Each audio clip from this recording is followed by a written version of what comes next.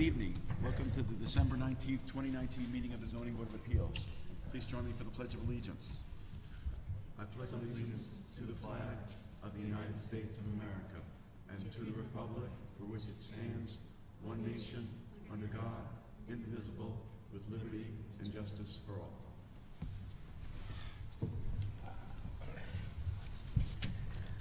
Do we have a motion to approve the minutes? Motion. Do we have a second? Second. Mr. Hahn? Aye. Mr. Tuthill? Aye. Ms. Burgess? Aye. Mr. Kelly? Aye. Chair votes aye. Just a few things before we get started. First, I wanted to ask all of you a favor, if you can, if you have your cell phones on you, if you can silence them or turn them off because they interfere with our recording equipment. In addition, if you are inclined to speak to one another in the audience, if you can do us a favor and go into the hallway to speak rather than speak in the auditorium, we greatly appreciate that as well, because that also interferes with our recording equipment. I usually read emergency exit procedures, but they're a little different because we're in the auditorium instead of the town boardroom. But either of these two emergency exits actually work should there be any sort of an emergency. Lastly, I want to mention, there are 5 members of the board. Also want everyone to be made aware, in order for us to act on an application, 4 of the 5 of us have to be in agreement on any application. We have 2 board members who are absent this evening. Lastly, I want to acknowledge the passing of Herb Phillips, the former chair of our board. He was an extraordinary chairman, an extraordinary board member. I learned a great deal from working with him for the many years that he and I served on the Zoning Board of Appeals together. He had a way of looking at applications that was spatial. Don't know where it came from, but he could kind of see what was going to be proposed on a different property, and often have excellent suggestions as to how to make things better because of the way he would just picture what would be going on what was proposed to be going on a particular property. The other thing I want to mention, he was very thoughtful, took his role very seriously, trying to help people, and did so, I think, in an extraordinary way. And I learned a great deal from him. He and I kind of grew to know each other as during the years went on the board. We didn't always see things in exactly the same way, but we listened to each other. And over time, we learned from each other. And I think, that relationship, not just with him and me, but with all of us on the board, I think that's something to be, commended in terms of people being open to see other people's points of view. I learned a great deal from him in that way as well. And I'm really am so glad that I was able to have the time to get to know him on the board that I did. So I just want to say how appreciative I am of everything he did as a member and chairman of the ZBA. So Keith, I know you have a few words you want to say as well. I wrote a little something up. It is with a heavy heart and deep regret that we lost Herbie Phillips. I spent a good 20 years with Herb. He sort of took me under my arm. Herb was instrumental in leading this board through many years. His leadership of this board and his community was invaluable and will never be forgotten. The town of Southampton has lost a great public servant. I consider him to be a mentor, as Adam spoke of, and a good friend. I'll miss you, Herb, both here and on the golf course.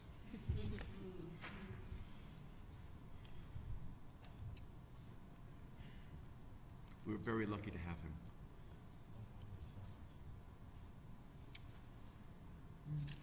We're going to have a moment of silence, if it could, please.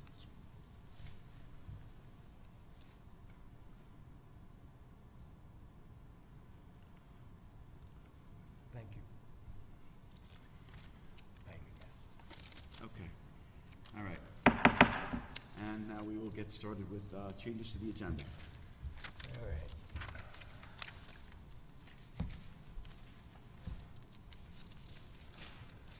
On the agenda, we have item 9, which is Antonio Vendone.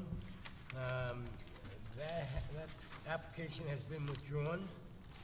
And item 10 on the agenda, which is Nicholas Kozlov. I'll move that we adjourn that to our March 19, 2020 meeting. Second. Mr. Tudhill. Aye. Mr. Hahn. Aye. Mr. Kelly. Aye. Ms. Burgess. Aye. Chair votes aye. Then on the decision calendar, Jessica DeCrillis, Donata Brothers, Bay Ave Realty, and Old Corp Development. We're gonna put those three decisions over to our January 2nd, 2020 meeting. Do we have a second? Second. All in favor? Aye. Opposed? And then I'll move to reopen PMGLI LLC for us to be able to accept written submissions. Do we have a second? Second. Mr. Tudhill. Aye? Mr. Hahn. Aye. Mr. Kelly. Aye. Ms. Burgess. Chair votes aye. It's reopened. And then, okay, I'll move that, close it for a decision on January 2nd, 2020. But left open for written submissions as well. Yeah. Yes, okay. I'll second that. Okay, Mr. Tudhill. Aye. Mr. Hahn. Aye. Mr. Kelly. Aye. Ms. Burgess. Aye.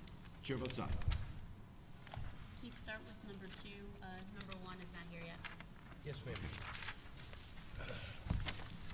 Okay, we're gonna start with item 2 on the agenda, under the new application title, which is James Morrissey, 74 Henry Road, North Sea, Suffolk County Tax Map 900-131-2-6.1. Applicant requests relief, applicant requests a determination as to whether or not the proposed detached two-story garage with attached storage is a subordinate or incidental building pursuant to Town Code 330-5 definitions, because of its size in proportion to the main dwelling and its use. In addition, applicant requests relief from the following provisions of the Town Code for a proposed studio, efficiency unit, apartment on the second floor of a proposed garage. 330-11.2F, accessory apartment special standards for a principal front yard setback of 20.5 feet, where 28 feet is required, 70% of the required 40 feet. And 330-11.2J to allow 2 access driveways where only 1 access driveway shall be permitted, and a lot having an accessory apartment and any other relief necessary. Board has jurisdiction.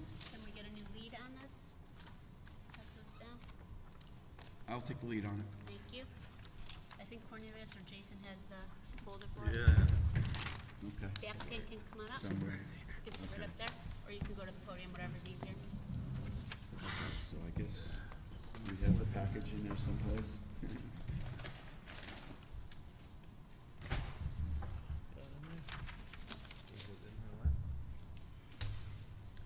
Gotta be somewhere. This was Mike, so it should be in there. Go give us just a second, sorry. Morrison. Okay, very good. Okay, so I just had to swear you in unless you're an attorney. I'm not an Not an attorney. attorney, okay, so if you can state your name and address, My name is James Morrissey. I live on 74 Henry Road, Southampton, New York. and do you swear to tell the truth, the whole truth, and nothing but the truth? I do. So can you tell us about your application? What I wanted was a 2-car garage with a bedroom and a bathroom above it. So when you pull into my property, you'd be coming up my driveway. Before you got to my house, you pull into a half acre that I have before my house, and you pull into a 2-car garage with a bedroom and a bathroom above it. Okay, I actually forgot to mention one other thing. We're having the sound in the auditorium is a little bit challenging. So if you have a microphone, if you can get it close to you, but also if you go away from the microphone to like hand something up, the sound system will barely get you if you get away from the microphone. So whatever you can do to only speak at the microphone as well. I think we're basically able to be heard, but just I wanted to make sure everybody was aware of that. Okay. So this is a couple of things. This is a determination as to whether the garage within looks like with a 2-story garage is subordinate to the primary structure. Do we have the percentage of the size of the garage versus the size? Yes. Sorry. Okay. That was All my right, Like good I was job, saying, good job, challenges. good job. The architect stamped and signed everything. He measured the house, Okay. and then he measured the garage. And Okay, well, I'm just trying to find out this, and maybe it's on there, let's take a look. Let's see, trying to see the percentage size of the Yeah. proposed garage versus the size of the house. file, because Candace said if we had it, Mike Daly would have it. But the building department sheet say we need signed plans. Here. You didn't, right?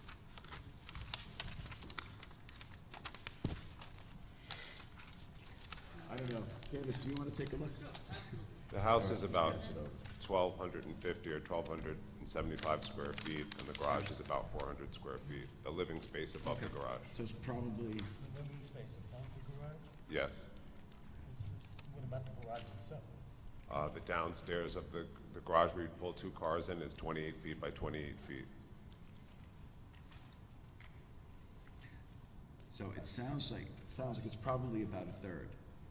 It falls within a third, yes, it does. Yeah, Yeah.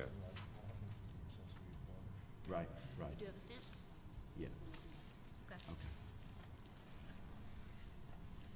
Okay, well, hopefully it'll be somewhere in the. Yeah, file. I have If it. we I can't have it here find if you in the don't have file, it we're with gonna you. need something on it. I don't doubt that it might be there somewhere, but I couldn't find it when I saw, All right. the application. Well, I mean, the garage is 28 by 28, which is 784 square feet, Right, and you said the house is 1224, so it's more than a third. more than a third, but is the. No, because we're talking about, they're comparing the living space. They compare living space, so you wouldn't That's say, for the size of the apartment, not for whether the structure itself is accessory. I see, okay. Because he's not asking for relief for how, So it's more like Big the two studio is. thirds. no, it's the living If you consider space of the If garage. you consider the whole thing, including the non-living space, For the determination part for of for the that. determination part of it, it sounds to me like it's closer to 70%. I mean, whatever it is, we just need to know the Right. percentage. And the reason I'm asking about it is because the way it works with these determinations is that the town zoning code doesn't state what's an accessory structure in terms of size versus the primary structure. So what happens is, when the building department gets an application with an accessory structure and a primary structure, and the percentage is greater than, if it's less than 25%, it's deemed to be accessory. So they will process it that way. If the percentage is greater than 25%, they will not deem it to be accessory. Instead, they send it to us to make a determination. And that determination is based on what's the proposed use of the accessory structure versus what was usually a dwelling. But it's also about the size.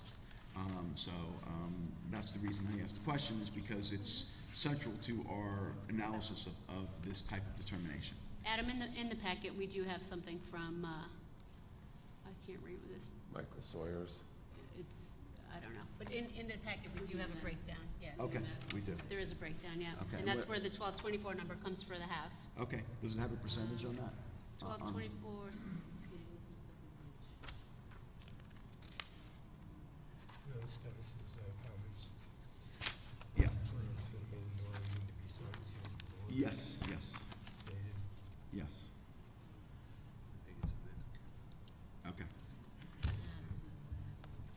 yeah, no, we don't have a number. okay. So, well, we kind of figure out how the percentage is. He Oh, did I a have the calculation for percentage. whether or You not do? the Okay, apartment well, was the Mike- right Michael size. figured it all out, and Okay. Yeah, he figured, the calculations that we have are to show that the accessory apartment size the size of the accessory apartment complies with the town code, because it's less than 35%. But that's different than Correct. the analysis on the determination, which has to include the entire garage, Correct. I understand. including the part of it that's being used as a garage, not as Yeah, an so we accessory just need that apartment. calculation, but it's, it's gonna be more than 50%. Okay. Slightly more than 50%. Slightly over 50, okay, all right. So why don't you tell me exactly what's gonna be in this proposed garage? The size of the apartment, I know that the garage, otherwise, what is it gonna be used for? it's gonna be a two-car garage, and on the side of it, I'm gonna have just a storage area for lawnmowers and stuff like that. And Okay. then upstairs, it's gonna be like a kitchenette where my mother could stay, and a bathroom. And it's pretty simple. Okay, It's small. and you reside on the property full-time? I live on 74 Henry Road, yes. I bought the house in 2005. Okay, the only reason I ask about that is because there's an owner occupancy requirement that either the accessory apartment or the primary structure has to be, the owner occupancy, the owner has to be in either the apartment or in the primary structure. I understand. Okay, all right.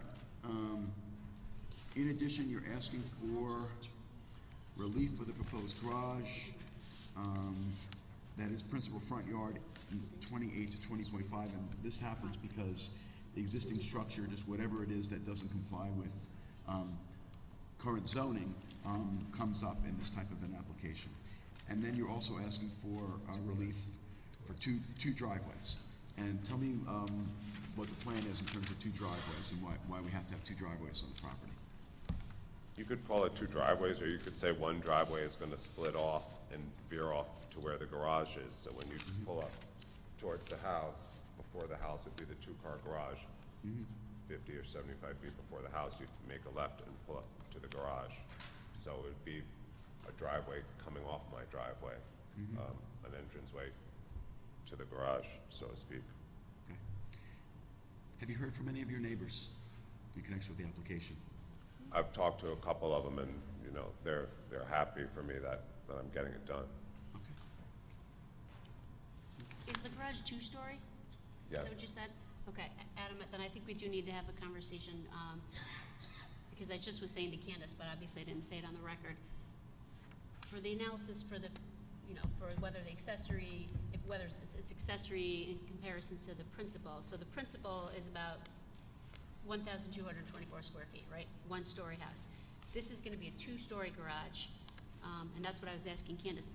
So 28 by 28 is 784, and that's for one floor. So it's gonna be more. It's More. gonna be more, yeah.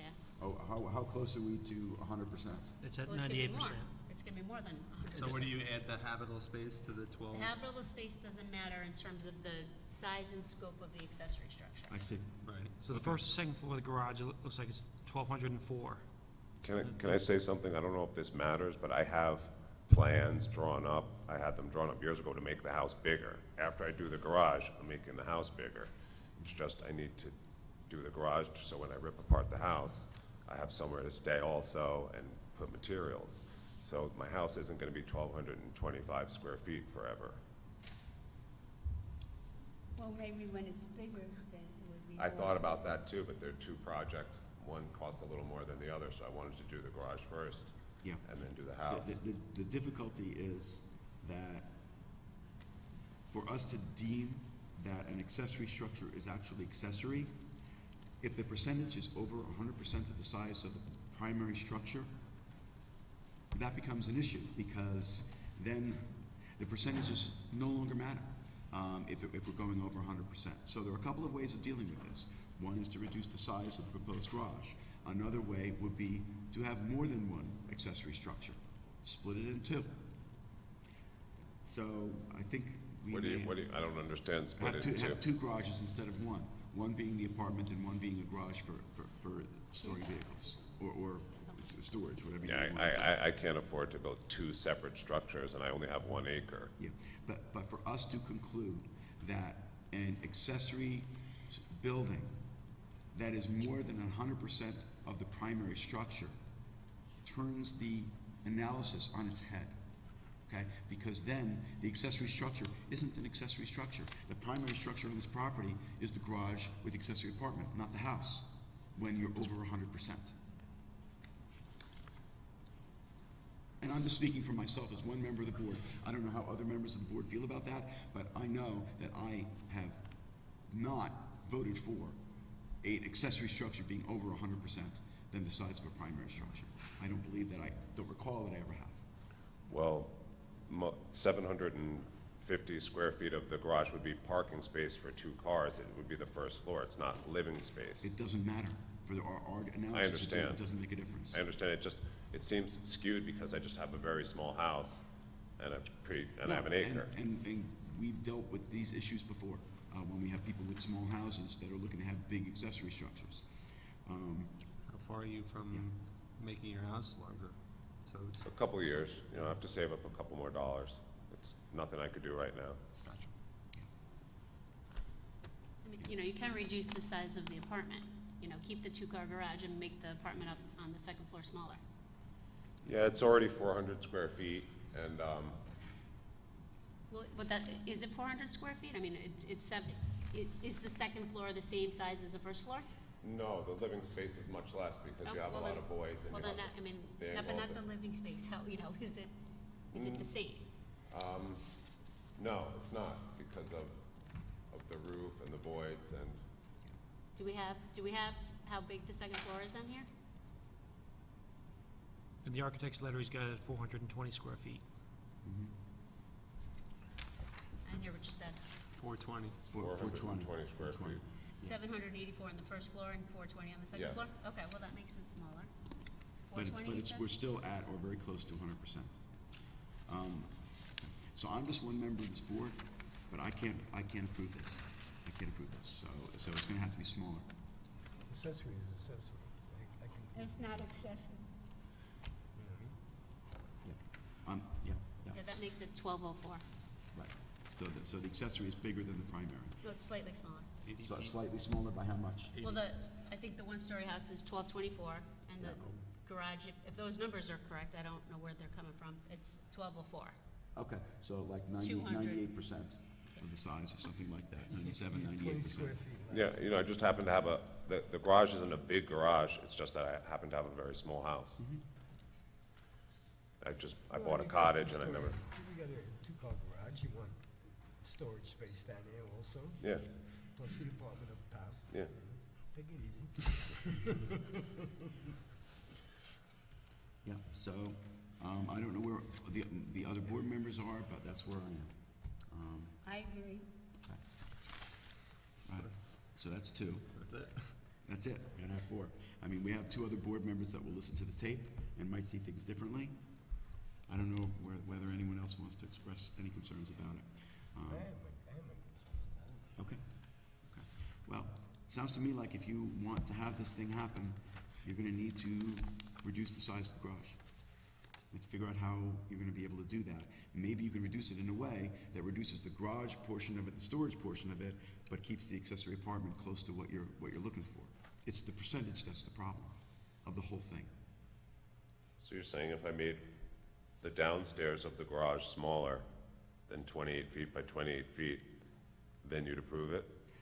I'm not, You'd have a what better I'm shot. saying is, yeah. You'd it have a would- better shot. It would be better. It You're would just be- saying I'd have a better shot? Yes, yeah, but You have what, to reduce the size of the structure Yeah. any way you want to. You have to look at, maybe it'd be a one-car garage, whatever, with an apartment above, and if you do that number, and if it's 50% of the 1,200 feet, then that might be more approvable. Yeah, that would be almost impossible to build a garage that was 600 square feet with an apartment above it.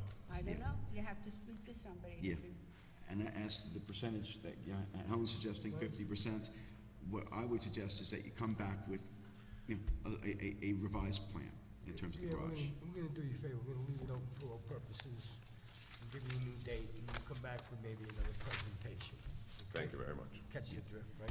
Thank you, yes. Okay. But before we do anything else, any other questions, members of the board?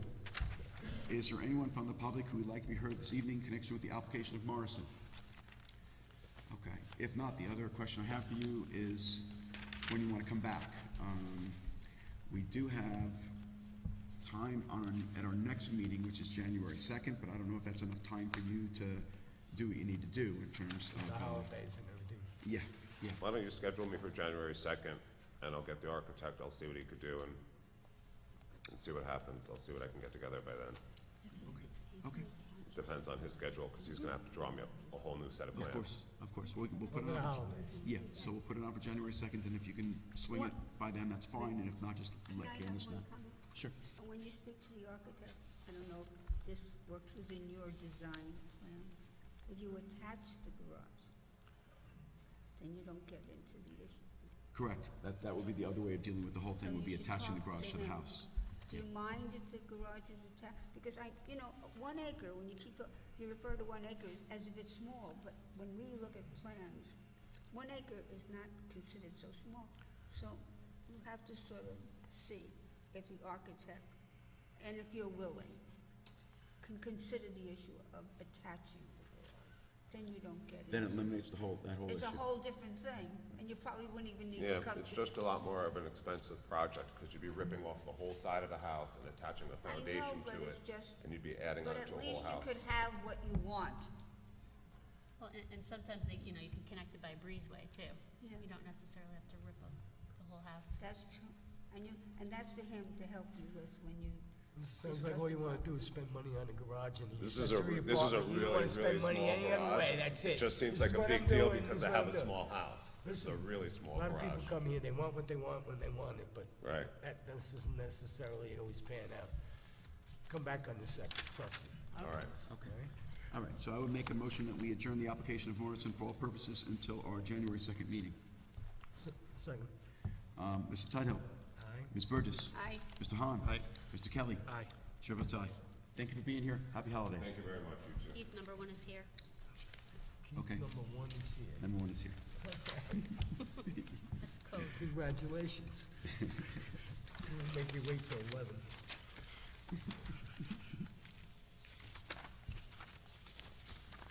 All right. Going back to the beginning of the agenda, which is Jamel Hawkins Jr., 105 Hayground Road in Watermill, Suffolk County Tax Map 900-84-1-41. Applicant requests relief from the following provisions of the Town Code. 1, for the proposed two-story dwelling, 330-84D, pyramid height, for proposed encroachment in the amount of 596 cubic feet, 574 cubic feet on the east side, and 22 cubic feet on the west side. 2, a minimum side yard setback of 10.1 feet where 15 feet is required. And 3, a total side yard setback of 25.1 feet where 40 feet is required. 2, for the proposed swimming pool, 330-11 residential district's table of dimensional regulations for an accessory distance from street setback front yard of 40 feet, where 60 feet is required, and 2, 330-76D, placement of accessory building structures and uses in all districts, and 330-83C yards, to allow the swimming pool to be located within the required front, minimum side, and total side yard of the principal building. 3, for the proposed patio around the swimming pool, an accessory side yard setback of 4 feet plus or minus where 8 feet is required. And 2, 330-76D, placement of accessory building structures and uses in all districts, and 330-83C yards, to allow the patio to be located within the required front, minimum side yard, and total side yard of the principal building. And 4, for the fence around the swimming pool, 330-109A1, fences, walls, accessory driveway structures, and clotheslines, to allow a 6-foot-high fence to be located in the required front yard and any other relief necessary. Good luck with that. Just wait 1 second. Just looking at this. Yep.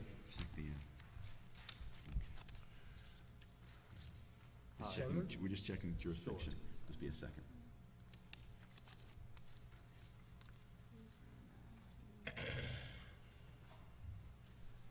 Okay, the board has jurisdiction. Okay. So unless you're an attorney, I have to swear you in. Okay. So if you can state your name and address. Jermel Hawkins, 545 West 48th Street, New York, New York, 10036. And do you swear to tell the truth, the whole truth, and nothing but the truth? Yes, sir. Okay, can you tell us about the application? Okay. So, could you speak up a little bit? sure. You wanna- There we go. Okay. It might get super loud now. No problem. So the land that I own is a very, very irregular shaped piece of land. And I guess it was a separate, and whatever the procedure is, it was a part of another parcel of land right next to it. And it overlooks just a piece of vacant, well, not vacant, it's a piece of farmland that's owned by the town. And on one side, and then the other side is just an antique commercial business area. It's on Hayground Road is the entrance. And the way the lot was marketed when it was sold to me was that 105 Hayground Road was the address, and that's the front of the house. And it was also marketed as a flag lot because of the shape of it and how you enter down a long skinny drive, and then it opens up into a big open area. However, since starting this whole process, I've been told that my actual front yard is the area that has been planned to be the backyard. And so that's really turned everything around. And there's no way I could really fit a pool in the front yard. I guess it wouldn't make that much sense.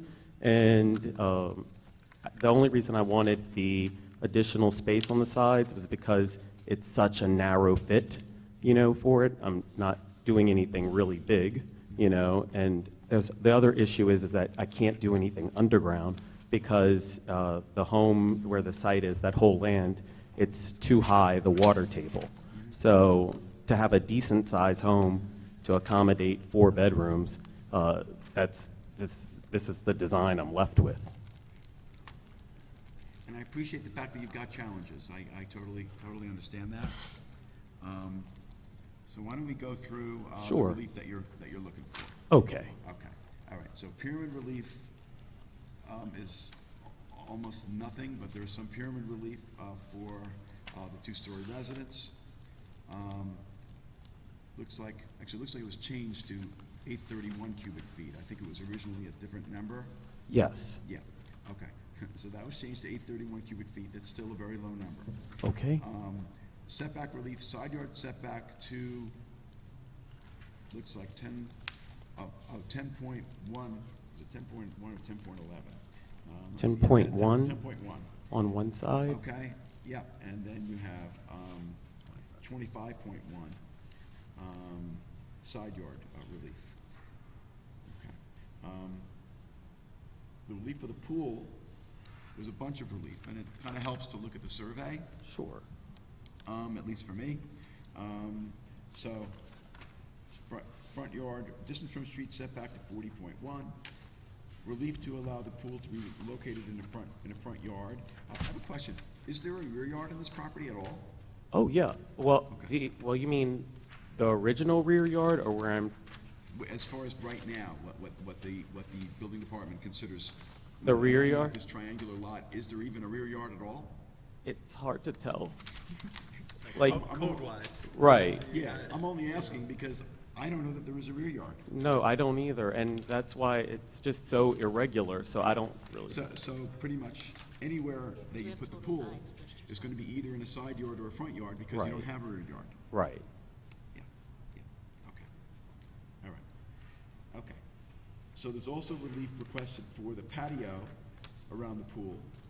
Accessory side yard setback of 4 feet where 8 feet is required. Relief of the pool to be located in a front, side, and total side yard.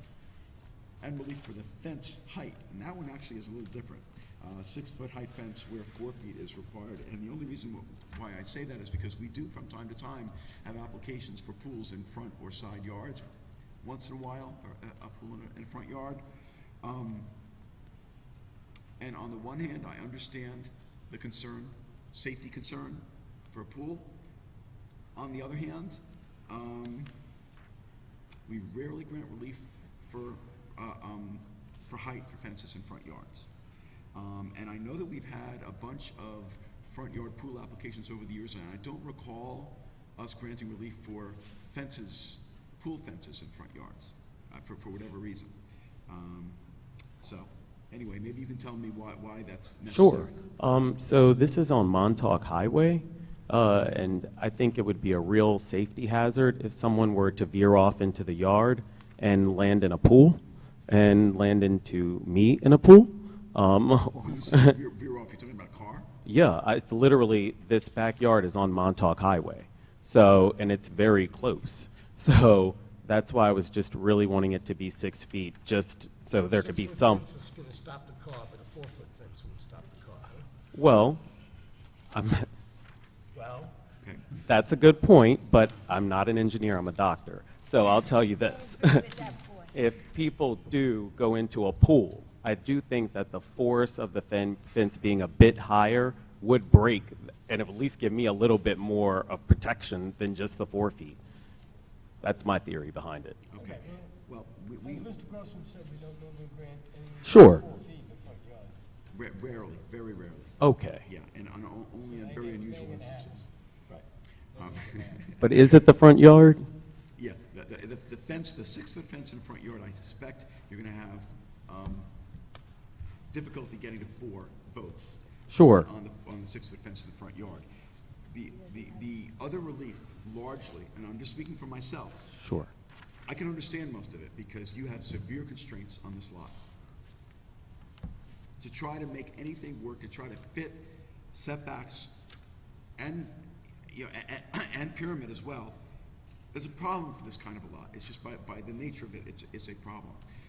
However, the other thing I want to mention, you mentioned that there was farmland on one side, and I believe, was it Antique commercial antiques? business? Okay, a business on the other side. Have you heard from the antique business at all? They sold me the lot. Okay. Well, the other reason I'm asking about that, and the reason I'm asking about that is because of the impact and whether they're concerned about the setbacks of the structures being, you know, closer to the property line than what zoning allows. I will say that, you know, I would listen to what they had to say if they're here. I don't know if they're going to be here tonight, but you know, I see. They approved of the drawings and everything. They Okay. thought it was a great idea because Okay. they're interested in selling and they thought it would increase their property value. I understand, but, you know, the reason setbacks exist is to try to have Sure. neighbors not to be, you know, kind of staring at each other while they're using their property. Right. The fact that it's a business property as opposed to a residence may be of some benefit, but mainly, you know, if they came in, if they're here tonight, or they wrote us a letter saying that they objected to the application, that would be of concern to us. Absolutely. So those are my thoughts about it. So for me, I think the 4-foot fence is what's. That's- gonna I'll be accept that. That's fine. Around the pool. Other than that, you know, to me, it's doing the best you can with a difficult circumstance with a narrow triangular lot. Great, thank you. Yeah, Not worried about anything up here. yeah, Up in the farmland. yeah. Okay. We did have some, actually a comment from the building department. Okay, And maybe this was already addressed, I'm not sure. This is from Dennis O'Rourke, Principal Building Inspector, that the survey shall be revised to indicate the side yard setback to the proposed patio around the swimming pool. yes. I had noticed, I was looking for the measurement, 8 feet to 4 feet, for the pool patio, and I couldn't find it on the survey. All of the setback relief has to be on the survey. So, I know. The survey is the most accurate, and I may not have updated that one spot on the application. Okay. But the survey is, that's it. I have no doubt that the survey is accurate. Okay. The thing I'm mentioning is that whatever setback relief you're requesting in the Okay. application needs to be shown on the survey. Sure. So, I don't know. No, it's not. It's not there. It's not there. The 8 feet to 4 feet is not there. So we need to have the survey revised to add that one measurement, Okay. okay? And I think that was it. If you have any questions, just call and Yep. Great. Yep. Okay. Thank you. But in the meantime, I do want to ask if there are any comments of other comments from members of the board. So we're going to a 4-foot fence? Yes. Okay, Okay. I'm good. Okay. Is there anyone from the public who would like to be heard this evening concerning the application of Hawkins? This is for 105 Hayground Road in Watermill. If not, Cornelius, it's yours. Gentleman's got his Oh, hand up. someone over there, yes. You got to come on up, because we don't get you on tape unless you're next to a microphone, and, I can step back or, yeah, if you can stay there and just, if you can just move the microphone over, because we have sound problems. No worries. And if you just state your name and address for the record, I just swear you, and, Ray Wellen, Watermill, New York. Swear to tell the whole truth, nothing but the truth. okay? I can't hear Yeah, anything. Swear to tell the whole truth. yep, Your name. Raymond Wellen, Watermill, New York. okay. And Raymond, can you get the microphone really close to you, because we weren't able to, take it out of the holder. whatever you want to do, Where just so we can hear do you. you live in relation to this? I have the vacant farmland next door, so I just have a question about the trees, because there's a Sure. lot of wooded area in there, and I'm just wondering, as far as on the side of the farm stand, if he's gonna be clearing out a lot of trees, because I would like to still have some sort of buffer. It's an organic farm, so I'm just trying to figure out what. Okay. If you guys could pass, I'm sorry, if you could pass the microphone back and forth, because that sounds. Sure. I'm not clearing trees, I'm adding trees and evergreens. There you go. Okay, so you would want the buffer to be along what appears to be the east side of the lot? Correct, correct, yeah, I was just wondering, because it's mostly wooded right now, so I didn't know if a lot of clearing was gonna be done. All right, so the only question in my mind is whether we want to have a condition in the decision that we have an area that isn't going to be, that's going to be left with trees as they presently exist. And that's a reasonable request. I think so. So I'm sorry, if you can just, The question for me is, do they have to be the ones that exist, or could they be arbor vitae? Like, or, because the trees that exist currently don't have any leaves during the winter, and so they won't provide any privacy for the rear yard. Okay. So, and I definitely planting more trees. There's a lot of trees going up. what you could do is you could send us a letter with exactly what you'd like to put there in terms Okay. of the screening. Yeah, a little planting. Can we ask him if he's okay with? Sure, yeah. Sure. Yeah, I think that's fair. That would be I fair? just, yeah, I just wanted to know. Okay, no problem at all. All right, so I think that should work. Okay. Always good for neighbors to get along with each other. We encourage it. there you go. Okay. How much time do you need for the revised survey and the letter? So do I just send this back to Candace, or do I need to come back out to do this? No, you can No, just, you don't have to come Oh, sure, okay.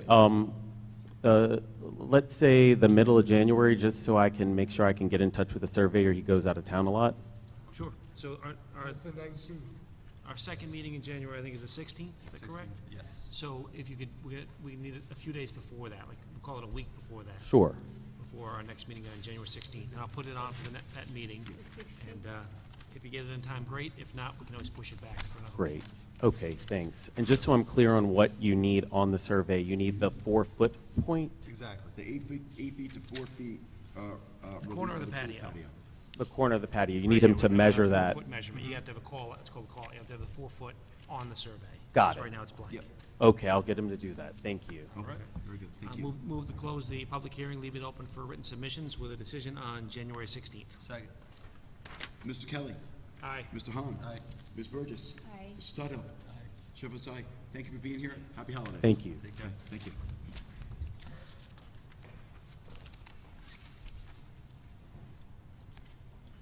Okay, item 3 on the agenda, which is William Gahnke, 74 Waters Edge Road, North Sea, Suffolk County Tax Map 900-62-1-48.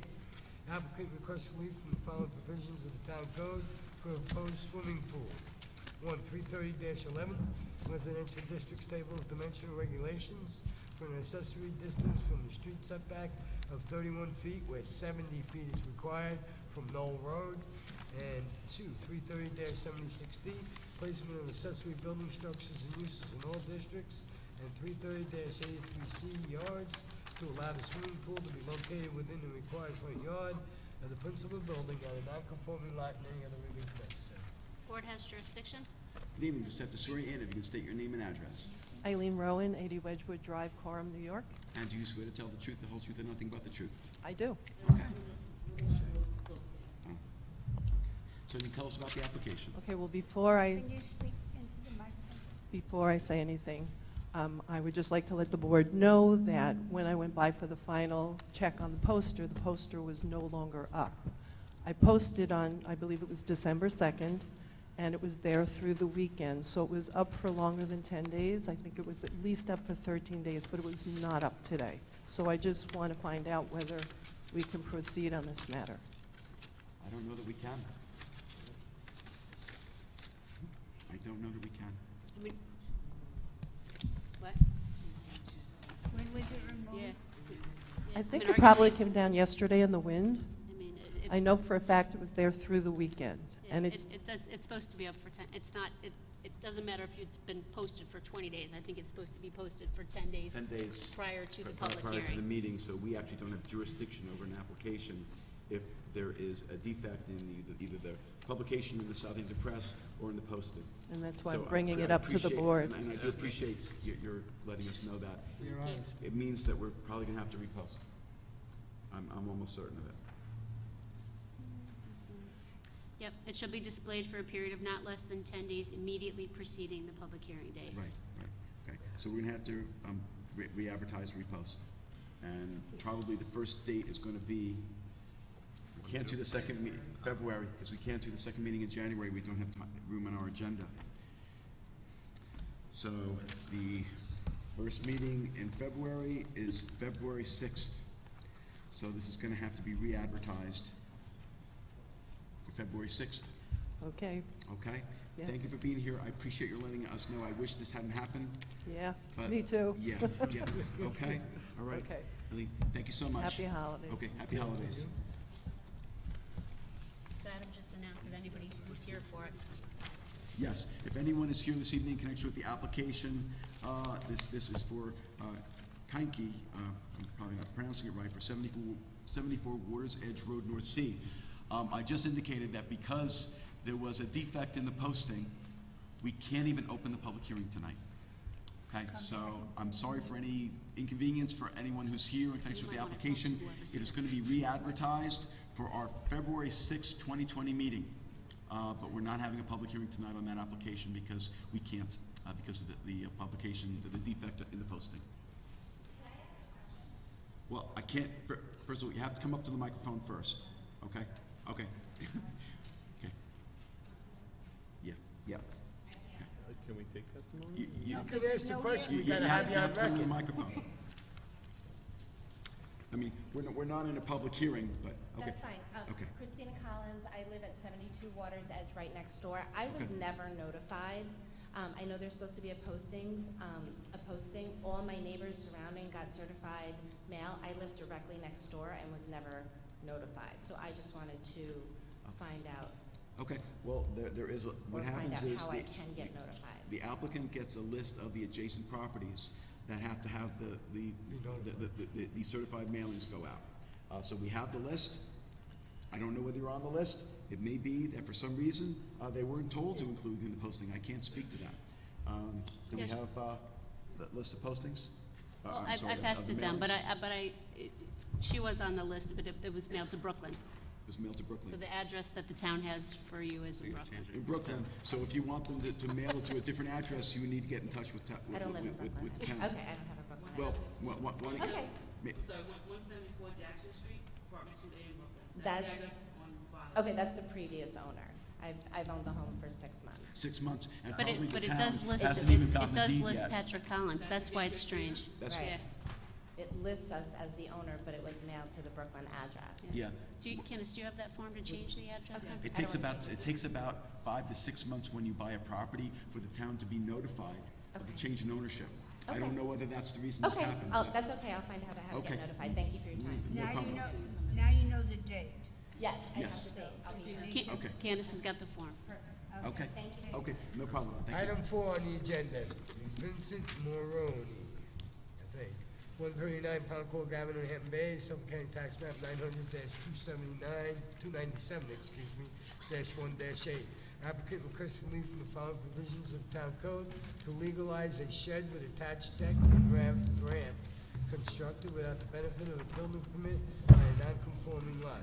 330-11 residential district table of dimensional regulations for an accessory side yard setback of 2.8 feet where 10 feet is required, and an accessory rear yard setback of 5.9 feet where 10 feet is required. And 2, 330-84D, pier in height, to an encroachment in the amount of 107.35 cubic feet, and any other relief necessary.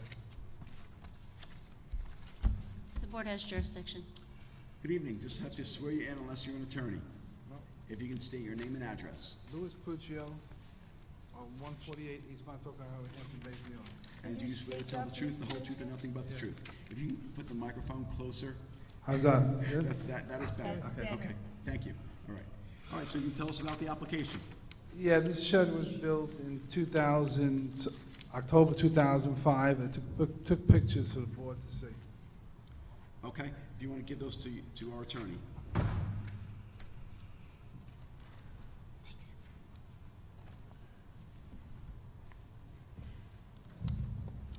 It shows inside and outside the shed, so you can see what's inside it too.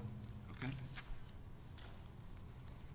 Okay, and this is relief to legalize a shed with an attached deck and a ramp constructed without a building permit. So Yes. how were they constructed without a building permit? It was done in October of 2005. And who did? Very stated that. Yeah, it was done by the person who owns it now. He did it when he bought the house without the permit. Okay, and is he available to come? He's back? he's in California. He's in California. When would he be available to tell us about his putting up the shed without a permit? Do you want him to come? We do. I'm speaking for myself, but I'm pretty sure that's what's going to Okay. happen. So adjourn it, and I'll see when he can come down. Yeah, okay, all right. And at the same time, can somebody, since this is my case, Yep. somebody give him a copy of what Mr. The O'Rourke building had to department, say? yes. I want So, to- Dennis? So here's what we got from the building department. This is from Dennis O'Rourke, Principal Building Inspector. The pyramid diagram shown on the survey prepared by Here, I'll give you Robert a copy. Holzman, You could read the bottom. last dated August 20th, 2019, shall be revised to indicate the average elevation from which the pyramid line was drawn and shall indicate the amount of pyramid encroachment to confirm the amount of relief requested by the applicant. So Dennis O'Rourke in the building department wants to make sure the pyramid calculations were done correctly. So if you can have your surveyor. Surveyed, check it out, okay. Contact, or Yes. whoever did the pyramid diagram, contact Mr. O'Rourke. Okay. Okay, but in the meantime, you said he would be available in. Well, I'm gonna try to talk to him, tell him come back to New York. What's our date? Okay, well, that's what I want to ask. So when could he, we have to put a date down. We could put a date, and then if he's not available on that date. Adjourn it. We can adjourn. Yeah, okay. So our next date is January 2nd, and after that, we don't have time available until our February 6th meeting. So it would either be January 2nd to February 6th. I would say put it on February 6th. January 2nd? February sixth. February February 6th. 6th. February It's 6th. 2/6/20. 2620. Okay. All right. Now, in the meantime, I figure you may as well just come back and tell us about the application. I'm not sure if there's anybody here this evening in connection with this application. Any other questions or members of the board? We would need a cost estimate too. How much would it cost to remove it? Have you submitted that yet? No. Okay. And in addition, it's got to be, in order for us to even consider it for a variance, it's got to be in stable condition. It is. Well, stable condition, like we have to have something in writing from someone in the construction business. I'm a builder. Standards. I'm a builder, I can give you something. I saw it. I don't think it's that stable. No? Okay. Okay. So you may want to consider that as well, because if it's not stable, we Helen can't, leaned we on it. can't grant relief for it anyway. I'll get something from an engineer. Okay. That's- Okay. All right. All right. In the meantime, wanted to ask if there is anyone from the public who would like to be heard this evening in connection with the application of Marone. This is for 139 Ponquag Avenue in Hampton Bays. If not, Helen, you want to make a motion? We're adjourning Yep. till February, let me get my date back, February 6th? 6th, for you to have your fellow from California and for you to do exactly what Mr. O'Rourke asked. Are you going to keep the pictures? Well, you I submitted can't them. hear in- you. Yeah, okay. you No, I submitted just want to make sure, them. okay. If you want copies of them, you can No, get no, them I don't need copies. From the file? It's fine. Okay. I second the motion. It's fine. Okay. Thank you. All right, thank you. Ms. Burgess? Yes. Aye, okay. Mr. Tuthill? Aye. Mr. Kelly? Aye. Mr. Hahn? Chair votes aye. Thank you for being here. Item 5 on the agenda, Happy holidays. Antoinette Novick, 104 Old Country Road in East Quogue, Suffolk County Tax Map 900-340-1-4, Suffolk County, Suffolk County Tax Map number 900-340-1-, that's just continuation. Applicant requests relief from Town Code 330-11.2F, accessory apartment special standards for a principal front yard setback of 22.4 feet, where 28 feet is permitted, 70% of the required 40 feet, for an accessory apartment, studio/efficiency unit that will be located within a proposed attached garage and any other relief necessary. Did you stop reading? The board has jurisdiction. Okay. Can we pass that to Cornelius? Yep. Okay. Good evening. Just, we can keep the microphone close by. We're having challenges. We're having echoing issues. Good evening, Gina Rigdon, DK Shores here representing And if you can, do you swear to tell the truth, the whole truth, and nothing but the truth? Okay. If you can tell us about the application. Okay, we're here tonight for a new proposed garage an accessory apartment on the second floor. Yep. I There's think an- you're gonna wanna have There's that. an existing garage. You move a little bit closer, sorry, it's, There's an existing garage already presently on site, approximately 20 by 24 in dimension. The new garage will actually increase rear and side yard setbacks, depending, compared to what exists right now. okay. Could you say that again? The new garage will increase setbacks from the rear and the side yard compared to the garage that currently exists. There's bordering a vacant parcel on the west, Long Island Railroad in the rear yard, and the adjacent parcel, which is 102, 104, is owned by the applicant's husband, i.e. the applicant as well. I am not aware of any objections. I have not gotten any comments. The project was designed with the accessory apartment being less than 35% as required of the habitable space of the main dwelling. Does the board have any questions at this point? Who's gonna be living in the apartment? Antoinette's daughter has children. She babysits all the time, and so her daughter would be residing in the apartment with her kids. And they're there every way. The house is just too small for an extended family. Comments from Mr. O'Rourke? Yep, I'll get to that. Okay. We did have a comment from Dennis O'Rourke, Principal Building Inspector. I'm not sure whether this has already been addressed. The architect shall provide a floor plan of the main dwelling in order to verify the percentage ratio between the accessory apartments and the main dwelling. I have the calculations, but I don't have the floor plan. Okay? Well, he apparently would like us to have it. I can do that. Would the board accept a written submission? What did you say? I said, would the board accept a written submission from the architect that's signed and sealed? Yeah, but what are the numbers? A 1720? 1720, 1720 for the main dwelling? Dwelling, yeah. And how big is the garage? The garage apartment is 506 square feet? It's 2 floors, right? Yes. So is it 1,000 or is it, how big is the entire garage? It's, hold on, I don't have a calculator with me. 596 plus 676. I can't hear you.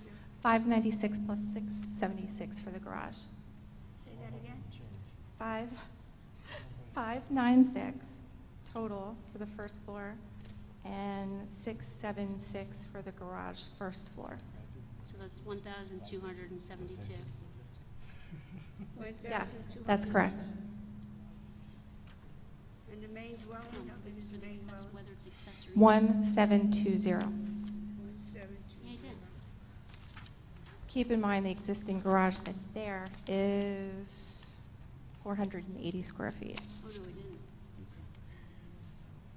Mr. Tuttle and I just wanted to ask if there were plans submitted for the accessory apartment, proposed accessory apartment? Yes. They were, okay. So they Would were you in like the file. additional copies? Okay. Well, as long as they're in the file, we don't have to have a copy, just wanted to make sure we Yeah. got them. Two-bedroom, one-bedroom? It's one bedroom and a small kitchenette. It's one bedroom, Yeah, one bath. very small. and It's very small. Yeah, okay, all right. So Dennis wanted the floor plans of the main dwelling. I'm not sure if that's necessary. Well, it is necessary, yeah, it is necessary. Think so? Yeah, because they need to calculate the size of the accessory versus the main and the size of the Okay. apartment So if Dennis versus wants the the floor main. plans, we'd like you to submit the floor plans. I will submit the floor plan. But you should figure out what that calculation is. I mean, that's, we just had a whole conversation about sizes of apartments or accessory structures. This is 1272 versus 1720. I don't know what the calculation is, but Very high. 30 feet or so. It must be a really small house, because it's a small accessory apartment. That's because it's the total structure like the yeah, other it's not just the application. apartment, Yeah. it's the garage and the apartment. It's the same conversation we just had. But we're not having, this application doesn't include a determination. But it should, if it's But the existing close. garage is 480, so it's kind of a gray area. Well, we should be consistent. Yeah, just because the building department didn't write it up, doesn't mean the analysis isn't relevant. What is the percentage, Mr. Grossman? It's Well- close to 40, I think. It's close to So 40. about 40% total? How can it be close to, It can't be 40. No? If it's Wait, because what is it? 50% would be 800 Yeah. square, 900 square feet. Right, Oh, and 50%, it's 50% would What? be. It's 1272. Okay, 860. It Okay. has to be closer to 80. yeah. Close to 80. 80 or 85. Yeah, yeah, yeah. Do Okay. you have it? Do you have the percentage She said that was just Um, 1720. Of which? of the main building? I have the percentage, yeah, it was calculated, the accessory apartment was specifically designed to be less than 35% of But- habitable space. The reason that this issue's coming up is because we think that probably this application should have been advertised for a determination on the garage with the accessory apartment, just like the application we had earlier this evening, Right. altogether compared with the size of subordinate. the primary dwelling.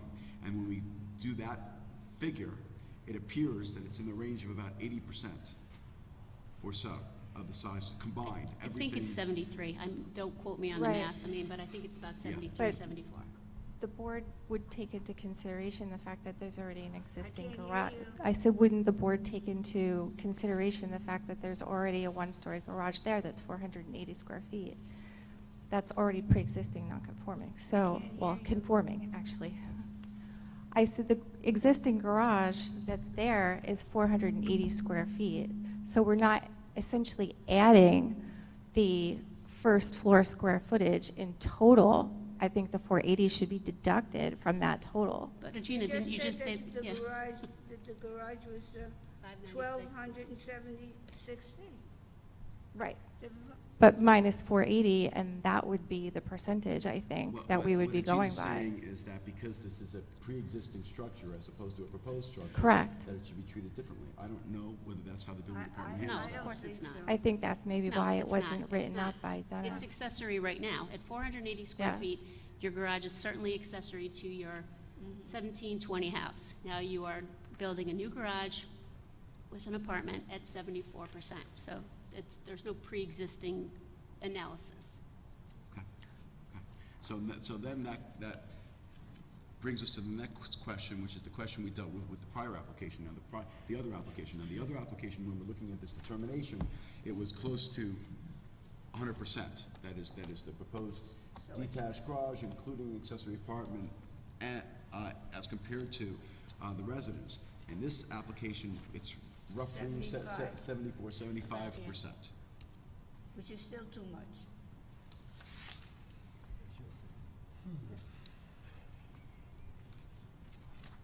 So the question is what we want to do. Can you make it any smaller? I could approach the client and ask them to make it smaller and I would like Get to it come down a back little. with a new approach and adjourn the case. It's only my opinion. Okay. Well, and I guess also just confirm those numbers. I mean, we're just doing it Right. based on, the eyeball of what the survey says. I mean, Right. If those numbers turn out to be accurate and it's 75% or a little less, I could live with it. and actually, the garage looks bigger than 20 by 24.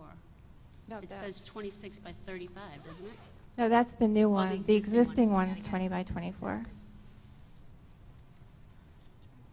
Okay. Okay, so what would the board like me to do? I think what we'd like you to do is talk to your client about reducing the size of the proposed structure altogether. It may be the accessory apartment can stay exactly the same, but it may be the garage itself needs to be smaller. That is the rest of whatever's being used in the proposed garage. That is the rest of the proposed garage being smaller in size, fitting the same type size accessory apartment in a smaller garage. Okay, I will do that. Okay. And then you come back The and, garage says- yep, and then the question is when you want to come back. We do have time on our agenda for January 2nd, which is the day after New Year's. For some reason, people don't seem to be taking that date. I don't know why. But if that date doesn't work, then our next available meeting is February 6th. Because our second meeting in January is packed.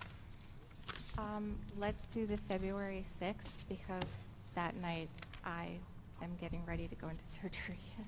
Okay. So, Okay. Not a good night for me. No, not a good night, and all the best for your surgery. Thank you. Yeah. first. Okay, but before we finalize anything, any other questions or members of the board?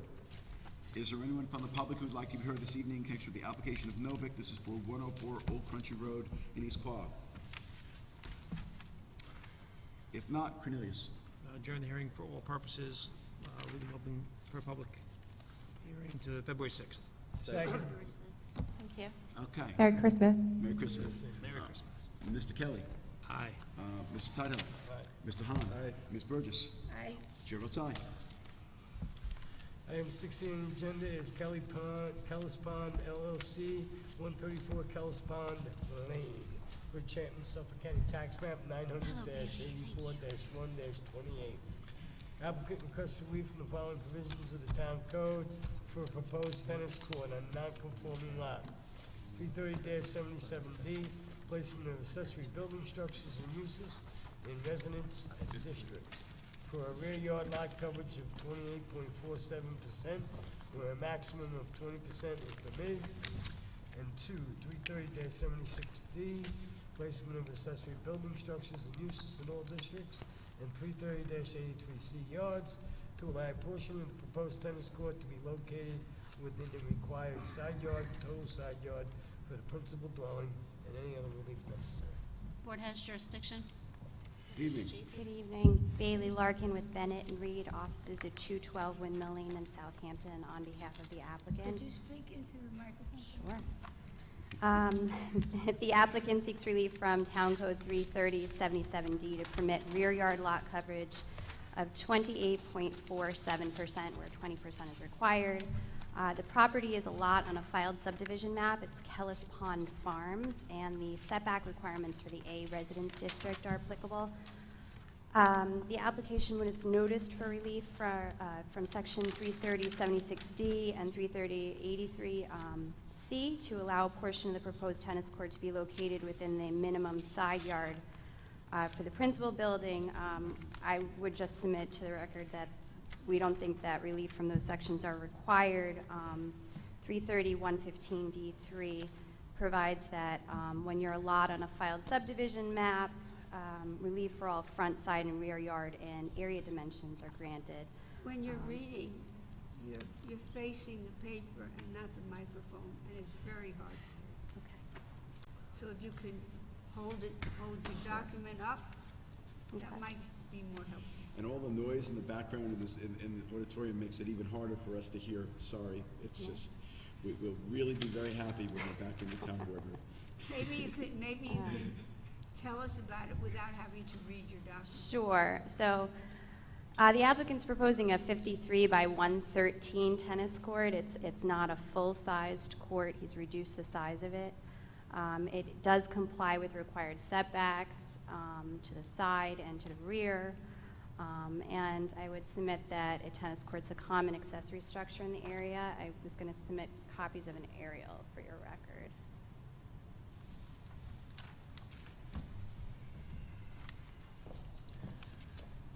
Thank you. So one thing I was just going to mention is that the size of the court is a little unusual for us. We're 53 by 113. It is. As I'm sure you're aware, we typically, when variance relief is required for a tennis court, we typically look for a tennis court that is 55 by 110. Yes. And I think we're probably going to want that here too. Okay. Well, Just speaking for myself. sure. It is 53, so it's already below that 55, but We can have it be 53 by 110. I could certainly ask if that's something we I can do. can't hear you. I was also going to submit with the board, there are previous grants for relief in this area. 3 lots to the west of this property at 74 Kellis Pond. There was a decision that this board permitted rear yard lot coverage of 27%. The tennis court at 74 Kellis Pond is not a sunken court, and this tennis court is proposed to be sunken. At 50 Osprey, there was a variance granted for rear yard lot coverage at 24.5%. 121 Paul's Lane at 26%, and that was a 60 by 120 court. So this one again, trying for Who did that? 53 by 113. I was actually looking at the one 3 lots down from here, and I said, that person got a variance when I was looking at the aerials, and it was a John J. Bennett decision from 1990, I believe. That's because Herb thought you could use your entire rear yard.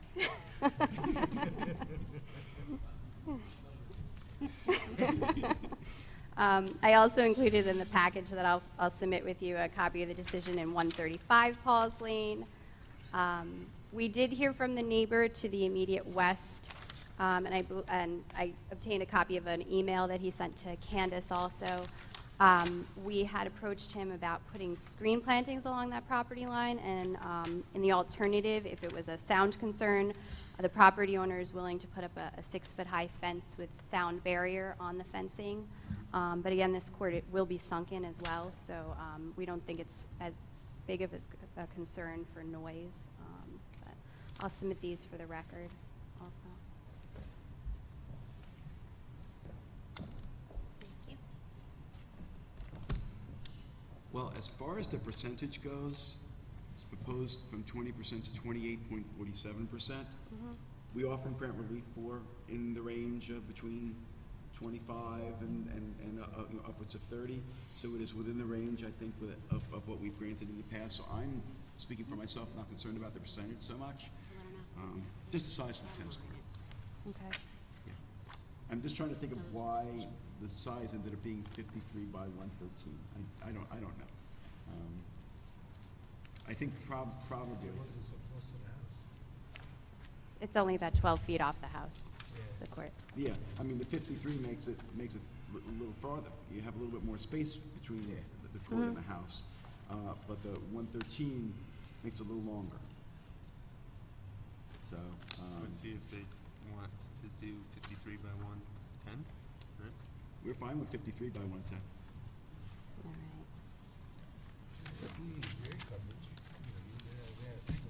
If we were to reduce it, it would reduce rear yard lot coverage a little bit also. Yeah. Would the board be open to closing this for written submissions to allow us to file a revised survey? I think so. I mean, just have to see whether any neighbors are here. But Okay. if there aren't any neighbors that are objecting, I think that probably would be what we would want to do. Okay. Shall we address the, Mr. O'Rourke's comment? Sure. Oh, Do you have a copy? I do not. Okay. He wants a single and separate search to show that you're entitled to the relief. I Yeah. think I filed one, but let me confirm. Sure. Hold on. Yeah, here's what Dennis wrote. The subject property is part of the subdivision map of Kellis Pond LLC, June 9, 1969. The applicant shall provide a single and separate search dating back to the date of each subdivision in order to verify the proposed accessory setback shown on the survey prepared by Barilski Land Surveying, last dated October 17, 2019. Okay. So, I think if he would like that, probably would be a good idea that we. And I know ask we for have it, so I will file that as well. Okay. All right, very good. Any other questions from members of the board? Is there anyone from the public who would like to be heard this evening in connection with the application of Kellis Pond LLC? This is for 134 Kellis Pond Lane in Bridgehampton. If not, Jason. How much time would you like? Christmas, if we could put it on the January 16th, is it possible For decisions? Yeah, absolutely. okay. Where did the board land in terms of the screening and all of that? I mean, I think it's already a sunken tennis court. Do we have existing screening? There is. Okay. Is there any objection to a condition that the existing screening be maintained? That would be fine. Okay. I think that And would be. it was the 6-foot high fence, Did you change it to right? 110? That's what we've asked. What, Yeah. Well, What she's did- got to talk, you've got to talk to the. talk to my the client and applicant first. confirm that they're okay Yeah, with that. yeah. but what kind of language do you want for maintaining the existing screening? This is the conversation we've been having continually about vague screening language. Yes, yeah, yeah. So in terms of how we want to address the screening, some applications have been decided, and then there have been issues, 6 months, a year later. What exactly was the screening that was to be maintained? Sometimes we'll have a survey that's revised showing you know, the screening that's there, to the extent that it can be shown. I can Yeah. confirm with my client and determine exactly what he's proposing. I know he's proposing some sort of screening along that, and I can submit that in writing as well. Okay, It's okay. that's fine. There is And there's a hedge also, I guess, that's There there is. as well. Yeah. So we'd just be looking for what's there to be maintained. Sure. There's an existing fence there as well? There is. All right, so we'd also condition the decision on the fence being maintained. Tennis court sunken. It's on the same tennis court sunken, that's how it's proposed. It is proposed as a Yeah, sunken and court. I know you mentioned about the sound barrier. I don't necessarily think that is required when the tennis court is already sunken, at least not in this instance. Okay. I don't know if any board members feel any differently about having a sound barrier. If it's sunken, I don't think it's needed. This is proposed kind of as an option, either additional landscaping screening or a fence with sound barrier, and the neighbor hadn't gotten back to us about any of that, so. Okay. Yeah. Okay. All right. All right. Okay. So we're still good for the 16th, right? Well, can we come to some conclusion before she leaves as to whether the applicant will accept 100%? We can't, because you've got to talk to the I know, applicant. is your applicant So we're gonna leave it open, Here? or what are you doing? Is he here? I can confirm and If you submit in can writing. if Submit in that's okay. writing, and if there's an issue Sure. with the proposed 53 by 110, then we, in all likelihood, we're going to reopen the application. Okay. Right, so just let the applicant know that. So it's that or bust. Right? It's gonna have to come back, right? Well, pretty much. Okay. Okay. So I will make a decision to close the public hearing, leaving it open for written submissions, and I will have a decision for you on the 16th of January 2020, pending everything is complete and satisfactory. All right. Okay, do we have a second? Second? Mr. Hahn? Aye. Mr. Kelly? Aye. Ms. Burgess? Aye. Mr. Tudhill? Chair votes aye. Thank you for being here. Thank you. Happy holidays. These are all copies. These are all copies. So this goes to the record. And you can stamp on it.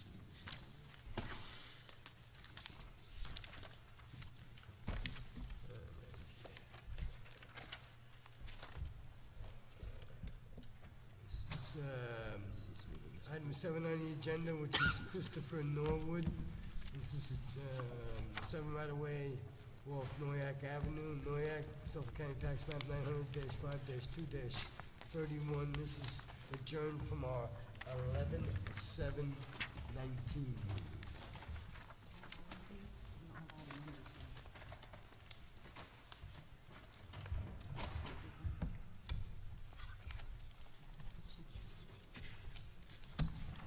Good evening, West Circle Land Planning Services with Christopher Norwood, my client. We have a very interesting case before you tonight. I will have to read my presentation. I have turned in some handouts to Katie. I'm sorry, who's gonna be the lead on this? Sorry? Who's gonna be the lead on this? Yes. Anyone want to volunteer to take the lead on this one? You'll take it? Jason's taking it. Thanks, Jason. Okay. Anything for you, Lord. And I believe we originally opened it on November 7th, and we continued it. I'm pretty sure I would have sworn you in. We did not open it. We did not open it at all? We tabled it, nope. We had Okay, it then I have adjourned. then I have to swear Yes, you folks do. in. Okay, so if you can state your name and address for the record. Lori Wiltshire, 231 Pantico Road, East Hampton, New York. And do you swear to tell the truth, the whole truth, and nothing but the truth? I do. Okay, and ma'am? Christopher Norwood, 7 right-of-way, and I swear to tell the truth and the whole truth. Okay, very good, thank you. All right, so it's complicated, and I am going to read this verbatim. So the pre-existing non-conforming garage apartment structure on this property suffered extensive fire damage a few years ago. Christopher Norwood, the property owner since 1998, is now proposing to rebuild this structure, increasing the living area by adding habitable living space on the first floor. The footprint of the building will remain the same at roughly 400 square feet. We are requesting an interpretation of Chief Building Inspector Mike Benincas's opinion about the pre-existing certificate of occupancy issued in 1997 as it relates to the garage apartment on the subject property. We believe the property clearly contains two legal pre-existing non-conforming residences and that the certificate of occupancy should state so. Did you pass those down? Because they're important. And actually, the original letters are here. Wait, Keith, can you grab one for me? I only gave you the copies. Sure.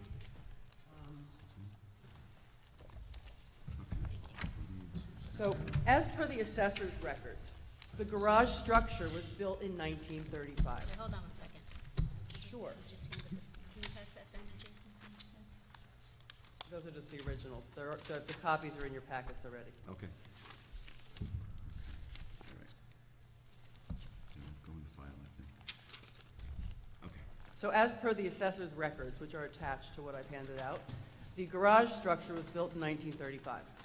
The second story served as the family home for years. Then in 1950, the current house was constructed. The house was rented out by the family, who continued to live in the garage apartment. I've attached 3 letters from current neighbors who have been there for many years attesting to this fact. During the site inspection by the building department in 1997, the inspector ruled that the detached accessory building, framed 2-story, with the first floor containing a 2-car garage with toilet and sink. The second floor was for family and guests, sleeping quarters consisting of 1 bedroom, living room, dining area, kitchenette, sink, and a small refrigerator. The inspector noted that the stove was missing at the time of the inspection. Please see the attached sketch, which is part of your packet. However, on the same week, the then Chief Building Inspector Paul Houlihan issued a pre-existing cover sheet that only stated that the detached 2-car garage with second-floor sleeping quarters was for family members. It didn't mention anything about the kitchenette that existed or the stove that happened to be missing, but that it was in fact an apartment and not just a second-floor sleeping quarters. The family had been living there for years. This is what ended up on the pre-existing CO that issued in 1997 that was upheld by the current Chief Building Inspector. That determination is what we are challenging. We believe this structure was initially the main house when constructed in 1935, and thereafter has been and remains a pre-existing apartment since 1950 when the existing house was constructed. Per the assessor's records, the property class for this lot is multiple residences, and the property is taxed as having 2 residences. Second, we're asking to legalize the 50% expansion of the pre-existing use, whereby half of the first-story garage has been converted to living space. Total area is increasing by 208 square feet, which comes from turning half of the garage into heated living space. As shown on the plans, which are attached, the bathroom were previously submitted, sorry. The bathroom will now be located upstairs instead of in the garage, along with the study and a reasonably sized bedroom and a kitchen. The ground floor, sorry, will contain the kitchen and living areas with a 1-car garage taking up the other half of the space. Third, we're asking for 2 accessory setback variances for the existing deck off of the garage apartment as follows. A 3.4-foot accessory side yard setback variance to allow the deck to remain 4.6 feet from the northeasterly property line where 8 feet is required, and a 5.3-foot accessory rear yard setback variance for the deck to remain 2.7 feet from the rear lot line where 8 feet is required. The wood deck is more of a platform. It is less than 8 inches above grade. While it is close to the side property line, there's picket and stockade fencing separating the neighbor's property from the subject lot right where the deck is located. This property is severely undersized for the R10 district at less than half the required square footage. It is also non-conforming as to width at 50 feet where 75 feet is required. This helps create the need for the deck variances. Granting the requested variances will not cause an undesirable change in the character of the neighborhood or create a detriment to nearby properties. The owner is simply requesting to reconstruct what was already there, but increasing the size of the interior living space for the second residence. Because of the size and configuration of the lot and the pre-existing non-conforming structures it contains, the benefits cannot be achieved without the variances. The proposed rebuilding of the existing garage apartment is compatible with the neighborhood, as many of the nearby properties also contain pre-existing non-conforming structures. The only change from the exterior will be that the building will no longer be unsightly, fire damaged, but rather a nice-looking garage apartment, and the neighbors would be more than happy to see this improvement made. Granting of these variances will not have an adverse impact on the physical or environmental conditions of the neighborhood or the affected area of the town, and it will be a continuation of the improvements and uses that have been there for decades, since 1935 and 1950. Due to the constraints of the pre-existing non-conforming parcel and the existing improvements, the requested relief is the only avenue available. And lastly, should the board agree with the chief building inspector in his assessment of the permitted uses, we request relief to permit a change from one conforming use to another non-conforming use, from one non-conforming use to another non-conforming use, specifically to allow the sleeping quarters for family members to be an apartment. So that's our backup, but we really believe that we have a very strong case, given the assessor's records, the letters from the immediate neighbors who have been there for many years and have seen these structures evolve, how they've been used, when the house was built, the fact that the house was rented. The apartment has always been used as an apartment, and it was never just sleeping quarters for family members. Okay. Well, so lots of information. I know. We love a challenge here. You know, it's great. It is a always challenge. make the job interesting. The other thing I want to mention, and as I usually mention in these types of applications when we appeal of the determination of the chief building inspector, the appeal is really, we're considering we're basically in many respects considering the case anew. That is, the issues anew, because the information you're providing to us may be different than what the building department was looking at the time that the determination was made. So we provided, the field inspection from the inspector in 1997, who did the work, actually went through the building and outlined everything that was present at the time. Unfortunately, it seems that whoever was orchestrating this at the time had put together affidavits from other neighbors, or maybe even the same neighbors, but it had the same verbatim description. This is a accessory garage, a garage with sleeping quarters for family above, and everyone signed those affidavits. The new affidavits, the letter that we presented today, are actually much more in depth, and they are personal recollections of these neighbors. They were never presented to Chief Benincasa.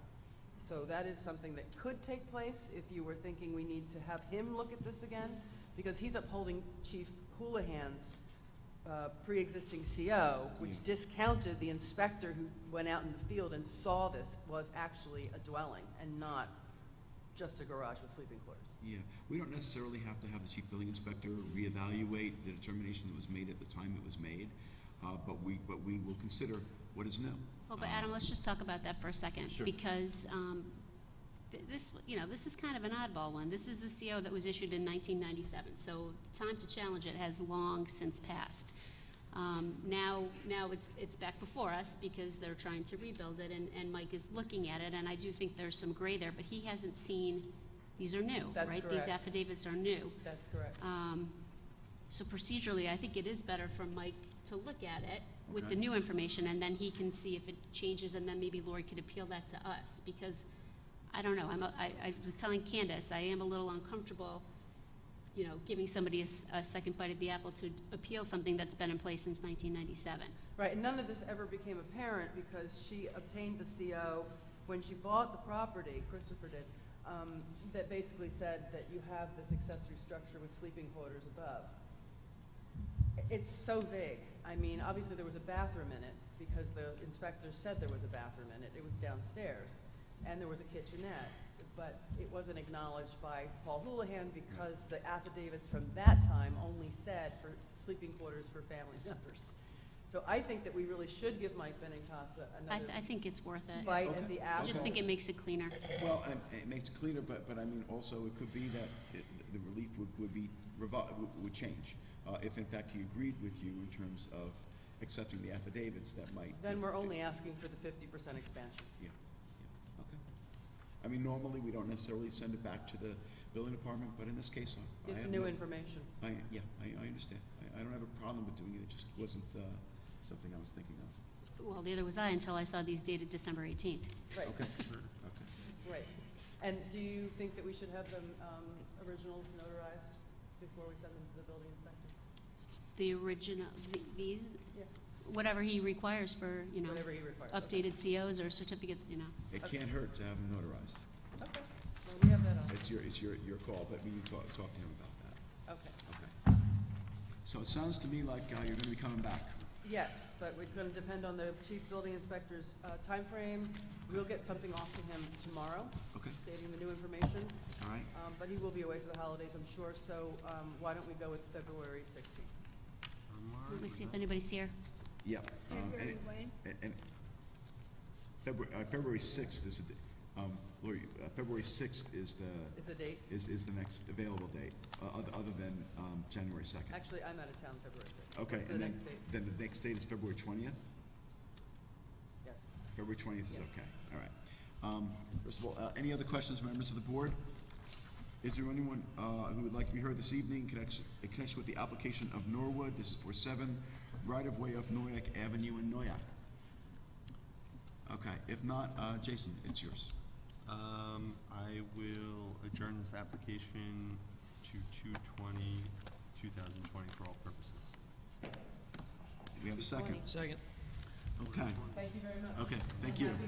Thank And you, you Ms. too. Wiltshire, I Sure. just want to commend you that I could hear every single word. I made a point. Your presentation was excellent, excellent. Laura, you're like me, you can't miss our voices. I didn't have to ask you to raise your face, or lower Yes. your face. Mr. Hahn, Aye. Mr. Kelly. Aye. Mr. Tudhill. Ms. Burgess. Aye. Chair votes aye. Is Michael the lead again for, Oh, I think so. Could be. Yeah, that's fair. You could keep Brian as the lead on this, because this will probably be continued. River Rock. Oh, he was saying for that one.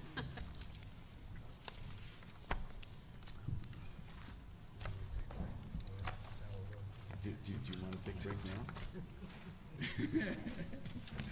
Do we want to take a short You break? ready to go? Promise? Promise? John, are you the one who's going to make the presentation? I don't have a problem with your voice. These are all one. I don't.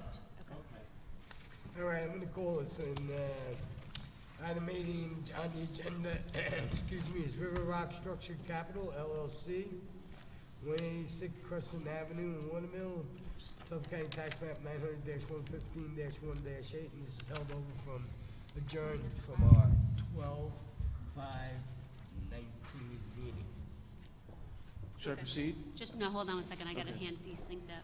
And let the record show that Mr. John Bennett has indicated to the board that he will be moving it along.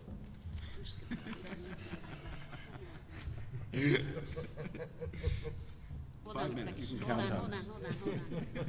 These submissions are huge. What you gotta do, John? All right, my name is John Bennett, Bennett and Reed, 212 Windmill Lane, Southampton, New York. I represent the property owner, and Bailey Larkin, who's another attorney. The firm is here as well.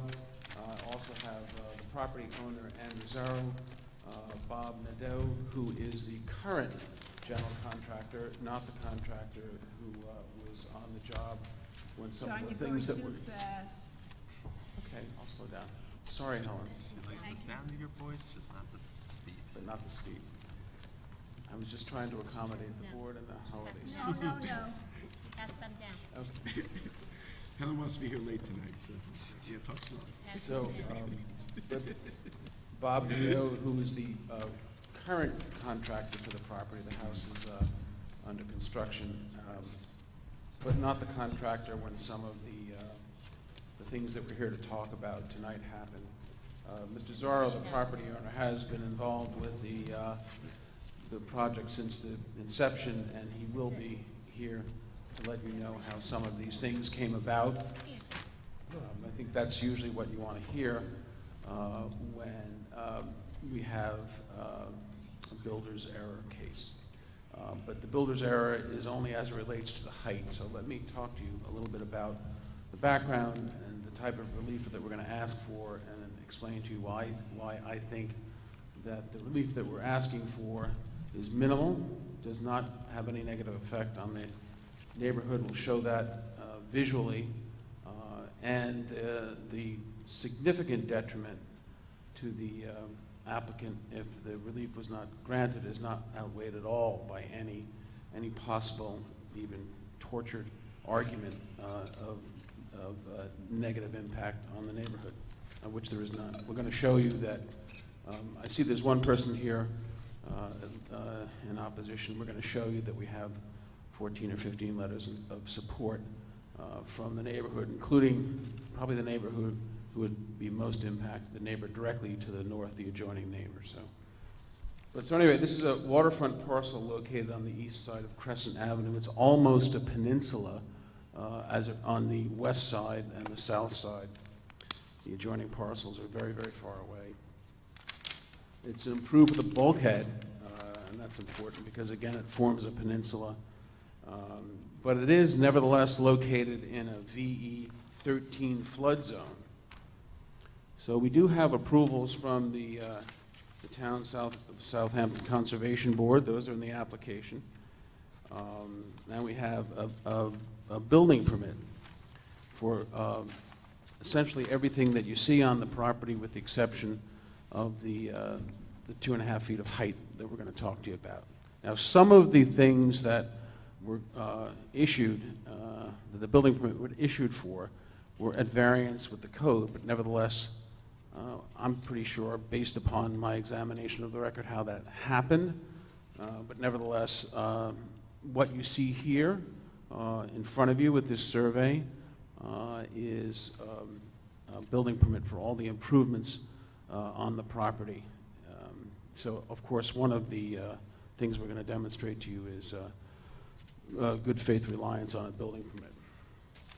So, from a historic point of view, the property was previously improved by a single-family residence, a guest cottage, I should say, tennis platform, swimming pool, and a detached 3-car garage with a second floor and associated decks and terraces. That's in this area of the northwest of the property. And the building department did allow some combining of those structures, but not an increase in the square footage. The copies of those prior certificates of occupancy are contained in the application. So the applicant, as I said, obtained approvals to redevelop the property, and the subject home and the related accessory improvements, including this guest cottage, are currently under construction, fully framed. The guest cottage is essentially 100% complete. The primary residence is a very elaborate, as you know, foundation which is required in the VE zone to conform with the Federal Emergency Management Agency, or FEMA, not only height requirements but construction requirements, and very stringent requirements in the FEMA zones. Oops, I think the microphone just stopped working. Charlie? Charlie, can you check on that, or? Charlie awake? The microphone You're doesn't seem to be usually working. loud enough, John, that we can hear you without. Yeah, but we want to get it on tape, so Tell the him right microphone there has to be we do working. tonight. John's microphone is not working. Try John, again. you want to? Nope. You could. Why don't you take one of these? Take one of ours. Oh, yeah. He It said is. it's probably dead, the battery's probably dead. Listen, you do the talking, I won't say anything, you can have mine. Oh, we have another one. Oh, everybody's given up their microphone. Thank you. Okay. Thank you. Thank you. Thank you, Charlie. That one works. So where was I? So yeah, the home is, so the primary structure is, there's a full FEMA compliant foundation. The house is totally sheathed. The roof, the house is framed, fully framed and sheathed, and the roof is fully framed and shingled. We'll have some photographs we'll show you later that will demonstrate that, but take my word for it, this is well under construction. So again, there's a building permit PO 79652, which we have in the application. So there are essentially 4 elements of request of relief before you. One is we're 2.5 feet too high, and I have some documents demonstrating to you how we got there, but I also have Mr. Zarrow who's going to testify before you tonight, because I know in all these cases you want to have not just the lawyer but the owner in here, so which is understandable, and we have Mr. Zarrow here. So we need about 2.5 feet of relief. I'm going to tell you that it's in a high VE zone, and I don't want to sound cynical or flip or anything, but it's really the truth.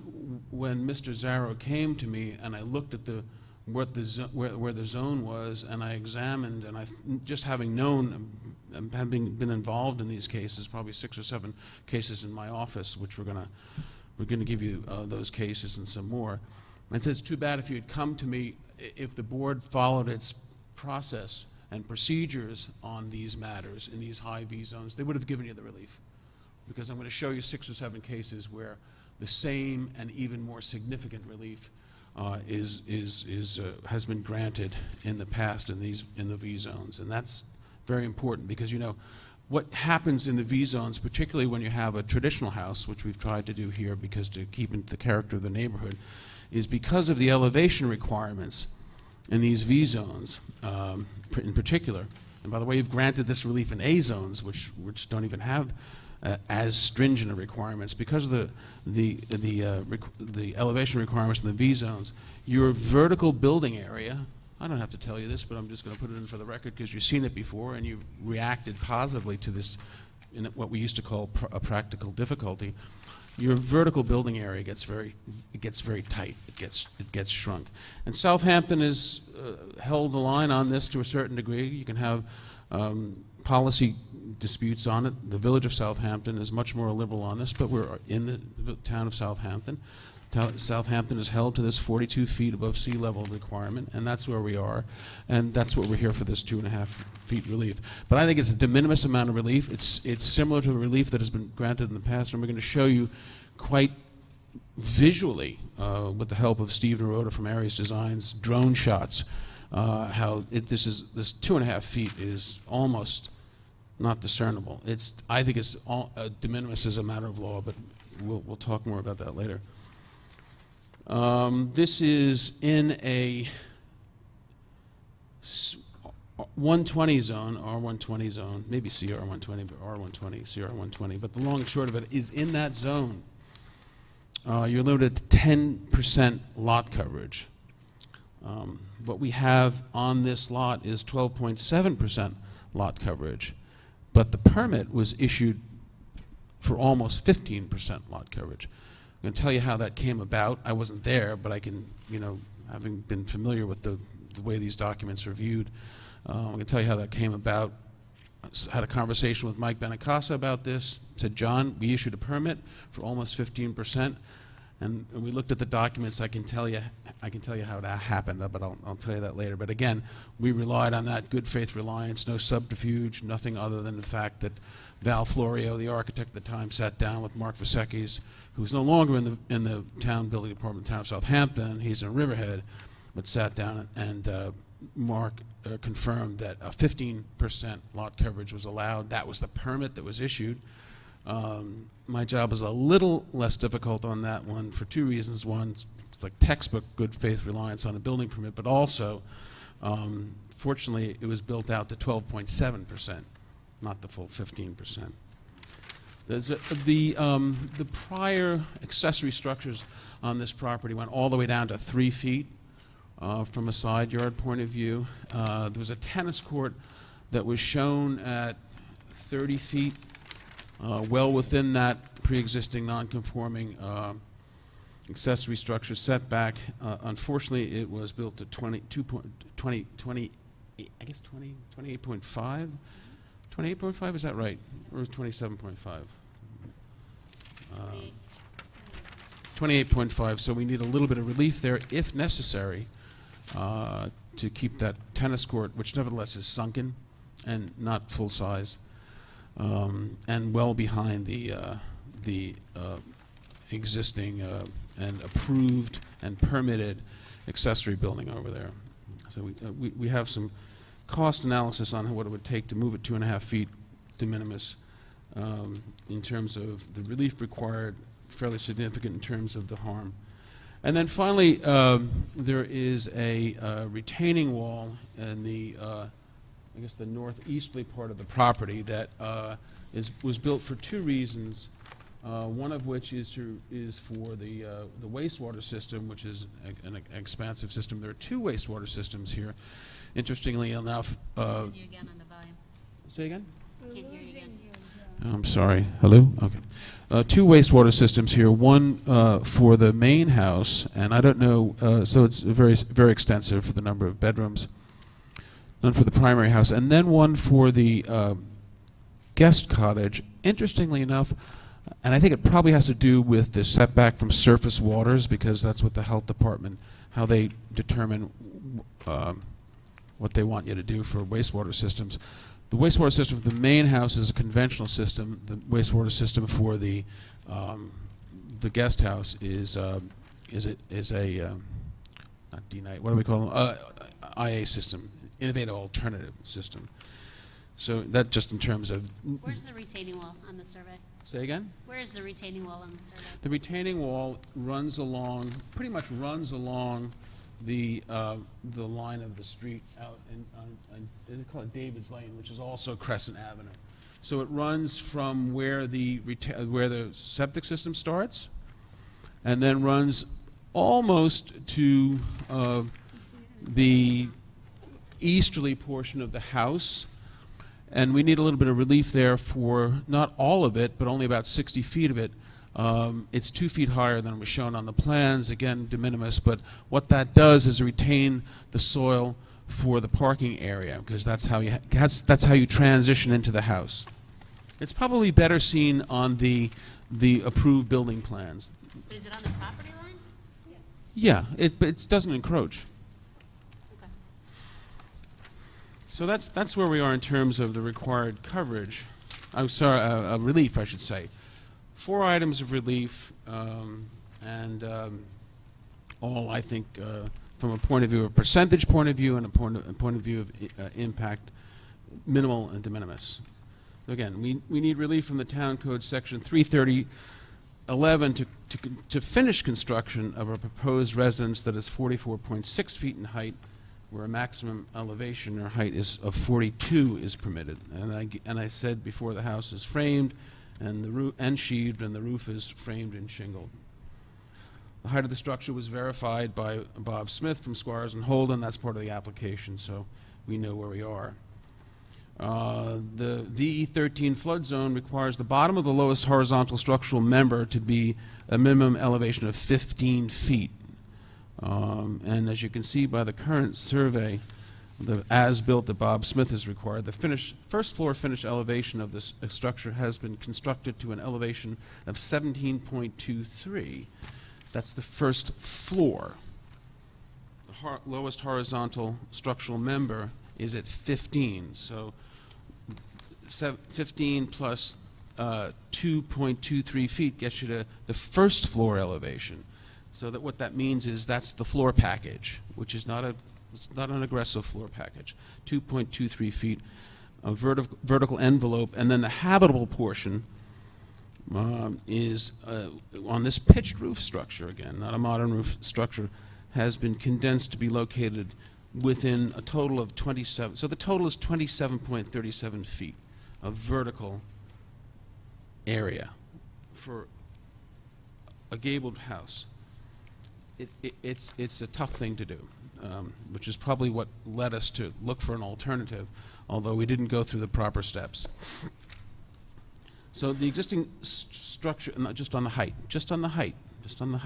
The rest of this stuff is permitted, although some of it is permitted. It's part of the permit, although some of it, the lot coverage is at variance with the code. But again, no bad faith there.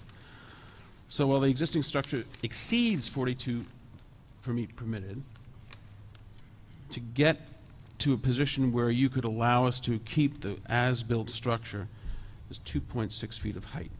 And we're going to show you that it's not really discernible from neighboring properties. And the granting of the relief will not affect the character of the neighborhood. We also need that relief from the town code section for 12.7 feet of coverage where 10 is permitted. I think I know how that happened. I can't say for sure, I wasn't there, I can't say to a moral certainty, but I think I know what happened. So this is a lot on an old subdivision map. It's a subdivision map that was approved prior to 1957, so you don't get the benefit of that automatic relief. You don't go back and use the zoning that was in effect at the time the subdivision was approved, because there was no zoning at the time the subdivision. It was like the map of Mecox, where is this? Mecox Park. It was filed in December of 1928, so 30 years before the town had zoning. Although the town did have a planning board from 1930. Isn't that amazing? Yes, indeed. Yeah, Len Hawkins was on it. That was 1930. Had a planning board with no zoning. I'm not exactly sure how that works, but in any event. So, but there was a variance that was granted in '76 to permit the owner of the property to convert the garage to living quarters. They did those things back in 1976. And on that variance, which we've annexed as part of the application, is stamped Zone R40. So it seems pretty clear to me that Vasekis looked at, and the architect looked at that variance. It said Zone R40, saw the subdivision, and thought that they were able to apply the R40 zoning because it's a non-conforming lot. They probably thought it's allowable. The R40 zoning is what's in effect, and in the R40 zone you can have 15% coverage. To me, and I spoke to Mike Benacasa about that, seems to me that's the only logical explanation as to why that happened.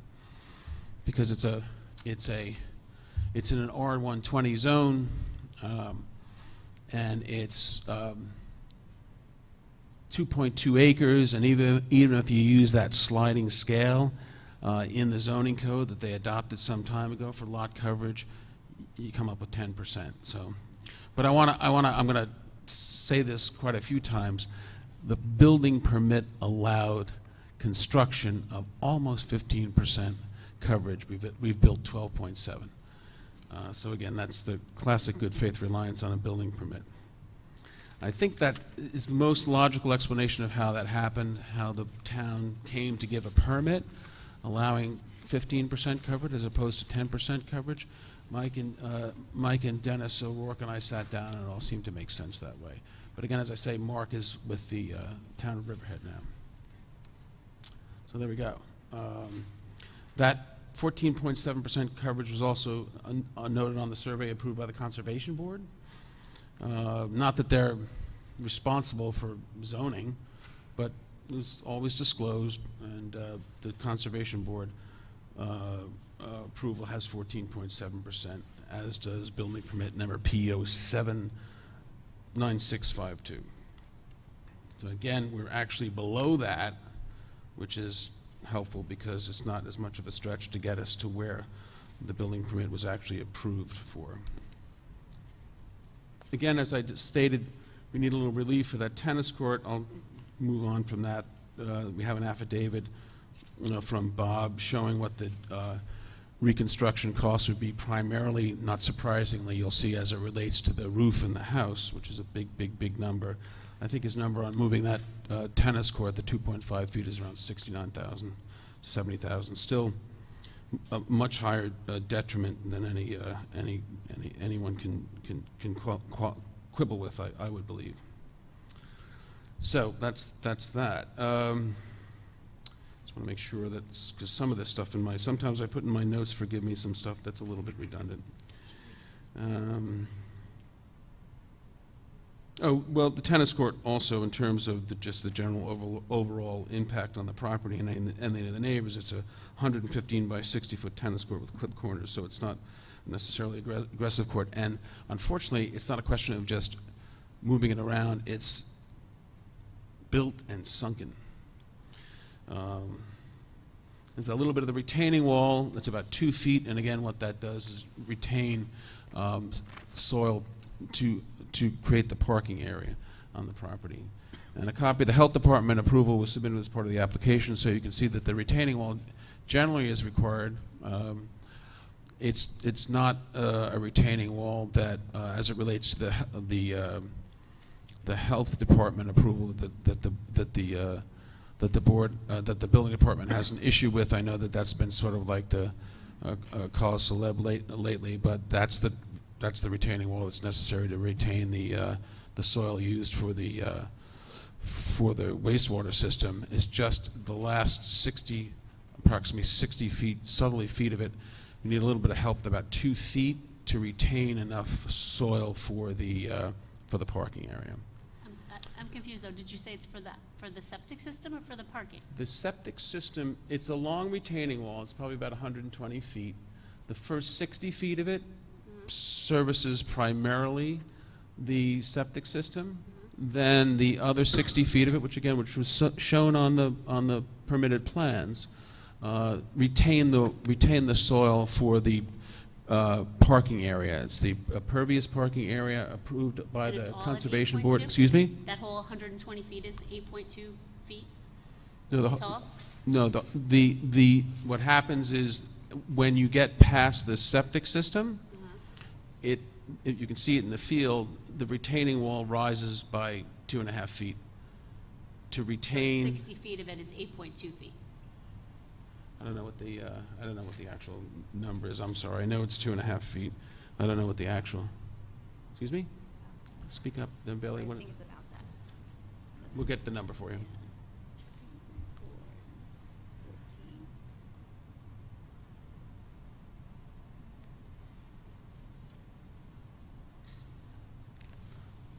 About what?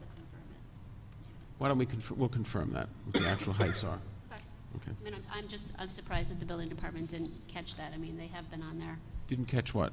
The retaining wall, the 60 feet of it. No, the retaining wall was permitted for it was built as permitted as it faces the wastewater system. Right. When it gets past the wastewater system to the south of it, there's 2.5 feet of it in height that was not permitted. So that we're asking for. But not on the permit, is that what you're saying? Was not, 2.5 feet of it for Okay. the southerly 60 feet of the retaining wall Was was built without a not permit. on the Okay. permit, yes. So Okay. it's 2.5 feet high. But it functions to if you walk at the site, you can see that it functions for the parking area. Okay. Let me get back to where I was on my script.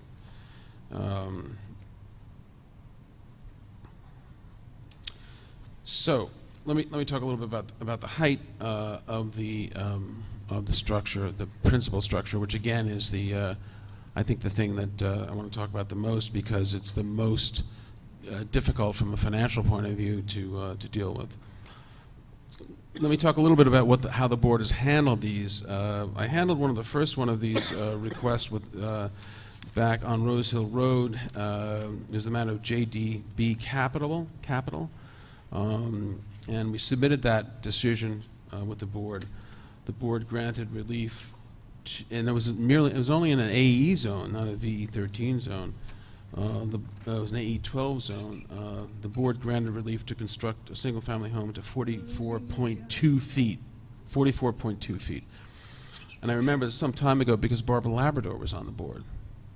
That was a while ago. Yes, it was. And she looked at me and in understanding the struggle that people have to build these homes within that envelope, she said, I guess we're going to be seeing a lot of these.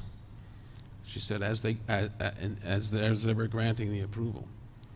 So, and again, that property at JDB Capital, we've submitted a copy of that grant. Is located on Rose Hill Road. Interestingly enough, probably not surprisingly, the current owner of that property is one of the many people who have submitted letters of support on the application. I've also included additional variance grants issued by the board for the construction of residences that exceeded the maximum height. These decisions included, well, there's the Feldman decision. I'm not going to explain them at length, but I'm gonna sing out numbers for you so you can see that this request is, even if it came to you not as on bended knee for forgiveness for an as-built structure, but ab initio, even before this happened, that the board has typically been understanding. Feldman, 45.5 feet. 143 Mid-Ocean LLC, 45 feet 9.5 inches. 161 Mid-Ocean, 45.5 feet. JDB Capital, which we talked about, in an AE zone, 44.2 feet. 241 Dune Road, 44 feet. And 118 Dune Road, interestingly, 44 feet for the roof, 47.5 feet for a glass railing. So again, I'm not taking anything for granted, but far from it. I'm here to prove the case, but I do want you to, I think it's fair for anybody looking at this and any one of the board members to say, it's a tough thing. In the old days, we would call this a practical difficulty, given the limited vertical envelope that you have. This is an attempt to build a traditional home in this area, as opposed to a lot of these homes that you granted relief on were flat-roofed modern homes. So again, it's tough going. So that's where we were. What I have here in the package that I've given you here is one of the things that you've seen here. It's Exhibit A. It's some drawings that were produced by Val Florio, because as Mr. Zarro will tell you, and I'm going to bring him up here in a little bit, will tell you that as the project developed, they were struggling to try to figure out how to fit all the program and the mechanicals and the various ductwork and all that stuff in this limited building area. So Val Florio did draw a set of plans that had an extra 2 feet on it. And Val did the right thing. He put on it for discussion only. Everyone knew they'd have to have a variance. But Mr. Zarro, who's built only 3 homes in his life, this is the third one, only the other 2, one in Bedford and one in Southampton, he'll tell you, was not necessarily an experienced builder, and he had a gentleman by the name of Steve Ball, who was a construction manager who did work in Manhattan. This was his first deal. He's no longer on the project. This was his first deal out here. I think it's fair to say that the Florio plans, they were aware of the fact that the board had granted relief in the past, but I think each one of them thought the other one was going to do it. So it's one thing to be aware that the board is pretty lenient in these areas. It's another thing to to build it without the actual relief. So, and that's why we're in the pickle we're in. So what I want to do is I want to ask Mr. Zarro to come up. I'm going to have him tell you how this, all of this occurred in terms of the height, and then I'm going to go back and talk a little bit more about things. But I know, as is your right and as is your custom, you want to talk to the guy who was on the site when it happened. So Mr. Zarro is here. And by the way, Bob, the current contractor is here, but I want to stress that he was not involved in any of this this construction. Okay. So we just need a microphone. I don't know if you want to use this one. Wait, whichever one you prefer. Sure, I'm fine. One here as well. And I just have to swear you in unless you're an attorney. So if you can state your name and address. Andrew Zarro, 136 East 79th. And do you swear to tell the truth, the whole truth, and nothing but the truth? I do. Okay, so maybe you can tell us a little bit about what happened. I prepared some very confusing statements here for Okay, myself. and if you can try to get Yes. the microphone really Yes. close, because Will do. The Can you hear me? audio is quite a challenge tonight. Can you hear me? Yes. Okay.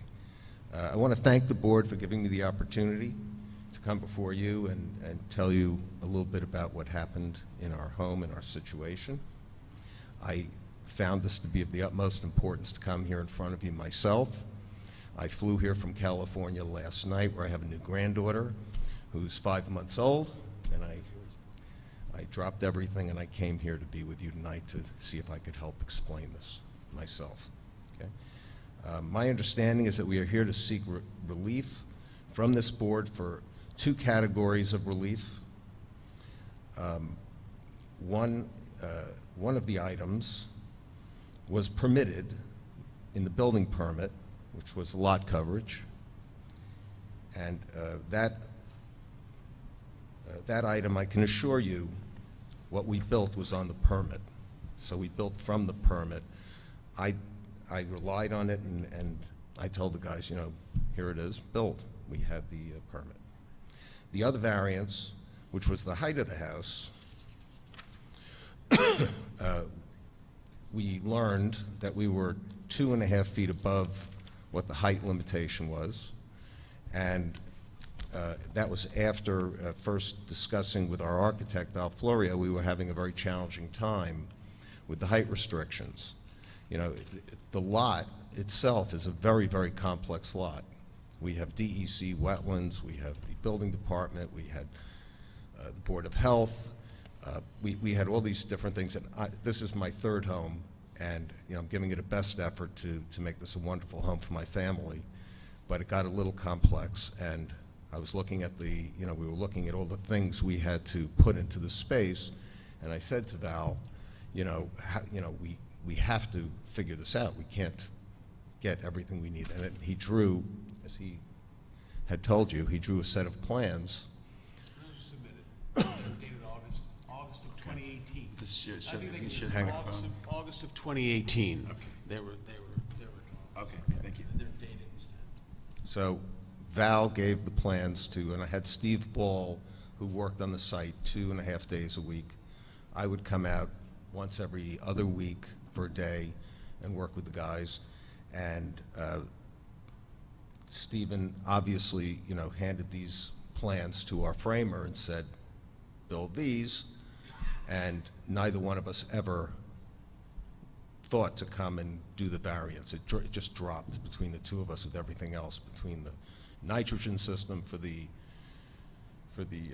septic system. They went from conventional, they made us go to nitrogen. Marty Shea wanted the nitrogen system along the bulkheaded area, and it was just a very complicated job for someone, you know, for us. And now we've hired Bob, who is a very, very experienced contractor, because I realized I was getting in over my head a little bit.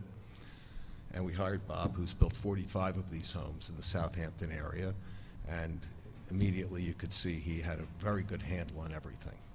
So I apologize for everything that went on prior, and that I didn't come to you before this to get this variance. Let me see if there's anything else here. He told you I built one home in Bedford, which was not as complicated, and I built one on Rose Hill Road, which the laws were not as complex when I built that house at the end of Rose Hill. We lived at Rose Hill for 5 years, and then there was a woman who we had rented her home in the existing lot who kept calling me and saying, you have to buy this lot. You have to buy this lot for me. You know, my husband's dying, and I need to sell it. She couldn't sell it, so she begged me. I finally said, okay, I'll buy it. I bought the lot. And then my wife said, oh, I like that lot better. We should live there. I said, okay, but I want to sell the other home first, just to make sure I don't have two of these houses. And I sold that one, and then we started building this one,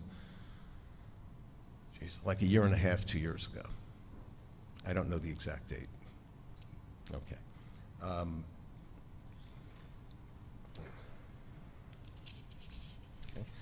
Val Florio, who helped me on the first house, is a terrific architect. I rely on him for the plans and going to the building department. I did not go to the building department to get the permit. He would go in, he'd come back to me, we'd have meetings. He'd say, this is what I can get for you to build for your family, and we'd go back and forth, Val, and he would go to the building department, and eventually he filed and got this permit that you have today in front of you, that we built from.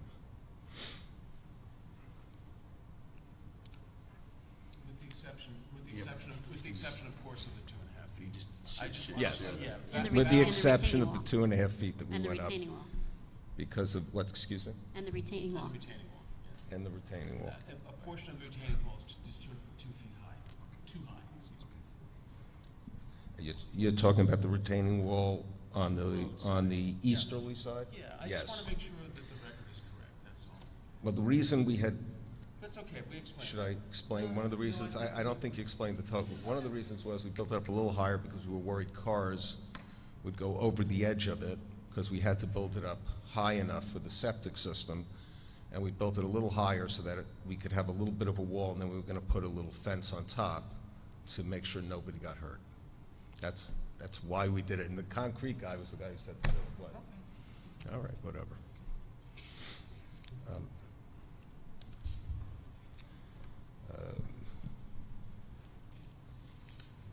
Okay, so. Take your time, you're not used to Okay. public speaking. I'm not used to being in front of you guys, but I came here because I thought it was important. You came here because I said they always need someone to yell at, okay? It wasn't I'm gonna not be yelling. me. Well, I guess regarding yelling at, it's not necessarily yelling at, but we want to know, when we have structures going out without approvals, how it happened. It's Okay. something we usually do. Most of the time, we request either the property owner or the builder or someone else who might have been involved, who has firsthand knowledge of what happened. So this is something that we typically request. Well, I hope I've answered some of your questions. I do want to say, Mr. Zarro, as opposed to bringing Mr. Ball here, Mr. Zarro did say to me, something, Steve was on the job most of the time, but the buck stops here. I'm the owner. I want to come and explain to him, so I think that's. And it's our home. And it's our home. Right. So I wanted to make sure I was here. And it helps us a great deal to understand. And I went to every neighbor and explained to them about the 2.5 feet. They all were very good about it, except one neighbor wouldn't answer my calls, wouldn't call me back. I tried numerous times. Yeah. I don't know if it's them, but Well, we're gonna talk about yes. Okay. But I would never hurt a neighbor. I try to be a good neighbor. I'll get two tonight, because we're probably not gonna, No, we're not gonna it's close just- this anyhow. We got a couple members here that are If here it's okay, tonight. I wanna And move wanna on see to if this there's anybody from the public that's here tonight. And just one more, and there's a lot of people, hardworking people on this job who are being hurt by this because they're not working now. And there's people who've built windows. We have a window package that was supposed to come and go in. They're holding it up in Canada. They're being hurt. We have workers who are working on the job site. They're not working. There's a lot of people who've been hurt by this, and if I knew whoever was upset with this, what they were upset by, I would love to sit down and try to help make it better for them so that we don't have a problem, but they won't call. So let me talk to you with that, thank you, if that's Let me okay. grab the If that's microphone. okay. Let me talk to you, and I'll run right through this. So what I'm gonna end up with, so we can move it along, and of course, it's not gonna close tonight. I just wanna highlight some of the items that you typically look at. And one of the things is, what we did do is we went to the neighbors and asked them, the ones who would contact us, who would speak to us, and there were most of the neighbors in the area. On Exhibit B, you'll see a map, and what we've done is we've taken the Zarro house, which is shown as A, and we have listed on there the folks in the neighborhood who have been kind enough to give us letters of support and/or no opposition. And I think it's important that probably the person who would be most affected, although I think I'm going to show you, and you're going to agree with me that it's such a de minimis thing from a view shed point of view, that no one's really going to be affected. But probably the neighbor who would be the most affected would be the neighbor to the north, which we've labeled as 1, and there's a letter of support in there from the neighbor to the north, as well as 1, 2, 3, 4, 5, 6, 7, 8, 9, 10, 11, 12 other folks. One or two of them are across on the barrier beach. Andrew wanted to get those. I said quite candidly, they can see the house, but they're so far away. But as you can, as you can see, most of the letters of support are right in from the neighborhood, and I think that's pretty significant because people have been very understanding. The other thing I want to talk to you about is, well, there's just two other things. Primarily. The other thing, in terms of the effect on the neighborhood, Steve Naroda from Aries Design is here, and I'll move quickly, I'm sorry. But Exhibit C, we have a very exhaustive aerial views of the property there's a methodology narrative. It's a very, very strict narrative, which Ares Design uses to make sure they use what's called a naked eye lens to make sure there's absolutely no distortion and what the actual naked eye would see. So, and that's exhibit C to our package. But I think it's just a few of these photographs are very, very telling. The first thing you see is a panorama, and you're looking from the main house out to this fully permitted guest house. And as you can see from this shot, the lot is essentially a peninsula, and the neighbors, particular neighbor across this creek, is extremely far away, and any other neighbors to the west are essentially across Mecox Bay. So really hard to claim any sort of impact. I don't know. It's I always sort of laugh. I grew up. My next door neighbor's garage was in my bedroom. My mom and dad's house was 15 feet away. So to me, these are the sort of setbacks that how anyone can complain. Quite candidly, I don't even begin to understand. This is the neighboring. This is the closest neighbor to the east, across the creek. So we've shown you where that neighbor is. This is taken from the main residence. You can see the guest house on the easterly side of the shot. This is just a control shot showing you again that parcel to the east. You can see is fully obscured by trees. And what's nice about this is these are wintertime shot. So this is it. You know, looks a lot more. I'm sorry, to the west. Thank you, Andrew. This is a winter time shot, so even in the winter, the vegetation is dense. Imagine what this looks like in the summer. It's an impenetrable visual barrier. Again, that drone imagery showing the shot to the west. You might wonder, why is this owner have all of this obscured, cutting off his lateral view to the east? If you look at an aerial view of this shot, which we've studied extensively, there's a significant view shed directly to the south. So that's how this owner captures water views. Because you say, why would you put all this vegetation here? Obviously to screen himself off from other owners. This is what I think is the really significant, and it goes right to the lack of any impact. So this is the house now, the way it is. You can see fully constructed.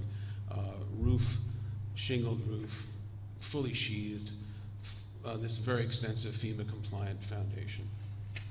Look at this. That's a view shed. What we did was we took the drone and put it right on the easterly side of all this foliage.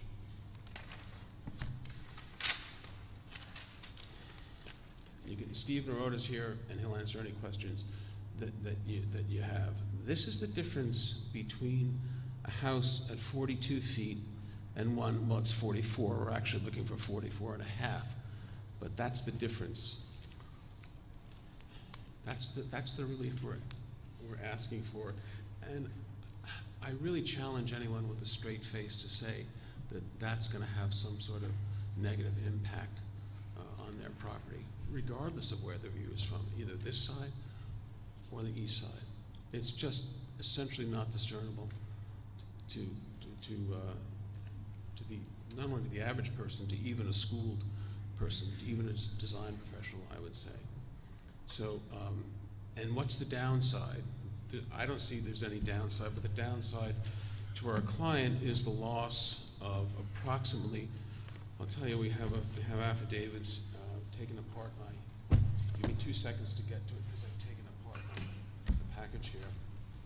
But we have an affidavit from the current builder, and he bid out a lot of the work. So it wasn't just sticking his finger up in the air. It's an affidavit of Robert Nadeau, who bid it out, and I'll bottom line it for you. And by the way, his reconstruction, we really did our homework and wanted to present to you a very, for lack of better explanation or description, a very thorough and scientific presentation and proof. So what we had Val Florio draft an entirely new set of plans showing what it would take to reconstruct, to take 2.5 feet off of this house. So, and then had those plans set out to bid. We sent them out to bid. Total expenses solely for the reconstruction, and it's itemized on page 3 of Bob's affidavit along with the spreadsheet, $1,349,600. That's to reconstruct it, to make it, to bring it down the 2.5 feet. But what that doesn't include is the $1,118,200 of construction expenses that just get thrown away because you're removing something that cost that amount to build. So this is a very, very, very significant difficulty, and quite candidly, we hope you're sympathetic to it. The only thing that I would have to add is, well, I guess at this point, we've said a lot. I had some discussion with whether or not any other type of relief is necessary. And it's an interesting question. This is a lot with 2 habitable space pods on it, and it was when it was purchased that way. This building permit which is for a house that's right at the 15,000 square foot cap, was issued despite the fact that there are 2 separate residential areas there were on the existing house. The building department did not require any variance relief for it. So the building department didn't say you have a house and a guest house, you have to go before the zoning board of appeals and ask for relief. They did not require that. So, and in terms of a 50% analysis, that house is down, it's gone. I don't know, we could only guess at the 50%, but I would tell you that it's wildly in excess of 50%.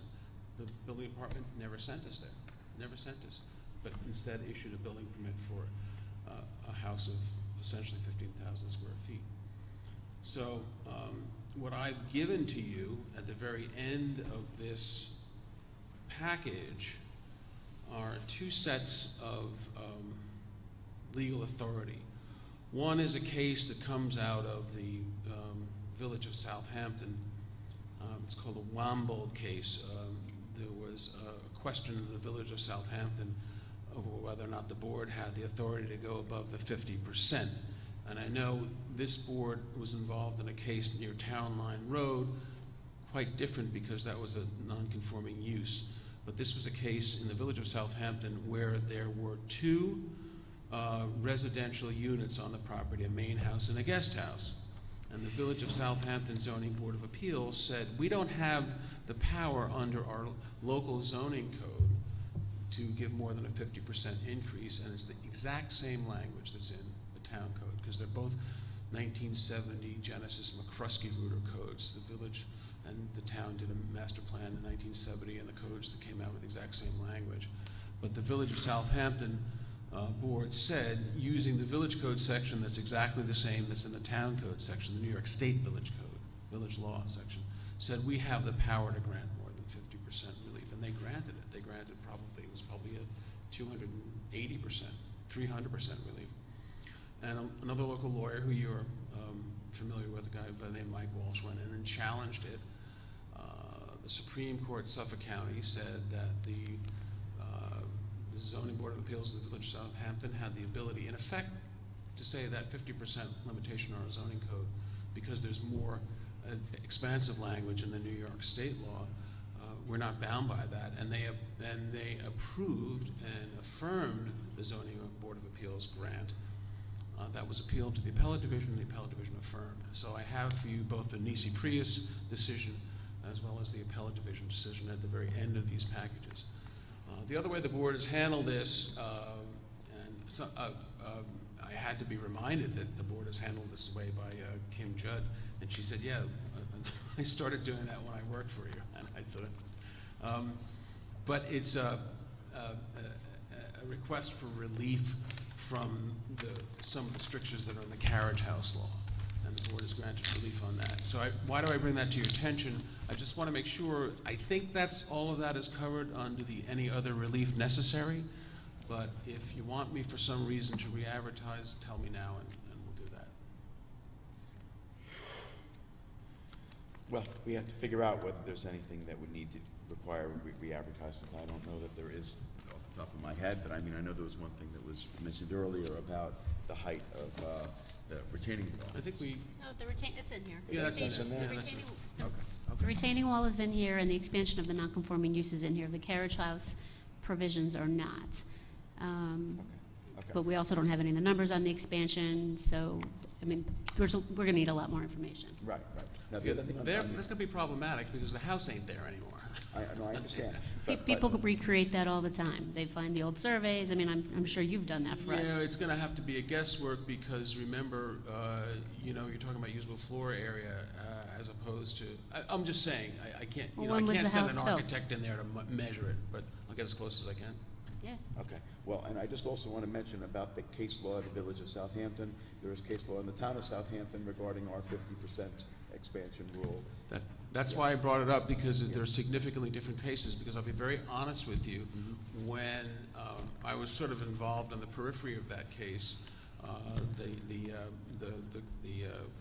carriage house case, not the carriage house, the guest house case in Southampton, and I was scratching my head, talking to Tony Pasco, who handled it, and saying, how are you gonna get around that, the 50% case on Town Line Road in the town of Southampton? There's a different quality of use, an actual different non-conforming use. The court effectively said in the Southampton Village case, these are dimensional variances. They're not anything more than dimensional variances, because all you have is residential. If you look at the town of Southampton case, that's not what was involved. Because I was querying Pasca, how are you going to get around that? It's a different case, residential, as opposed to pure non-conforming use, and that's indeed what the court decided. I know this town for years has said, 50% is limited, and for a while you were going past that, and then you got pushed back because of that appellate division case. Yeah, but different. I urge you to read this Wombo case. Does the village? Go up. Finish. Just both the Nisi Prius decision and the appellate division affirmance. Does the village, though, do they treat both dwellings as non-conforming, or do they only treat You know one? what's amazing about it? The village code specifically says, the code itself says that the guest house is a non-conforming use. Yeah, but we don't. We treat them both. We treat them both I as think that's non-conforming. even worse, because you have nothing in the town code that identifies, nothing that specifically identifies two houses on a lot as a non-conforming use. That's just been a matter of policy. I challenge you to find anything in the Southampton Town Code that says two houses on one lot are non-conforming use. And if you look at the Wamble case, you'll see that the court hit the issue square on and said, no, these are dimensional variances, or you're not limited by the 50% when you have a separate habitable space situation, a guest house situation. I think you have to be careful with it, but I think that you're now back to the point where you're not at all limited by that 50%. Well, I think we'll take advice of counsel on that. Oh, I think you will. I'm sure you will. And we can also But even so, consider yeah. whatever arguments you want to make. But I think even if you don't want to go there, you have the carriage house cases. Yeah, absolutely. But before we hear from anybody else, I think we probably want to take a break. It's 9:30. Yeah, well, John said promise to be quick. He's only been an hour so far. There will be future breaks before Mr. Bennett goes. Okay, so I think we should take a break before we ask for anyone from the public, okay? So we're going to take a short break, folks. 2 minutes. Yep, gavel. Oh, my God. Back on. So I just wanted to ask If there's anyone from the public who would like to be heard in connection with the application of River Rock Structured Capital LLC. This is for 186 Crescent Avenue in Watermill. Yes. John, we'll let these people say what they want to say. Yeah, we're not gonna close it. Okay. Good evening. Patrick Fife, Toomey, Latham, Shea, Kelly, Dubin, and Quartararo, 33 West 2nd Street, Riverhead, New York. I am here on behalf of 175 Mohawk Avenue LLC, which owns 175 Mohawk Avenue. That's the property to the west of the applicant's property. I'm also here on behalf of Bayview 4 LP, which owns two properties, 145 Crescent Avenue and 45 Halsey Lane South. Those are the two properties to the east of the applicant's property.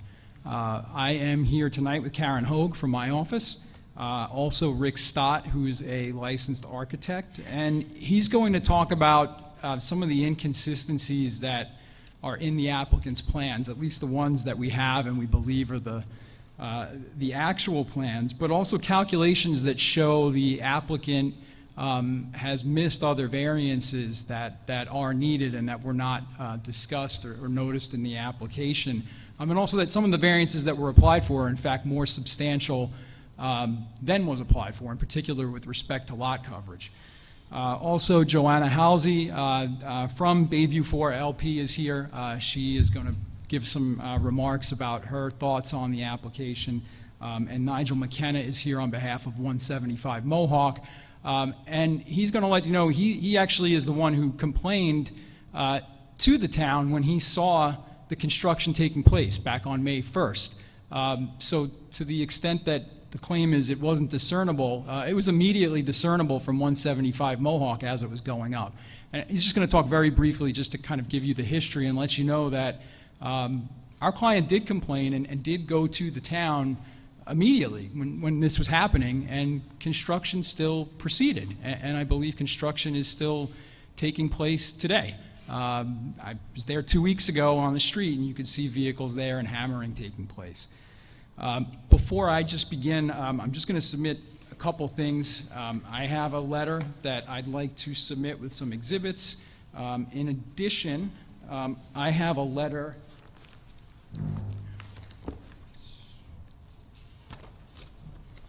from Jill Allegretti of Morrissey & Morrissey, who represents 4 other property owners who are also all objecting to the variances that are being sought, and I have copies of that letter.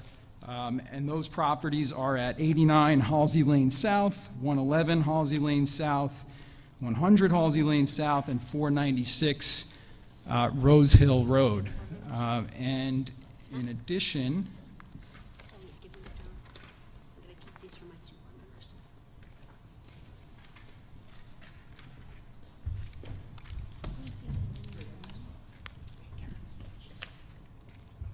just one other thing that I wanted to hand up, which is just a tax map highlighted that shows the location of my client's properties as well as the other 4 properties that are represented by Ms. Allegretti, just so you have a perspective as to who's expressing concerns about the application.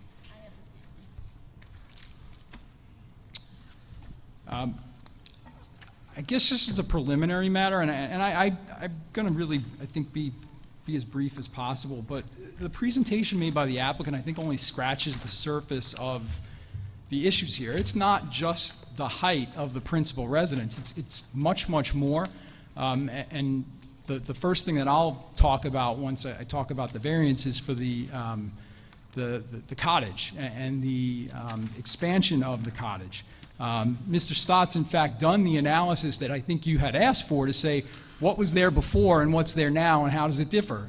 He's going to show you exactly based on the prior surveys, and it has changed considerably and expanded considerably, not only from what was originally there, but what was applied for and approved by the building department and the conservation board. What's been built is almost 1,000 square feet bigger. So I think that's the most substantial variance that you have here, and it was barely addressed by the applicant. But it was especially problematic for us to kind of assess what's been done here. I think we noted in a letter to the board before the first session had been scheduled that we were missing a lot of required information, and in fact, Dennis O'Rourke had issued, I think, a memo to the board on November 18th in his review of the application that noted the architectural plans and elevations for both the principal and the 2.5-story cottage were missing. I have thumbed through what was provided.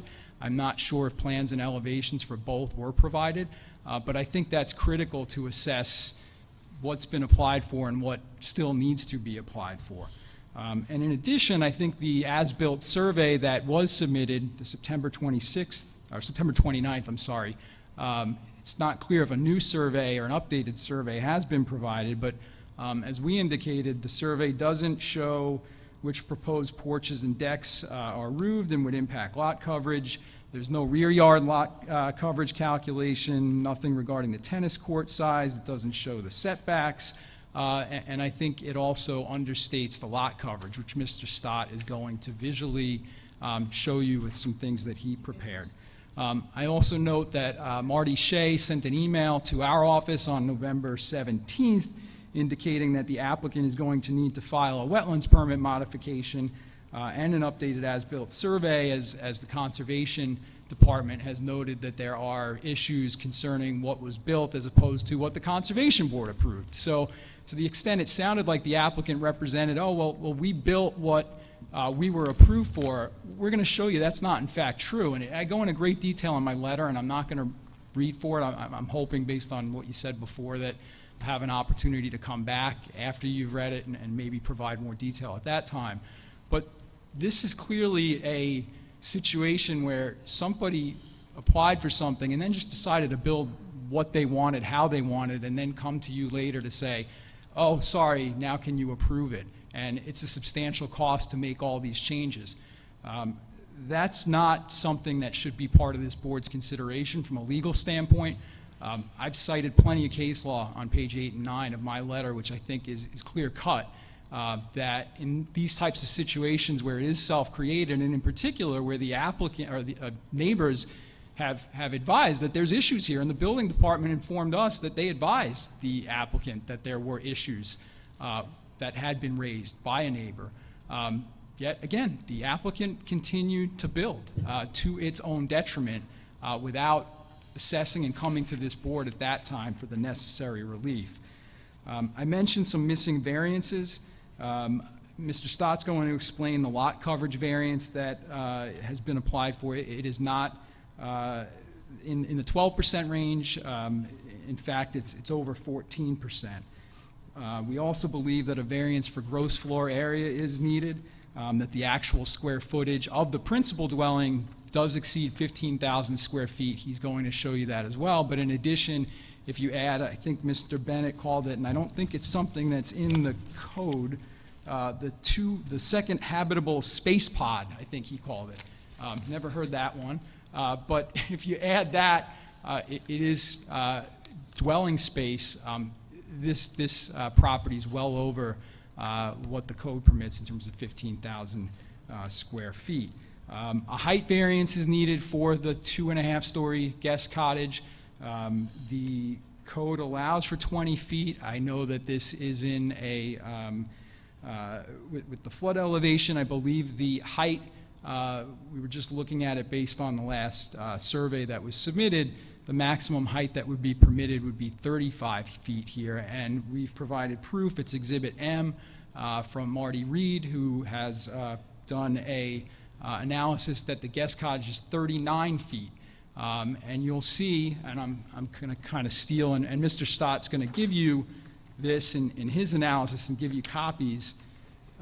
But I mean, from our client's property, the bottom photo, you can see the guest cottage looks bigger or taller than the principal dwelling. And if you look at the photo above, you could see what was there previously. It's taken from approximately the same location, and you can see a tree here.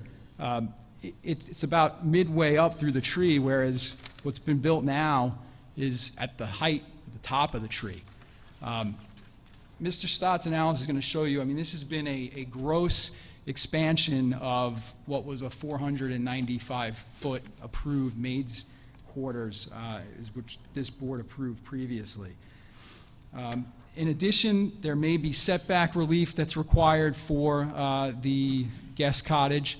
I think the applicant's position is what was a pre-existing cottage, and although they've I guess moved it back several feet from where it had been, but again, there are nonconformities that have been caused by the construction of the new guest cottage, and that then triggers the additional setback relief.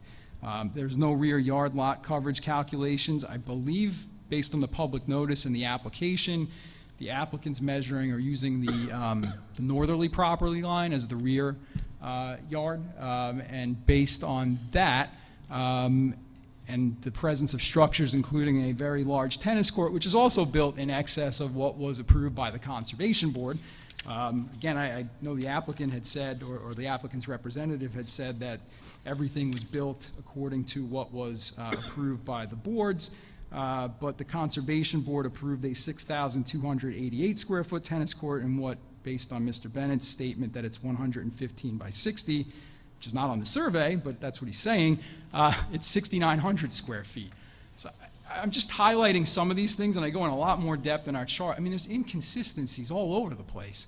And so I think a real careful analysis first has to be done with the actual plans, and then step back and say, I think there are more variances that are needed here. Overall, these are significant self-created variances. And again, our proof is going to show that the town was made aware of this, the building department was made aware of it, and the applicant was made aware of it.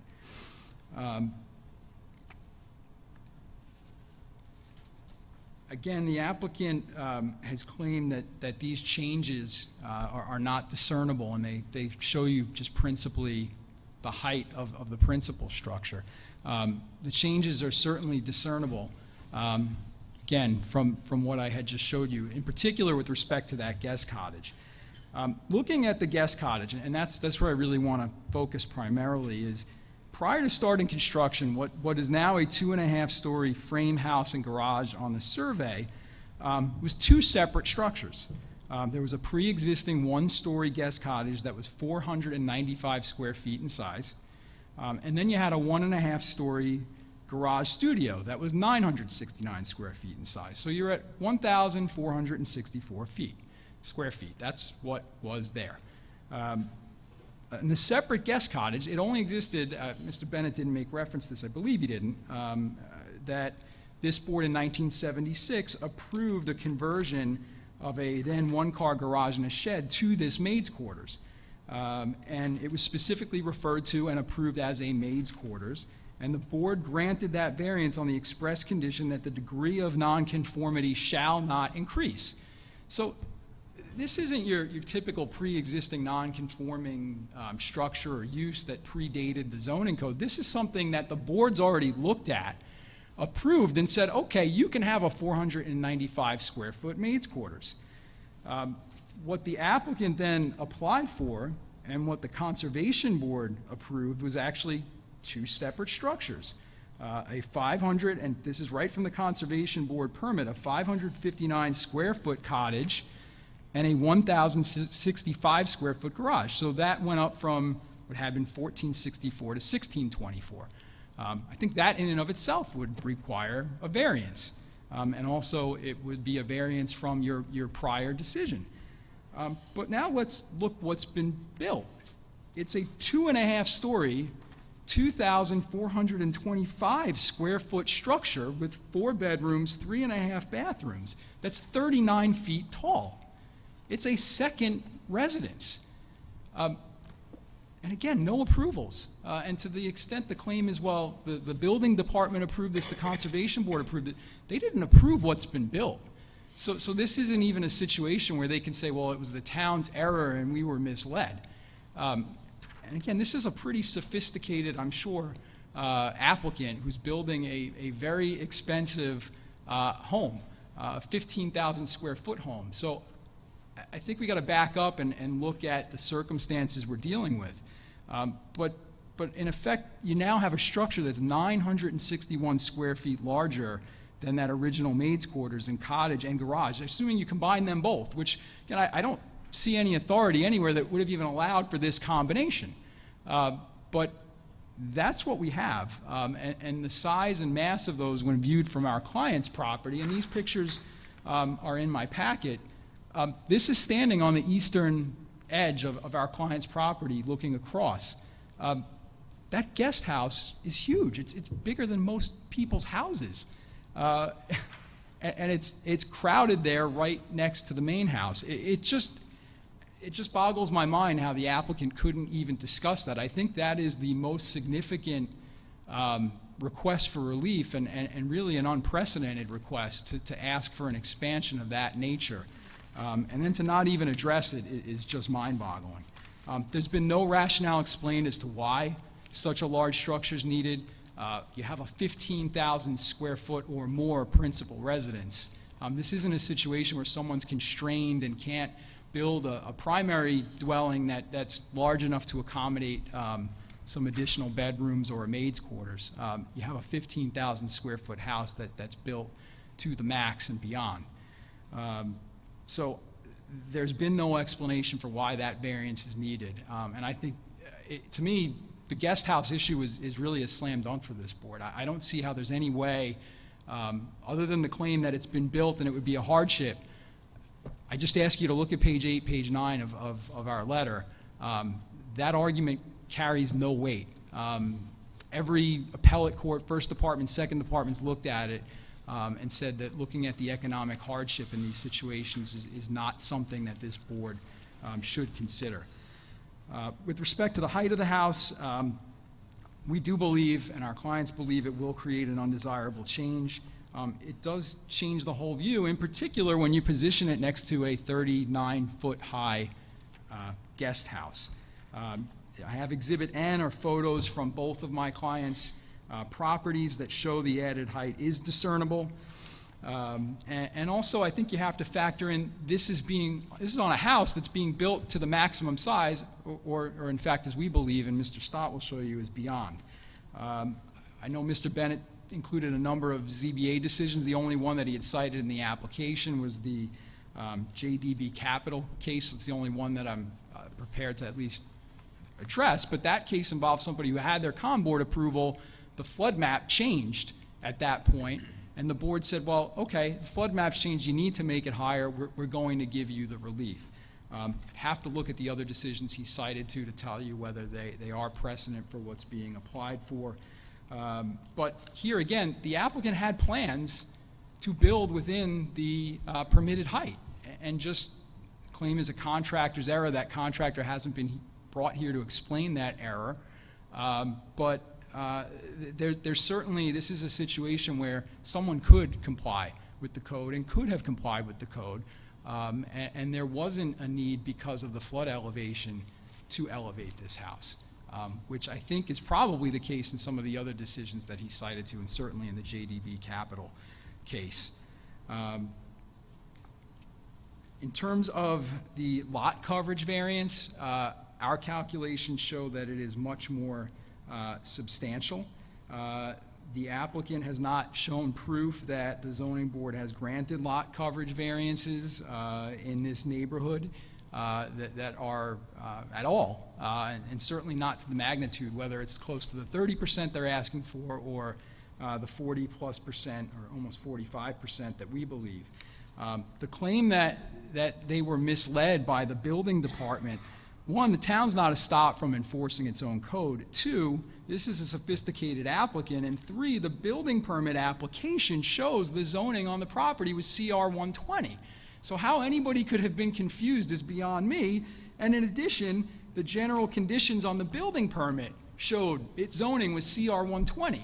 So how someone could be confused about what the lot coverage was, again, I don't know how it happened, but the reality is the applicant and its team of professionals should have realized that the lot coverage was 10%, not 15%. So this is not a reduction, I think, as the application tries to show. This is a substantial increase. What had been there before was 5%. And now the request is for over 12, but in fact, as Mr. Stott will show you, it's actually 14.2%, and possibly as high as 22% if you count terraces that are built on pilings and are attached and made part of the principal structure. The applicant's also not demonstrated why the lot coverage variances are needed, and the lot coverage with this house, I mean, it has an impact on the height as well. Obviously, Mr. Stott's going to explain, I mean, the height, he believes, was actually increased to accommodate the additional square footage that was impermissibly added to this structure, but it also it creates more volume, more significance in terms of the overall structure, which then impacts the height variance. I mean, this is not a height variance across a small little portion of a roof line. It's practically across the entirety of the structure, a structure that's been made larger because there's violations of lot coverage and GFA. As to the retaining walls, I think the claim that it's there to function as parking, there's no claim that these are needed. The plans, as the applicants admitted, showed these retaining walls were supposed to be 4 feet, and they have not been built that way. They're not necessary for the applicant's construction, and in fact, the plan showed them built at a code-compliant height. The walls are also highly visible from 145 Crescent. This is in the package as Exhibit O, one of the many pictures. This is from the street, standing in the street. You can see the face of the wall on the road is taller than the porta potty that's there, which has to be in excess of 7 feet. And this runs 60 plus feet. It looks something like a bunker when you view it from the street. It's highly visible from our client's property to the east, from the Bayview 4 properties. And again, there's been no rationale presented as to why these are necessary, and I think certainly the board should deny this variance and require that the walls be brought down in height.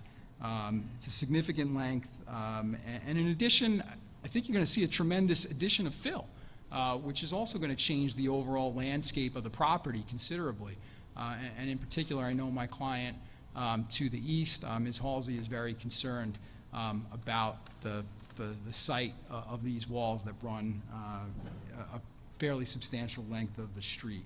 Again, as to the tennis court, I think just the last variance that's being applied for, I only note it's just not clear what, in fact, is the size of the court is. It did sound like it was 115 by 60, which I think on an earlier application today is in excess of what this board would typically allow for on a variance. But again, that's not even shown on the survey. So we're kind of dealing with a half deck here, and it's really hard to make heads or tails of what's going on here. I've tried to do my best to keep it brief, but I think you can see this is a lot more substantial than just a 2-foot height variance request, as the applicants tried to demonstrate it.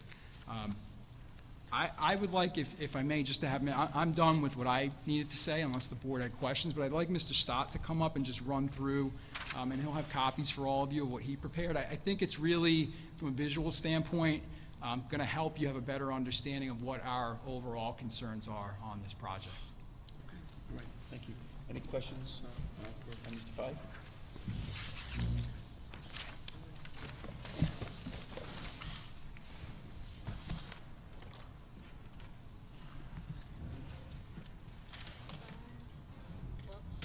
Now we need to have 7, because we have 7 board members. We need 1 for the file, and I'd like 1, so 8.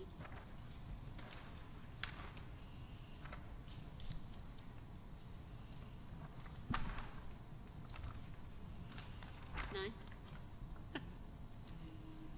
9. We never get 9, so this is a pleasant day. Thank you. I also have a set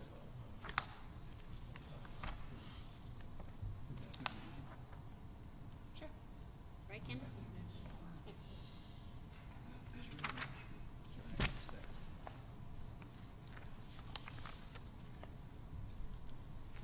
I just have to swear you in unless you're an attorney. I'm not an attorney. Okay. If you could state your name and address, please. Richard Stott, architect, 13 Main Street, Southampton Village, New York. And do you swear to tell the truth, the whole truth, and nothing but the truth? I do.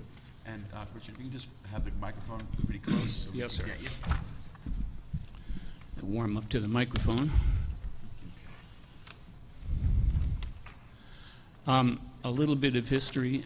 I was asked to help the attorneys in around July, about mid-July, right about the time that the surveyor took a look at the building and determined that it was about 2.5 feet too high.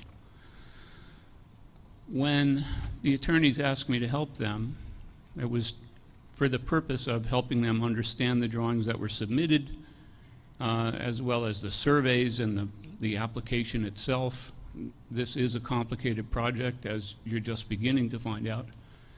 And it's indeed a complicated project. The first thing that I did was to go look at the site. And I had at that time some photographs that were foiled by the attorney's office of the permit drawings. And the first thing I noticed on the site was that the retaining walls were much higher than the drawings indicated. So it was logic to me that perhaps the roof was too high because the whole site was too high. And it looked like the walls were built about 3 feet too tall above where they were supposed to be built. So my deduction was that perhaps they just raised the entire site and that's why the roof was too high. So I was curious about where the first floor elevations were. I didn't have the as-built survey at that time. When I did look at it, I saw that the first floor is only 9 inches above where it's supposed to be. So there must be some other reason. So what I started to do, and if you follow me through these drawings, I did get a PDF set of drawings which I imported into my CAD program and scaled them and began to look at the areas of the building. The permit drawings have no dimensions on them. These are the drawings that were submitted for the permit. There's no dimensions on them anywhere. So I had trouble trying to check whether my scale was correct to begin with. So I can tell you right now that the numbers that you see will probably vary if somebody else does them or even if I redid them, because the numbers that I did came from the best way I could scale the information that I got.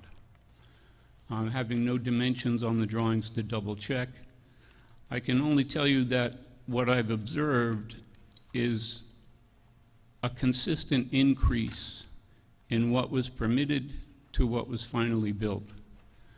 So the permit drawings were dated in April of 2018, and that's the first page of the analysis.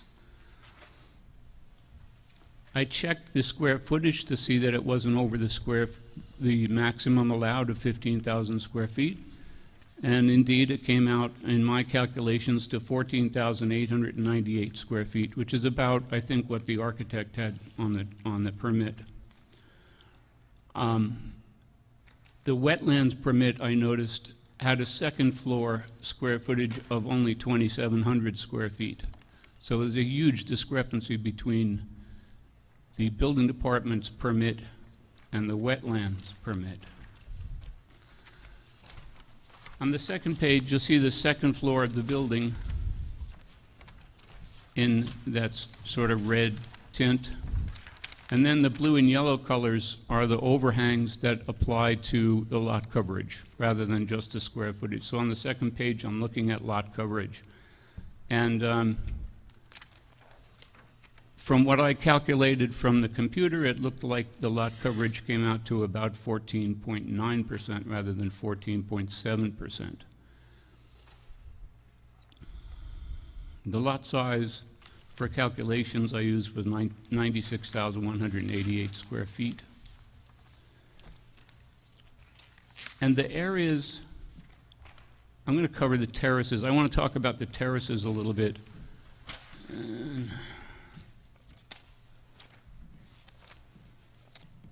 But I'll get back to that. Another thing I noticed that there are a number of water features on this property. I think there's half a dozen different pools of various types. The one straight to the south of the main patio area has grown to almost double in size from what was permitted. And all of them lie outside of the setbacks. On page 3, I have 3 drawings. The first one is a survey, an earlier survey with the existing buildings on it, this existing development. I've colored those so they're easier to see. You can clearly see a small court. I think it's similar to a pickleball court or a smaller tennis court in green.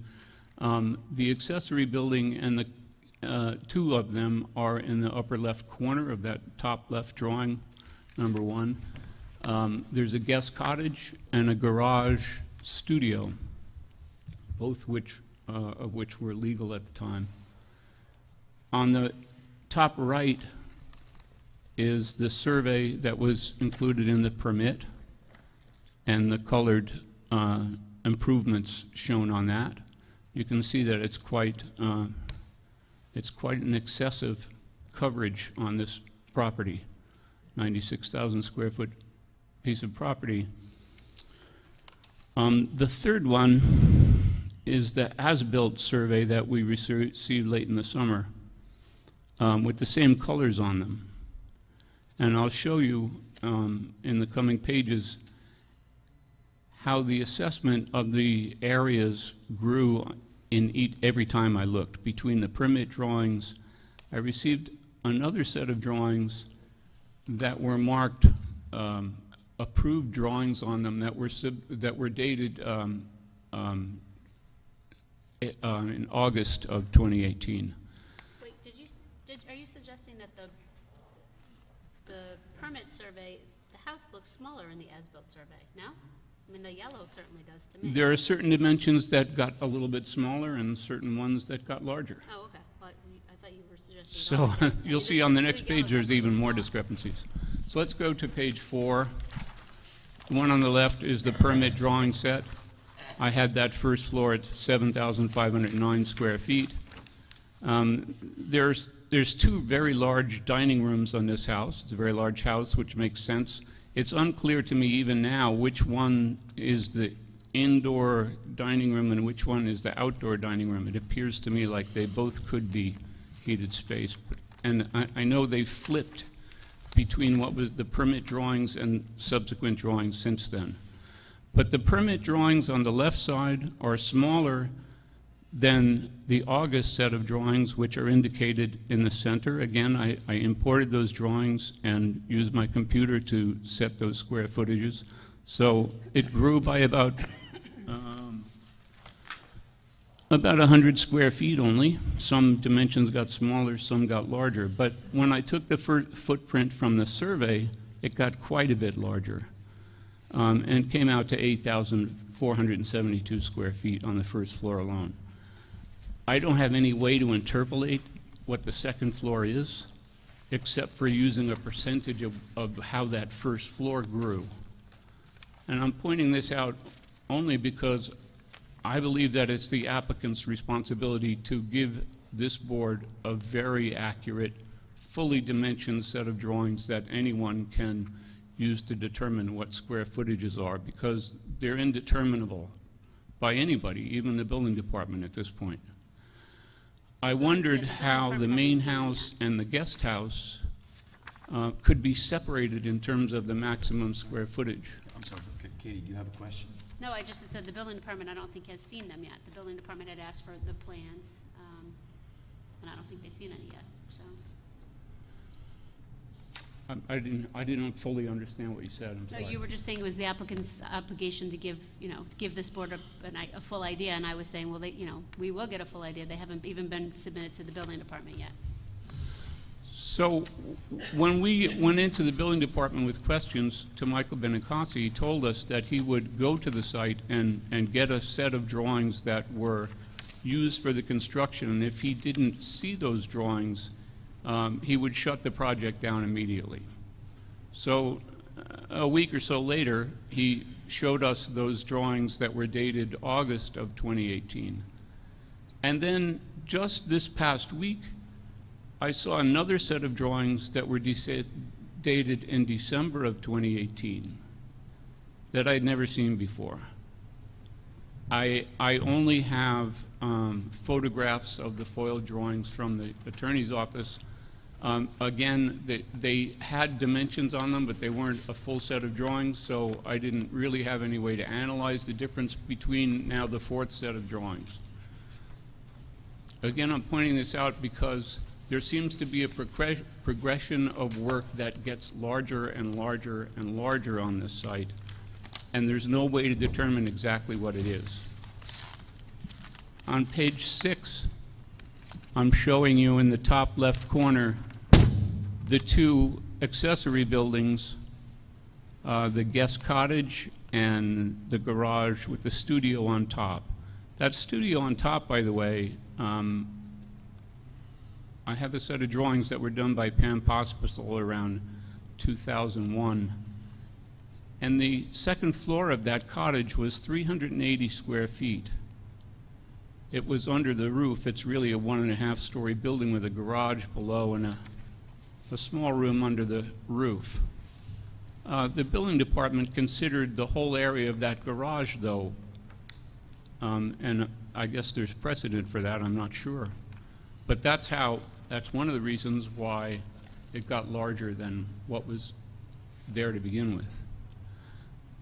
The drawing to the right is a footprint showing the guest cottage as it's built from the as-built survey, with the footprint area and the balconies and overhangs of the roof all together.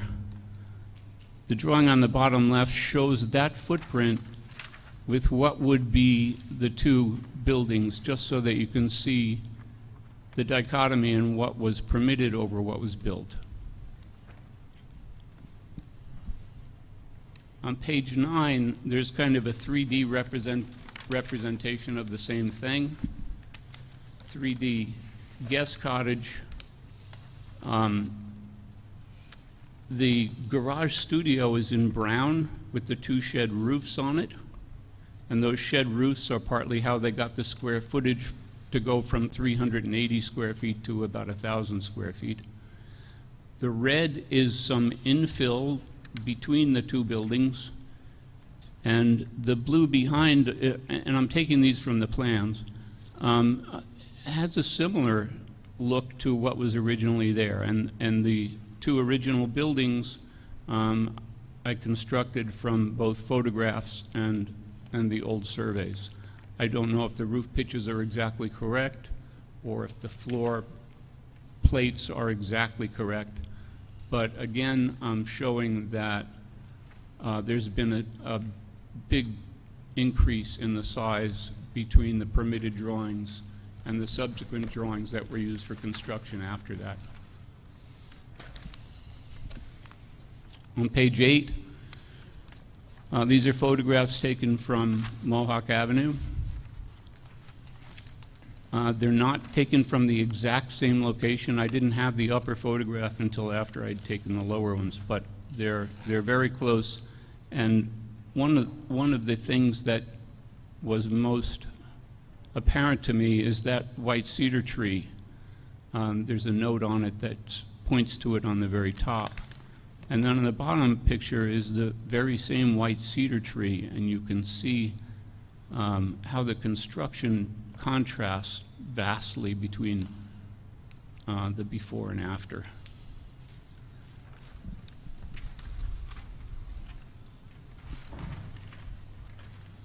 Next page, page 9.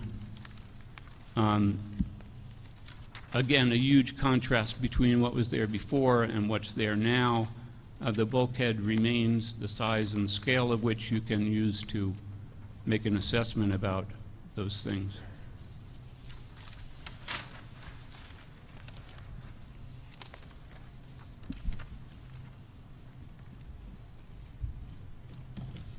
Any questions? No, I think we've gotten lots of information tonight. I know that there are going to be a few other speakers. I'm hoping what we can do is have the other speakers be abiding by our 5-minute time limit.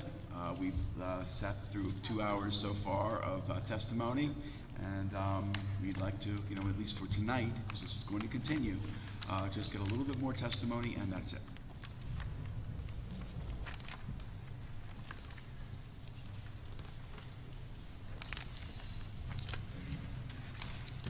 Hello. Okay. Good evening. I have to swear you in unless you're an attorney. That's fine. You can state your name and address. Nigel McKenna, Astoria, New York. And, I'm sorry, your address? Astoria, New York. What address in Astoria, New York? 2703 Ditmars Boulevard. Okay, thank you. And do you swear to tell the truth, the whole truth, and nothing but the truth? Yes, I do. Okay.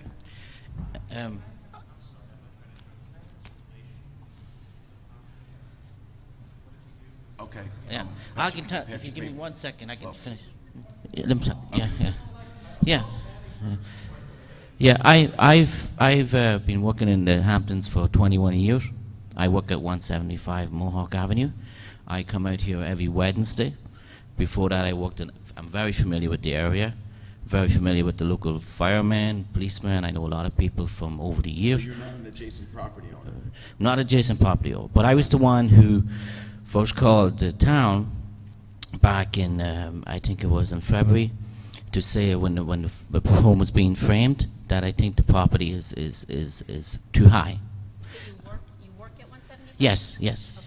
And and I left it alone, and that was it. I just called the building department and figured, okay. And then I called back again, and I spoke to the lady again, and she said, don't worry about the height, because they will follow the drawings, and if they don't have the right height, they won't get certificate of occupancy. So you're not to worry about it. Then a couple of months passed, the guest cottage was finished. I sent an email to the building inspector, and I called the town, and they said, if you really want to file a complaint, you have to file a complaint form. And on the complaint form that I filed was dated May 1st, and I just put down height of building. I'm not an architect, but when I look around the area to the conformity of everything else that I can see on the property that I've been managing for the last 11 years, I've been on that particular property, and I've been on another property for 10 years before that, and I manage constructions, and I oversee builds, and not just in Hamptons, but in several properties all over the world. So I'm pretty sure with the codes. I figured I'll just file the complaint and let the building take care of it themselves. And the construction continued.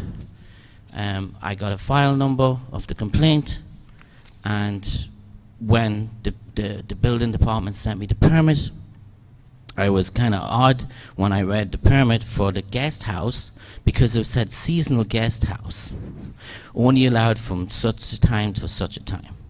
And I thought to myself, that's very odd. How can they control that from a certain point of period? From, who can see who's really using the house if it's only from this time to this time? And then I noticed that the house was actually occupied, that there was someone living in the house periodically. I saw someone barbecuing. I saw someone there using it over Thanksgiving. And yet it still doesn't have a COO. This is the guest house. So that was it. That's my take on it. We were just concerned originally by the height, and it just snowballed into something else after that. Are you an employee of the property that you Yes, yes, yes. Is this a property owned by Mr. Schwartzman?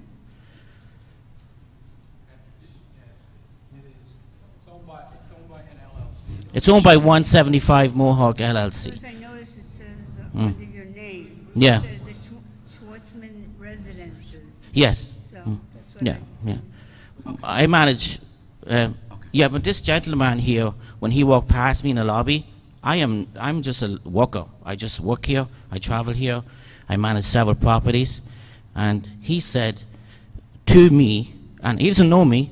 He said, "Hello, boys. I can't wait to kick your asses." I don't know why you would say that to me. Okay, and we don't need to get into Yeah, personal but I'm just standing in the lobby with my name tag, and on the permit is my name on it. I'm hoping if a camera there, rewind it, you'll see it. And that's it. I mean, I'm not confrontational. We just wanted the building to conform to conformity. We have nothing against progress, builds, or anything. It was just, do what you got to do, build your building. But it wasn't, didn't seem the height that we were. Okay, all right. Appreciate your testimony. Thank you. Who else would like to be heard? Just, Mr. Chairman, just for the record, the complaint Mr. McKenna filed, it's Exhibit B, and the photos that he took are Exhibit A. That was what he was referring to. Okay, thank you. Good evening. Good evening. I have to swear you in unless you're an attorney. If you can state your name and address. Joanna Halsey, 132 Halsey Lane, Watermill. And do you swear to tell the truth, the whole truth, and nothing but the truth? I do. Okay, and what would you like to tell us? Okay, so I'm very nervous tonight being here. It's my first time Could you speaking speak at up this. a little bit? And First time, we first have to time. have the microphone next to you, Got it. otherwise we don't get you. Got it. First time speaking at this board, so bear with me. Probably several months ago, we had someone come and take soil samples from the farm. And she's looking at the house across the street, and she said, I work with the DEC a lot, and I'm surprised that this was approved. So that piqued my curiosity, and I got, and I have them for you if you want them. I have pictures of neighboring lawns along Mecox, and to the west it would be Mud Creek, and then to the left Hayground Cove. Just so you can see how large some of the houses are and how far back they are, I thought that might be helpful if you don't have that. Oh, and I want to clarify the record. Are you an adjacent property owner? We farm across the street, so we do have the property. We don't live on in the fields. All right, thank you. Okay, so. And what is the address of the property across the street? What is it? 145 Crescent. Okay. Okay, so what I'm just going to do, because I'm too nervous to do this, I'm just going to read a letter and submit it to you, okay? Okay, I'm hoping the letter isn't too long. It's not, it's one page. Okay. That's Okay? You have- I got your back. Do you have copies of that letter for all of us? I have one. Okay. Okay. I mean, it's not that great anyway. Okay, so thank you for the opportunity to comment on this application. I appreciate that Mr. Bennett sent my family a packet regarding the property at 186 Crescent Avenue, Watermill. All towns have building rules and regulations, including Southampton. The residents of Southampton rely on this protocol to help protect the environment and our quality of life. If a variance is needed, applicants know to ask before construction begins. However, this applicant is requesting several variances for construction that has already been done.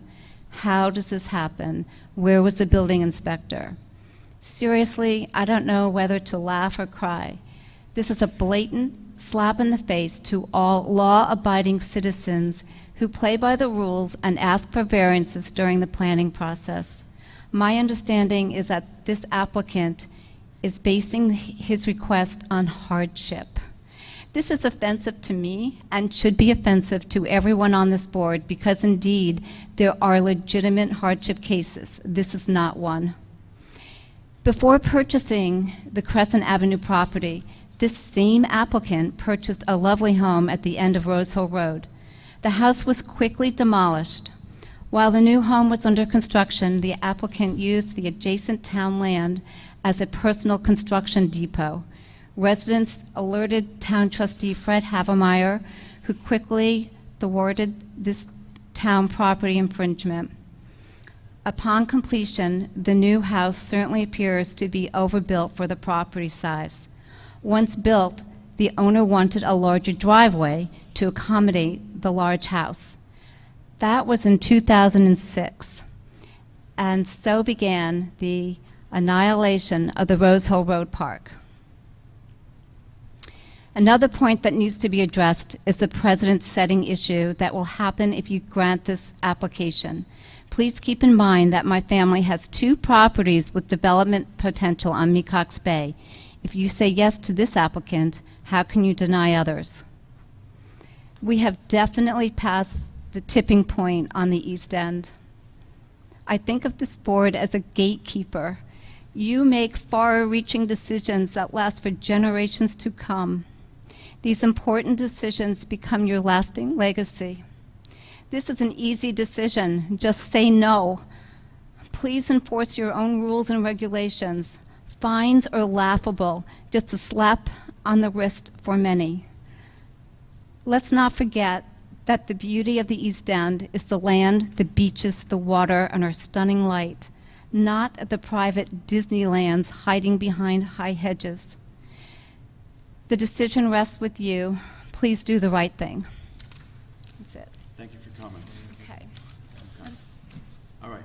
Is there anyone else who would like to be heard? That's it. That's it. Oh, yeah, we're done. Okay. We're done for tonight. We're done for tonight. Okay. All right. Okay. So, we're going to continue the public hearing. Question is when we're going to have both sides come back. I would keep in mind, if I may, that Come up here, bud. John. keep in mind, if I may, that we're trying to get to a resolution as quickly as possible.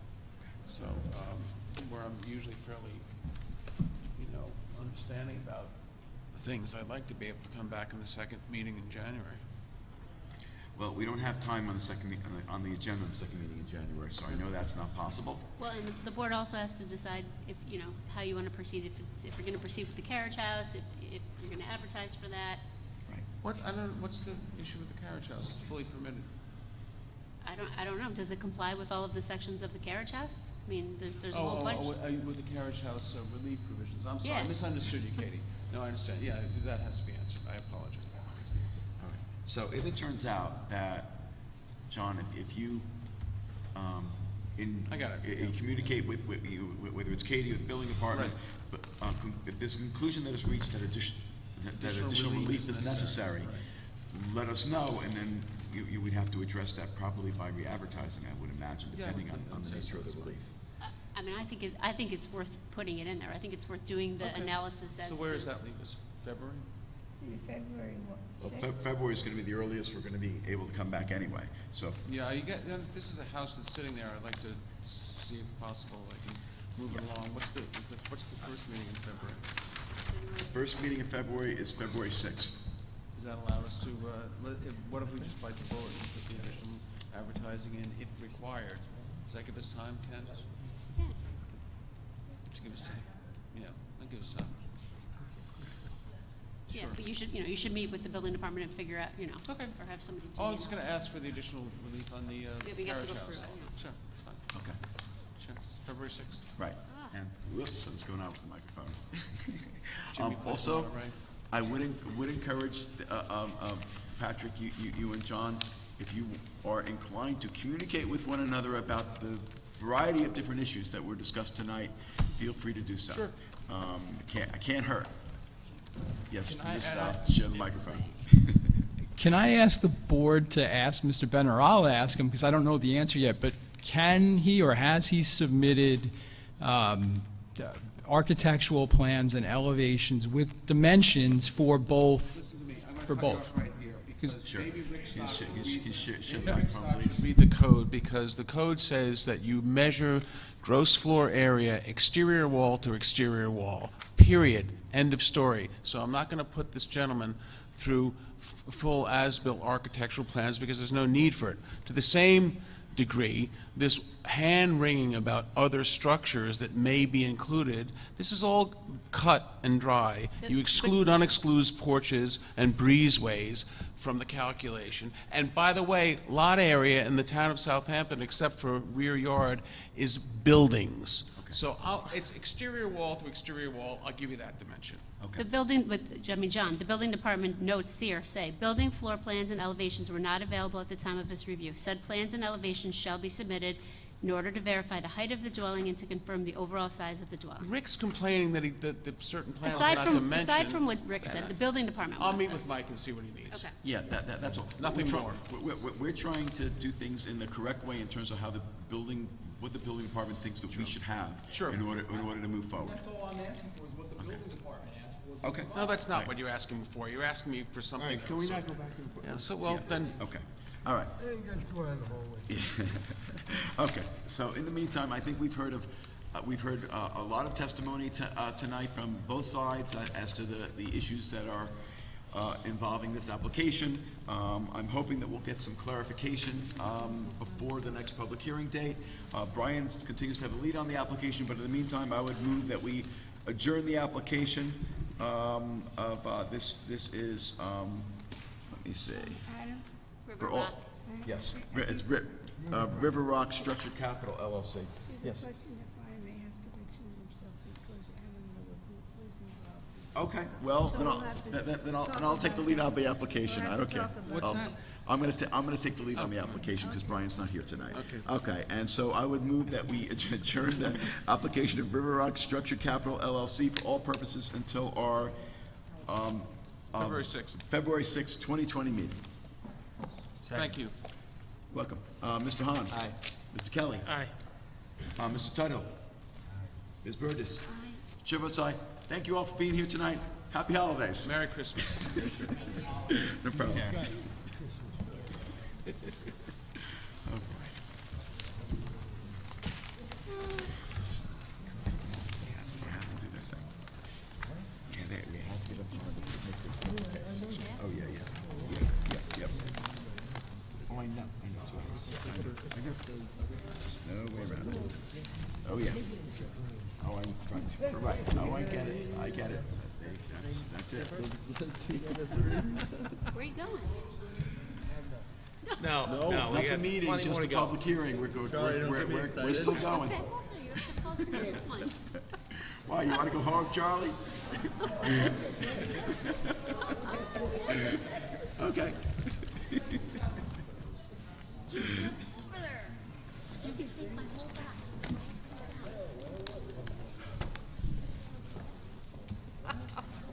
Get over there. 3 more. Take the whole bag.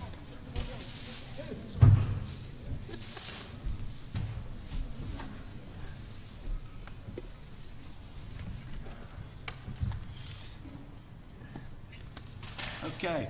Thank you all for your patience. Tea and chocolate. A little Mickey's.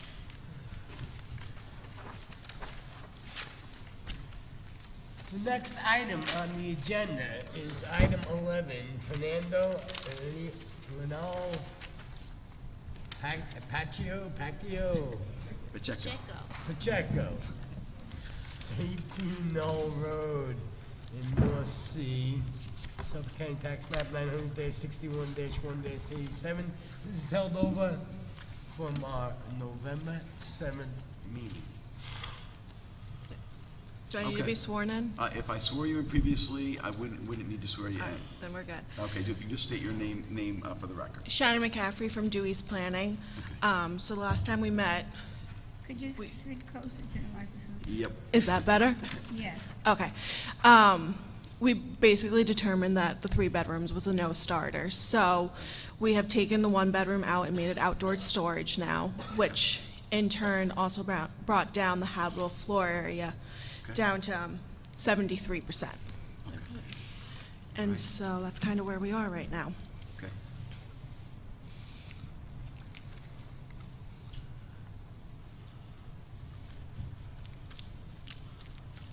Okay. That's where we are. Yep. All right. Okay. There are 2 bearing walls in the basement, and so that kind of dictates the bedroom layout. So in between, it's labeled guest bedroom number 4. Those are the 2 bearing walls, so those can't be moved. Okay. And Mr. Pacheco's here about the as-built status to talk about that? Sure. Okay, so I just have to swear you in. So if you can state your name and address. My name is Fernando Pacheco, and my address is 18 Knoll Road. I swear to tell the truth, the whole truth, and nothing but the truth. Okay, Yes. very good. So when we have as-built structures, we, as I indicated in prior public hearings tonight, we want to have either the property owner or someone who's familiar with what happened, a builder or a surveyor, let us know how structures were put up without permits. So I wanted to ask you, and I appreciate your being here tonight, what you can tell us about what happened at the property as to how looks like an accessory apartment went in without permits. Like I said at the beginning, when I bought a house, I was completely convinced that the house it has an accessory apartment, the first level. The house has 2 meters, like I said before, and also the CFO doesn't say anything. He said only 1-story house. Okay. And you were actually here previously. Yeah. Yes. So you gave testimony, and so Yes. we talked about it already. Okay. So I think the primary, so we already went over the as-built status of that. Sorry, I didn't remember that you had previously testified on that. So basically, I think the main concern was that we had three bedrooms. So we're down to 2 bedrooms. I presume you submitted revised plans and documents on the apartment? Yes, they should have been submitted to you. Okay. I forget exactly what day it was submitted. Okay. Well, if they were submitted and we've got them, that's fine. Just Do the plans have the renew percentage? You said it was 73%? Yes, it's on page 2 of the plans. Okay. Okay, I just want to make sure because it's not on this thing. It's not on the letter from the architect. Okay. So I just want to make sure we have everything we need. Okay, she said it was on the plans. Yep. that's what Second she said. page? Perfect. Okay. All right. Appreciate your efforts in making the change. Okay. We don't grant accessory apartments with this many bedrooms in them. Pretty much we just don't do it. So in any case, any other questions of members of the board? I know we're waiting on Concord too. We were. We have that? Did we get a conservation board referral? Yep, 11-8. 11-8. Okay. I don't know what it Very says, good. but I don't know what it says, but that's what I have in the. Okay. All right. So we got that as well. All right. Let's make sure it doesn't say that we have to wait. It's Brian's. Is this it here? Somebody look down there in the file. What? Where's Brian's It's basket? behind Keith. Behind Keith. Oh, Keith's not gonna move. I'll get it. It's very presumptuous on your part.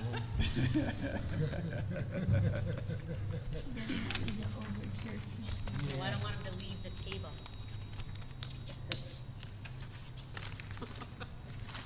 Oops. We just want to make sure we have everything we need. Merry Christmas. Right, it's hard.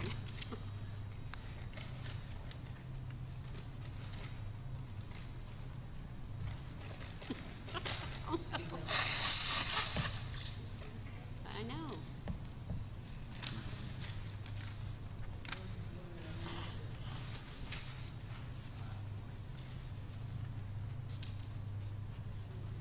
Conboard, it's dated 11-8.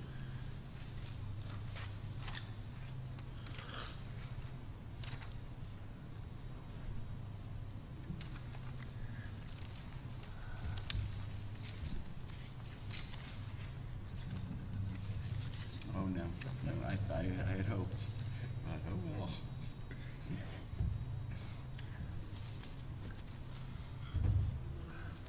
That's what this says, yeah?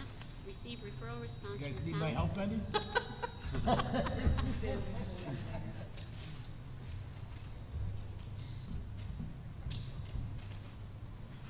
Do you think you need a conservation board permit? I have a letter of non-jurisdiction dated back in August 24th, 2018, saying proposed activities would occur greater than 200 feet from the nearest town regulated wetland. Okay. Right. And probably the referral report says the same thing. confirms that, yeah. We're just trying to make sure. So, Is it not there? Okay.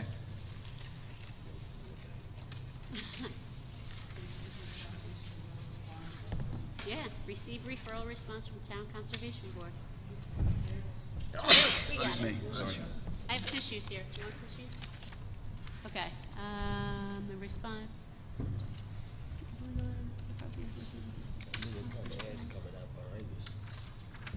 Yeah.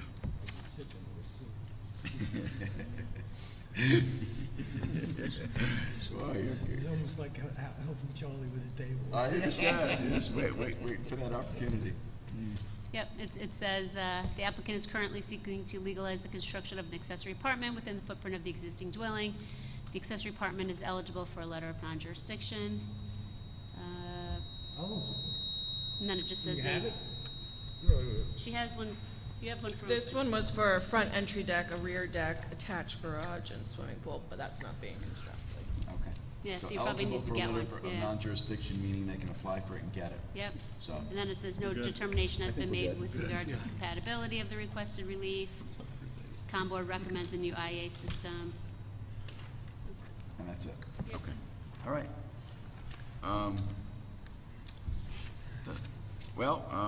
Any other questions, members of the board?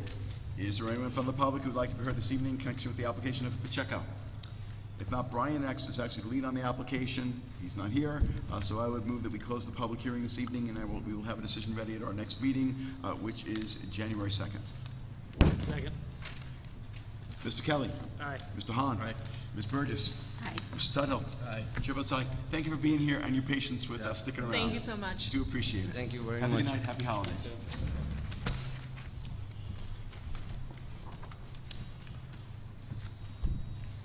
Okay.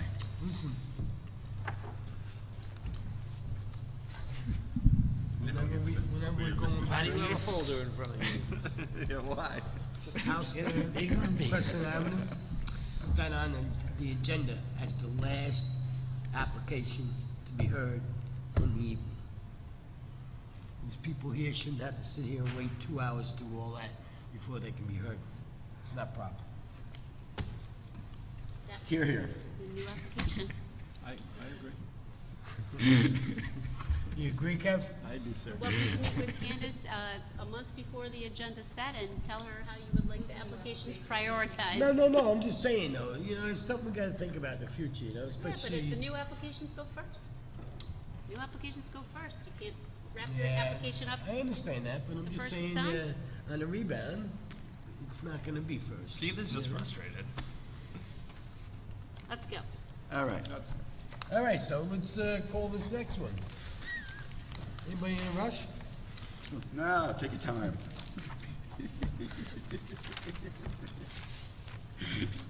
My glasses, I can't see.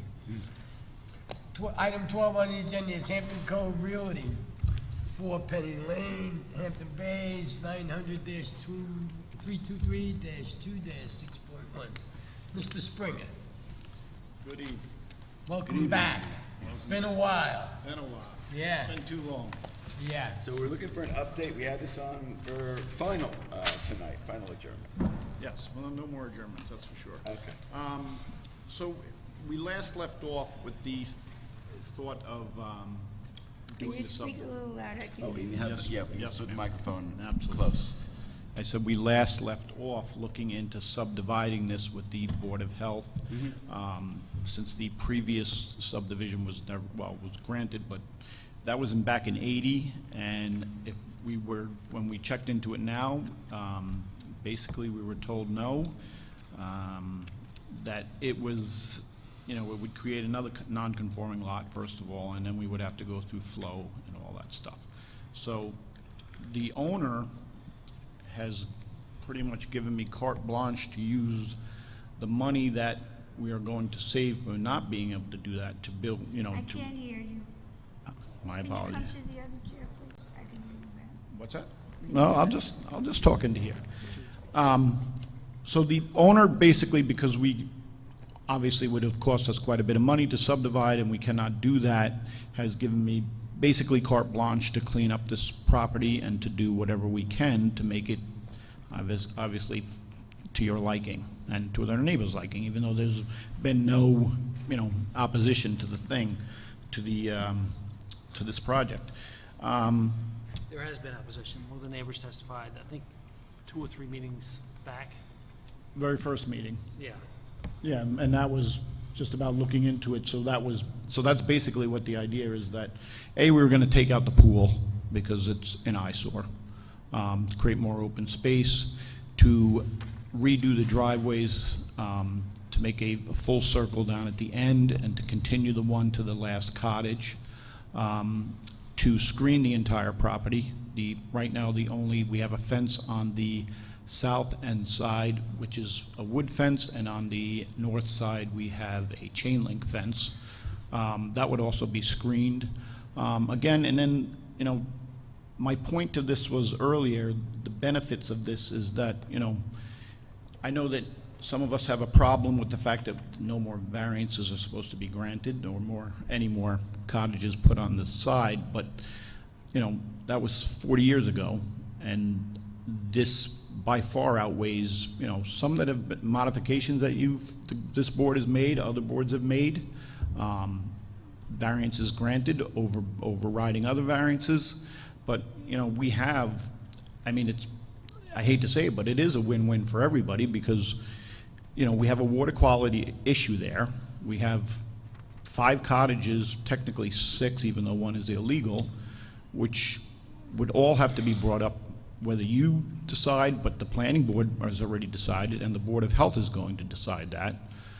We have taxes to the school, and we also have affordable housing, which the owner also had mentioned that, you know, whatever you would write into that as to who would rent it, whether you pick you know, if we take somebody right off the list, or whatever would work. He's looking to spend some money and to make it work. That's basically where we're at today, since subdividing is not going to be an option. Do you have that in writing, that the Board of Health said no subdivision? I find it hard to believe they won't let you subdivide, but they'll let you legalize another dwelling. I can get it in writing. I mean, it's added density on this lot. I do not have it in writing at this point, no. And we're still with the same issue that we've always had. This is the 10th time. What is the same issue? The 10th time that we've dealt with the issue that there is to be no more cottages. No more. Every time I visit this site, it is strewn with garbage, and more garbage, and more garbage. So you're gonna tell me, you're gonna take this garage, and you're gonna make it into a cottage where more people are gonna live, when the people who live there now live midst of all this garbage. I do not, I'm not in favor of turning this garage into a cottage when it's already been said it's not to be made into a cottage. And you've given me no reasons, not one reason, for that to be turned over. Well, for the record, it's been a cottage. It's obviously an illegal cottage, but it has been a cottage for 30-some-odd years. It's not like it was... garage? Yes. Well, that's not what I heard from the people who live there, because I've spoken to several other people. Well, I can't speak for who you spoke to, but I'm going to tell you, and it's on the record, that it has been, for 30 years, a cottage that was illegally converted before this owner even bought it. I mean, that's the true fact, so I'm not sure who you spoke to. Well, I don't see that any reason for the people who live there to lie about who. Okay, but we have to base our our determination on the public hearing record, not private conversations. Okay, that's what we have to do. I agree with Helen, I'm a no. Okay. It's 2. Yeah, I'm not supportive of this being legalized as a cottage, so that's 3. Based on the public hearing record, though. Based on the public hearing record alone.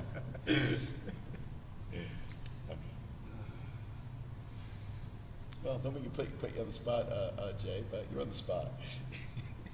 So then we'll just we'll keep the property and to continue to fill the canal with the sewage that's there, and then won't worry about that. So is that, let me ask you a question. Is that worse than having something on the front step? Does to have the canal polluted? You have an obligation to do it. One thing has nothing to do with it. Yeah, I mean, that's inappropriate. Yeah, that's inappropriate, totally. I think we're finished. I think we've said what our piece is. I think we're done. So We've the done 10 owner of the times property is this threatening the now. town if he doesn't get his variance. Is that what's going on? Threatening? No, why? He's gonna pollute the water. He's gonna continue to pollute the water. He's not gonna clean up the property. Well, he's gonna clean it, but he doesn't have to do the septic system, which would be, that's the main part of the project, is that you would have to do the septic system. Well, maybe we need to just refer this to the code enforcement. For what? Well, let's see what the code enforcement has to say. It's probably already before code for the... I don't know, but it's something to be checked into. Basically, what we have is we have an application. I think it's a difficult application, and I don't see us doing anything other than rendering a decision, unless there's something else that you would like to submit. All right. No. Is there anyone else, any other questions, members of the board? Is there anyone else who would like to be heard this evening in connection with the application of Hampton Cove Realty LLC? Okay. If not, I move to close the public hearing for all purposes. When, Katie, when do you want to have the decision? You can put it for the next meeting. Okay, so I'll close the public hearing for all purposes. Decision will be rendered at our next meeting, which is January 2nd, 2020. Mr. Hahn? Aye. Mr. Kelly? Aye. Ms. Burgess? Aye. Mr. Tudhill?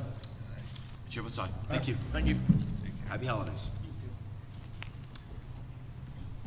I have strong feelings about I know you do, Helen. it. It's around the corner from where I live. Okay. Item 13 on the agenda, Margaret N. Conklin Revocable Trust, 25 Narrow Lane in Watermill, Suffolk County Tax Map 900-81-2-24. This is held over from our 9/19 meeting and was reopened on 12/5/19. If you remember, we reopened this application for more testimony. Yes, we reopened it on 12/5. Yes. We did. Yes. We did. We did announce that. Thank you, I'm sorry. Must have missed it. I must have. Yes, ma'am. Who has the file on this? Michael's lead. I do, I have the Can you just pass that down, whoever's got the file? Thank you. The file person. The file guy. File person? The file guy. The daily guy. Everybody's getting punchy. Good evening. So good evening, board members. Wayne Bruin, O'Shea, Marcinsigan and Bruin. I was recently retained on behalf of the Conklin Trust. Mr. Thomas Conklin is here, as well as Lisa Zaloga, the architect. Wayne, can you move the microphone? Yep. I'm sorry. The first thing I submitted to the record is an owner's endorsement and disclosure statement as requested by the staff, authorizing me to make the application and appear before you tonight. I was advised and I reviewed your record that the board had reopened for a limited purpose of receiving written submissions and any other testimony related to the evidence that you've received to date, particular as to the issue of single and separate ownership.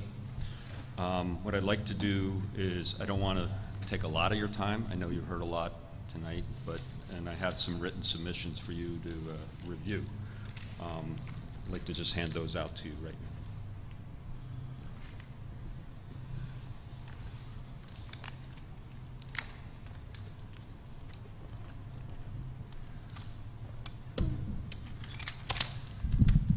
So the first thing I submit is a copy that's already in your record of a diagram that was an early survey done by Squires and Holden back in 1969, 1970. I don't know if we're going to get you like that on the microphone.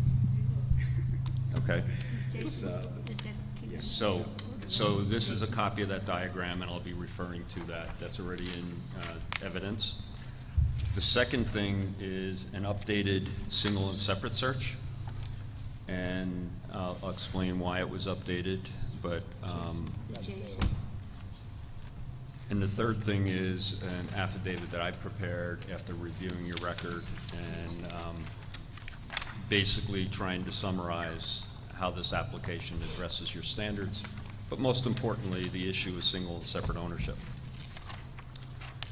As you know, Section 330.115D provides that a lot can be used in a dwelling to be erected on that lot if it's held in single and separate ownership. And it also provides for certain relief to setbacks, lot coverage, or the like. This property, as you know, is a triangular parcel, 2 street frontages, and approximately 10,000 square feet. As far as the setback relief under single and separate, you know that that provision doesn't provide for front yard relief. So even if this was found to be single and separate, you don't get any relief on the front yard, so there's setback relief requested from the front yards to build the dwelling on this. As this board knows, and you've applied pretty consistently, single and separate is a term that has been dealt with in the courts. The Court of Appeals has said that merely because a parcel becomes into common ownership does not mean it's not single and separate. Most importantly, this board has applied the tests that the courts have provided that basically recognize that the applicant has to prove that during the period of any common ownership, the parcels were never used in conjunction with one another and that neither parcel materially enhances the value or utility of the other parcel. And there's a number of factors this board and the courts have looked at to do that. And I don't want to get into too much detail. But the interesting part about this is the history of this property.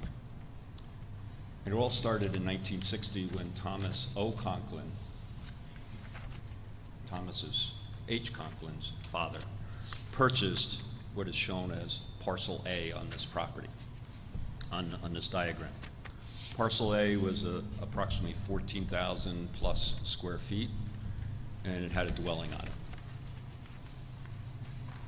In and around 1969 and 1970, the adjoining property, shown as parcels B and C, was available. The owner had passed, it was in an estate, and Mr. Conklin went and negotiated with the estate to acquire that parcel. And a survey was done showing the parcel, and it was always shown as a parcel B and a parcel C. And we provided, those surveys were all provided to you previously by Mrs. Zaloga in the record.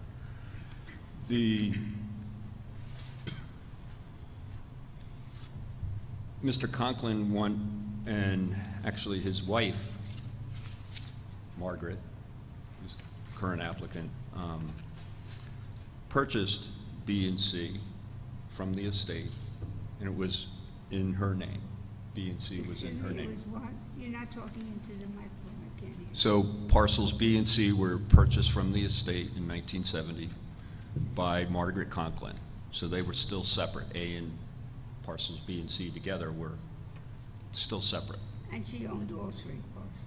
No. And when it was first acquired, it was all, they were still separate.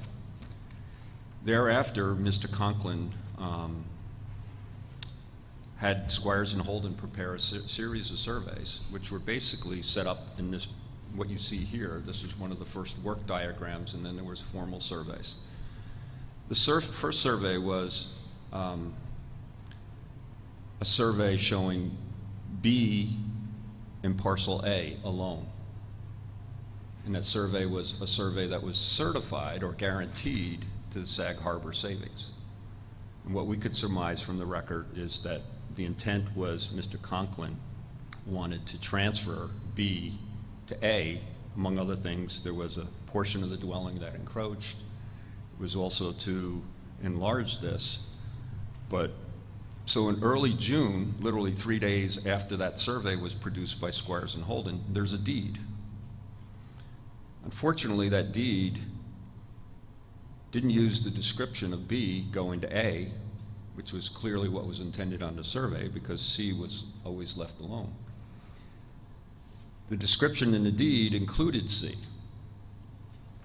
And so then the deed that was there in June of 1970 was from Margaret Conklin to Thomas Conklin, and thus C, B, and A all ended up in the same name.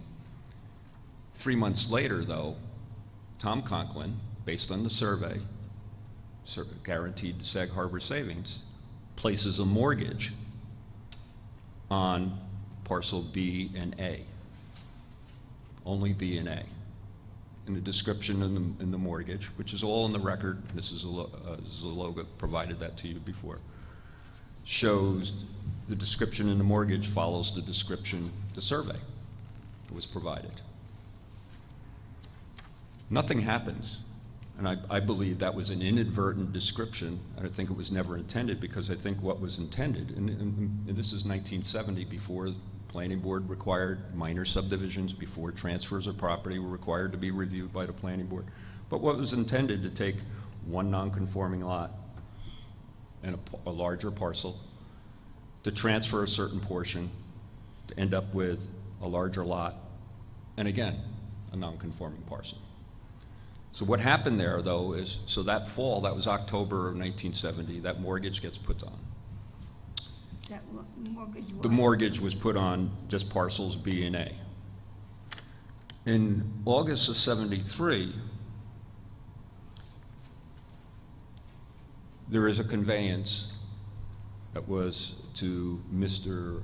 Conklin's employee, which is Mr. Daniel McNamara, and they sold B and A, the same description that was in the mortgage. And if you look at the deed, the property was sold, B and A, subject to the existing mortgage and the McNamara's assuming that mortgage, which was the practice back then, especially for a party, that was a young party that was probably not able to get a mortgage. And that was the practice, and it was assumed. And so parcel C was never part of the mortgage and couldn't be conveyed because it was not part of the mortgage. So that's why B and A, and ever since that point, and these parcels were always intended to be separate, and they have been held that way. So, and since that date, 1973, this has remained in this configuration. A and B together, owned by the McNamaras, C separately by Thomas Conklin.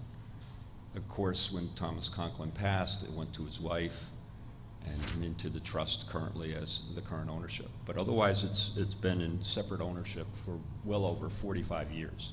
But did they always exist? That's what I'm trying to figure out. Did C always exist in some sort of configuration? Not by itself, and I just explained that. It was separated out in this, what was essentially to be a transfer of property by the parties at the time in 1970. Was there any kind of an approval process of any sort? At the time, no one needed that. Minor subdivisions weren't implemented in the town of Southampton until 1975, so you could deed out 4 lots by deed prior to 1975, and you didn't need any approval whatsoever. Transfers of property were an evolution of minor subdivisions and didn't really occur to the late 78, 79, 1980, where the planning board, you could go to the planning board and they would waive the subdivision requirements as long as you're not creating any new lots. And that's essentially what, if you look at this, no new lots were created. It was always a non-conforming lot and a larger lot, and in the end, you have a non-conforming lot and a larger lot. The interesting thing you could say was, well, what was Mr. Conklin's intent? Well, you could see his intent, and in '72, the zoning changed from the C residence to R40, CR40 at the time. And what's magic about this line, you could say, well, why didn't he make a larger line? What's magic about that line, he was anticipating the zoning coming in place, new zoning, making this R40, and that's exactly 40,000 square feet. A and B together are exactly 40,000 square feet. So that's why the line was drawn there. So arguably, there was no process in which one had to come to the town and get approval of a transfer. So there wasn't any way to do this, and part of the problem is you could say, well, maybe somebody should have known that they should have created lots, or at least come to you and get variances, or whatever the process was, but I'm not sure someone would have directed them to do that. I'm missing something. You're saying, you just said that before 1970, they were not 3 separate lots, right? At one point, they were in the same name because of that, what I'm saying, from that inadvertent deed where they did convey C and B, but prior to that, they were separate. And then they wanted to transfer B to A, but they transferred both C and B to A. And then when they realized that was the case, they conveyed out B and A, which was the mortgage, which was only 3 months later. They put a mortgage on only A and B in 1970 as well. But prior to 1950, this is a non-conforming lot. Prior to 1957, or in 1957, did this lot exist? A did, and B and C existed. A was one lot and B and C were one lot. Correct. And then in 1970 was when all these transfers were happening. Correct. And you look at what the intent was, and was the intent to keep them single and separate, and the evidence is there, the maps are there, the surveys. That we didn't make these up. These were contemporaneous surveys plus the mortgage. What was missing from the analysis is the creation of a 10,000 square foot lot. I mean, that's where I was getting stuff. How did a 10,000 square foot lot come into existence when it's non-conforming? You're not allowed to create non-conforming lots. And you're saying it was just a series of deeds starting back in 1957, where they were, A was one lot, B and C were one lot, and then 1970 they all got separated by deed. Correct. To make one of them almost conforming, and the other remaining lot, this lot, 10,000 square feet. Correct. So you started with one substandard lot. A was substandard to the C zoning at the time, and B and C were conforming to the C zoning, and then you did a transfer such that A and B are a conforming lot, and C is a non-conforming lot. So the essence of the transfer, you started with two lots, you ended with two lots, one being non-conforming. Yes, there was a swap of which one was non-conforming, but that was what the intent was. And ever since then, it's remained single and separate, 45 plus years of separate tax bills, being assessed as a building lot. A number of factors, never used in conjunction with the adjoining property. It's wooded, separate, never utilized. And interestingly, if you took a position, in 1980, this board entertained an application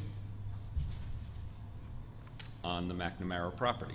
What was the survey? It was the survey of parcel A and B together. That was the opportunity for the Board of Appeals to look at the origin of that lot and whether or not it was properly created. Yet, this board granted the variance. It got the permit. But that lot was conforming, right? Not at the time it was. Yeah, well, that's why. I mean, that's why the board didn't It look may at how be, but still, it's. No, but if the lot is conforming, the board isn't gonna look at how it was created. They Why don't do not? a single and separate lot on conforming lots. It wasn't conforming as to lot depth. To lot width, it wasn't Setbacks. conforming? The depth, I mean, setbacks, you were granting setback variances and, No, but I'm talking about conforming as to lot area and lot width. Well, we wanted to get a better sense of the history Yes. of all of this, so this is very helpful. I think answers the questions, I'm pretty sure. Yes. So that will help us a great deal. Thank you. Okay. All right. Any other questions, members of the board? Is there anyone who'd like to be heard this evening in connection with the application of Conklin? Well, I think you wanted to, yeah, and I think you also wanted Oops. to take more testimony about the application before you. Wayne came in to talk about the single and separate, but I believe the board also just wanted to I mean, we can hear from the neighbor first, but. Okay. Let me see. Why don't we hear from the neighbor first? Why don't you come on up? We're having a little Who is that? stuff going on with our sound system.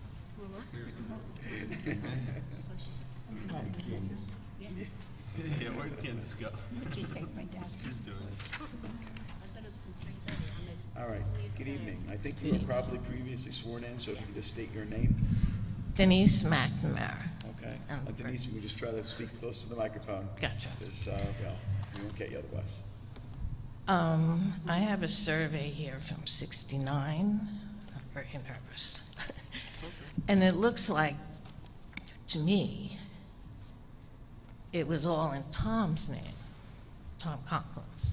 And it was property to be conveyed to Peg.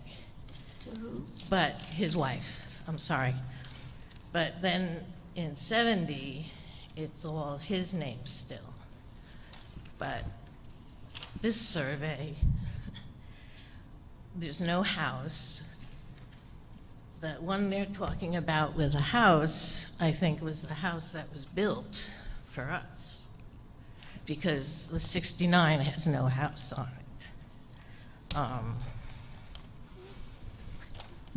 To me, it was one big parcel and then divided, according to this.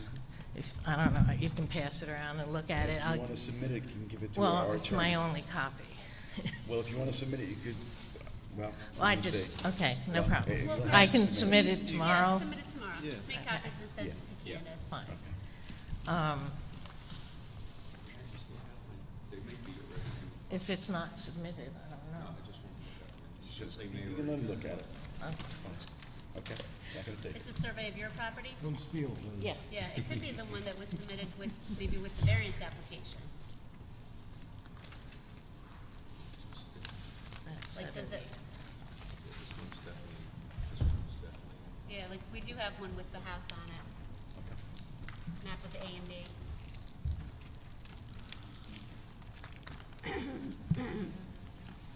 Okay. Because Meantime, why don't you tell as us- my husband and I, my husband's letter and I have said, originally, we thought we were buying the whole big piece.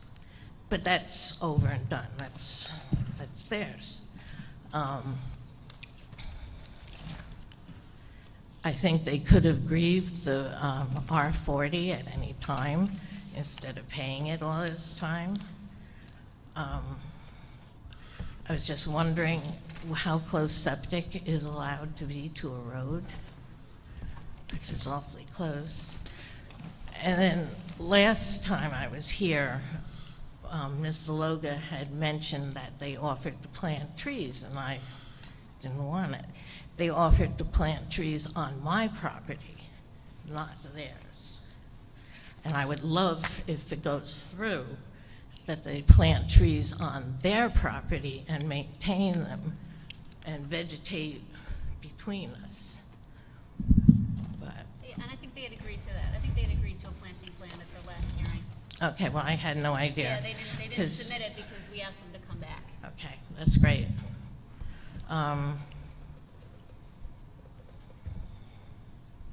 I guess that's about it.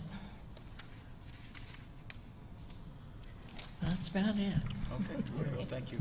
For your testimony. I appreciate it. Thank you. Okay, you're welcome. Any other testimony, or we pretty much done? Okay. I mean, does the board have any more questions about the requested relief? I'd like to make sure there's a consensus before we close this. I'm okay. I'm okay with the requested relief. I'm okay. Yeah. Okay, all right? Also, I can't hear anybody down there. Yeah, Is there a yeah. consensus? There's a consensus. Okay. There's a consensus. Consensus. Thank you. Okay. It's a con job. Okay, all right. So Michael has a lead, but he's not here this evening, so I will make, I will move that we close the public hearing of Coughlin for all purposes, and we will have a decision ready at our next meeting, which is January 2nd. Second. Mr. Hahn? Aye. Mr. Kelly? Aye. Mr. Tuthill? Aye. Ms. Burgess? Aye. Chair votes aye. Thank you all for being here. Thank you. Happy holidays, thanks for your patience. Ho, ho, ho. Good night, good night, good night. Decisions, quick. I have a decision in the matter of James Conforti, 102 Lake Drive, North Sea, New York, Suffolk County Tax Map Number 900-028-1-30. I will read the relief at the end. Like I said, this is in North Sea, R20 zoning district, approximately 21,000 square feet. At the November 21st public hearing, Mr. Conforti came and requested height variance to his proposed dwelling and encroachment for pyramid. His house is outside the flood zone, so we expressed concerns about the height variance. He agreed to come back at the next, I believe it was December 6th, public hearing. He got rid of the height variance and just wanted pyramid relief. So in the end, and he changed the slope of the house, the elevation, to our liking. Therefore, it passes the five-part test, no opposition. Therefore, this board grants relief from Town Code Section 330-84D, pyramid height for proposed encroachment in the amount of 264.29 cubic feet for proposed dwelling with covered porches as shown on a survey prepared by Pulaski Land Surveying dated May 7th, 2018, last revised January 28th, 2019, and the elevations prepared by architect Allison Ramsey dated June 4th, 2019, received by this board December 5th, 2019. The grant of the foregoing relief is subject to such other conditions and permits as applicant has already acquired or may otherwise have to acquire for final approval of subject premises. Second. Mr. Hahn? Aye. Mr. Kelly? Aye. Ms. Burgess? Mr. Tudhill? Aye. Chair votes aye. Want me to go again? Whatever you want. I have a decision in the matter of Ira Trachtenberg, 32 Cooks Lane, Watermill, New York, Suffolk County, tax number 900-67-1-3.2. CR 80 zoning district, 0.985 acres, type 2 under secret. At public hearing, Tara Hakimi, I think that's his name, appeared on behalf of the applicant and stated that they are requesting a swimming pool to be located 50 feet from the front yard setback where 70 feet is required, and for a two-story dwelling to have a 50-foot front yard setback where 60 feet is required. Council asserted that there will be no undesirable impact on the neighborhood because both the swimming pool and principal dwelling will be adequate screened. There were multiple pictures during the public hearing displaying the screening from both Cooks Lane and Hayground Road. This is an irregular shape and burdened by two front yards. Therefore, variance for setback relief is the only method to achieve what is being proposed. This passes a five-part test. There is no opposition. Therefore, this board grants relief from the following provisions of Town Code, Section 330-11, for principal front yard setback of 50 feet from the easterly lot line or Hayground Road, where 60 feet is required for a proposed two-story dwelling, and Section 330-11 for an accessory distance from street setback front yard of 61.8 feet from the westerly lot line or Cooks Lane, where 70 feet is required. Section 330-76D, placement of in Section 330-83C yards to allow the proposed swimming pool to be located within the required front yard for the principal building as shown on the survey prepared by Gary Benz, LS, dated July 16, 2019, last revised August 21st, 2019. The grant of the foregoing relief is subject to such other conditions and permits as applicant has already acquired or may otherwise have to acquire for final approval of subject premises. Second. Mr. Hahn? Aye. Mr. Kelly? Aye. Ms. Burgess? Aye. Mr. Tudhill? Aye. Chair votes aye. We got one more. He's got it. I got it. Aye. In the matter of the application of Dana L. Rubin and Robert J. Gottlieb. All right, and that's 60 Noyak Harbor Road, Noyak, New York, Suffolk County Tax Map 900-4-1-73. I'm going to read the relief at the end. It passes the five-part test. So, therefore, this board grants relief from Town Code 330-84D, pyramid height. 4, a proposed encroachment in the amount of 4,386 cubic feet, 1,795 cubic feet on the west side, 2,591 cubic feet on the east side, for a proposed two-story dwelling as shown on the survey prepared by Martin Donald Hand of Hands On Surveying, dated September 3, 2016, last revised October 8, 2019, and the architectural plans prepared by Sean F. Leonard, dated September 20, 2019, last revised November 22, 2019. The 591 cubic feet pyramid encroachment previously granted for the proposed detached garage in decision number D-018-045, dated May 3, 2018, remains in full force in effect.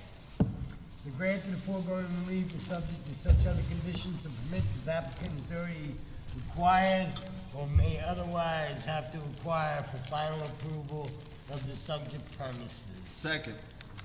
Mr. Tudhill. Aye. Mr. Hahn. Aye. Mr. Kelly. Aye. Ms. Burgess. Aye. Chair votes aye.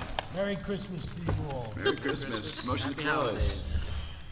Do we have a second? All in Yeah, favor? sure. We're closed at 11:25. Damn. Record time. Oh, wow. You want Mr. Bennett to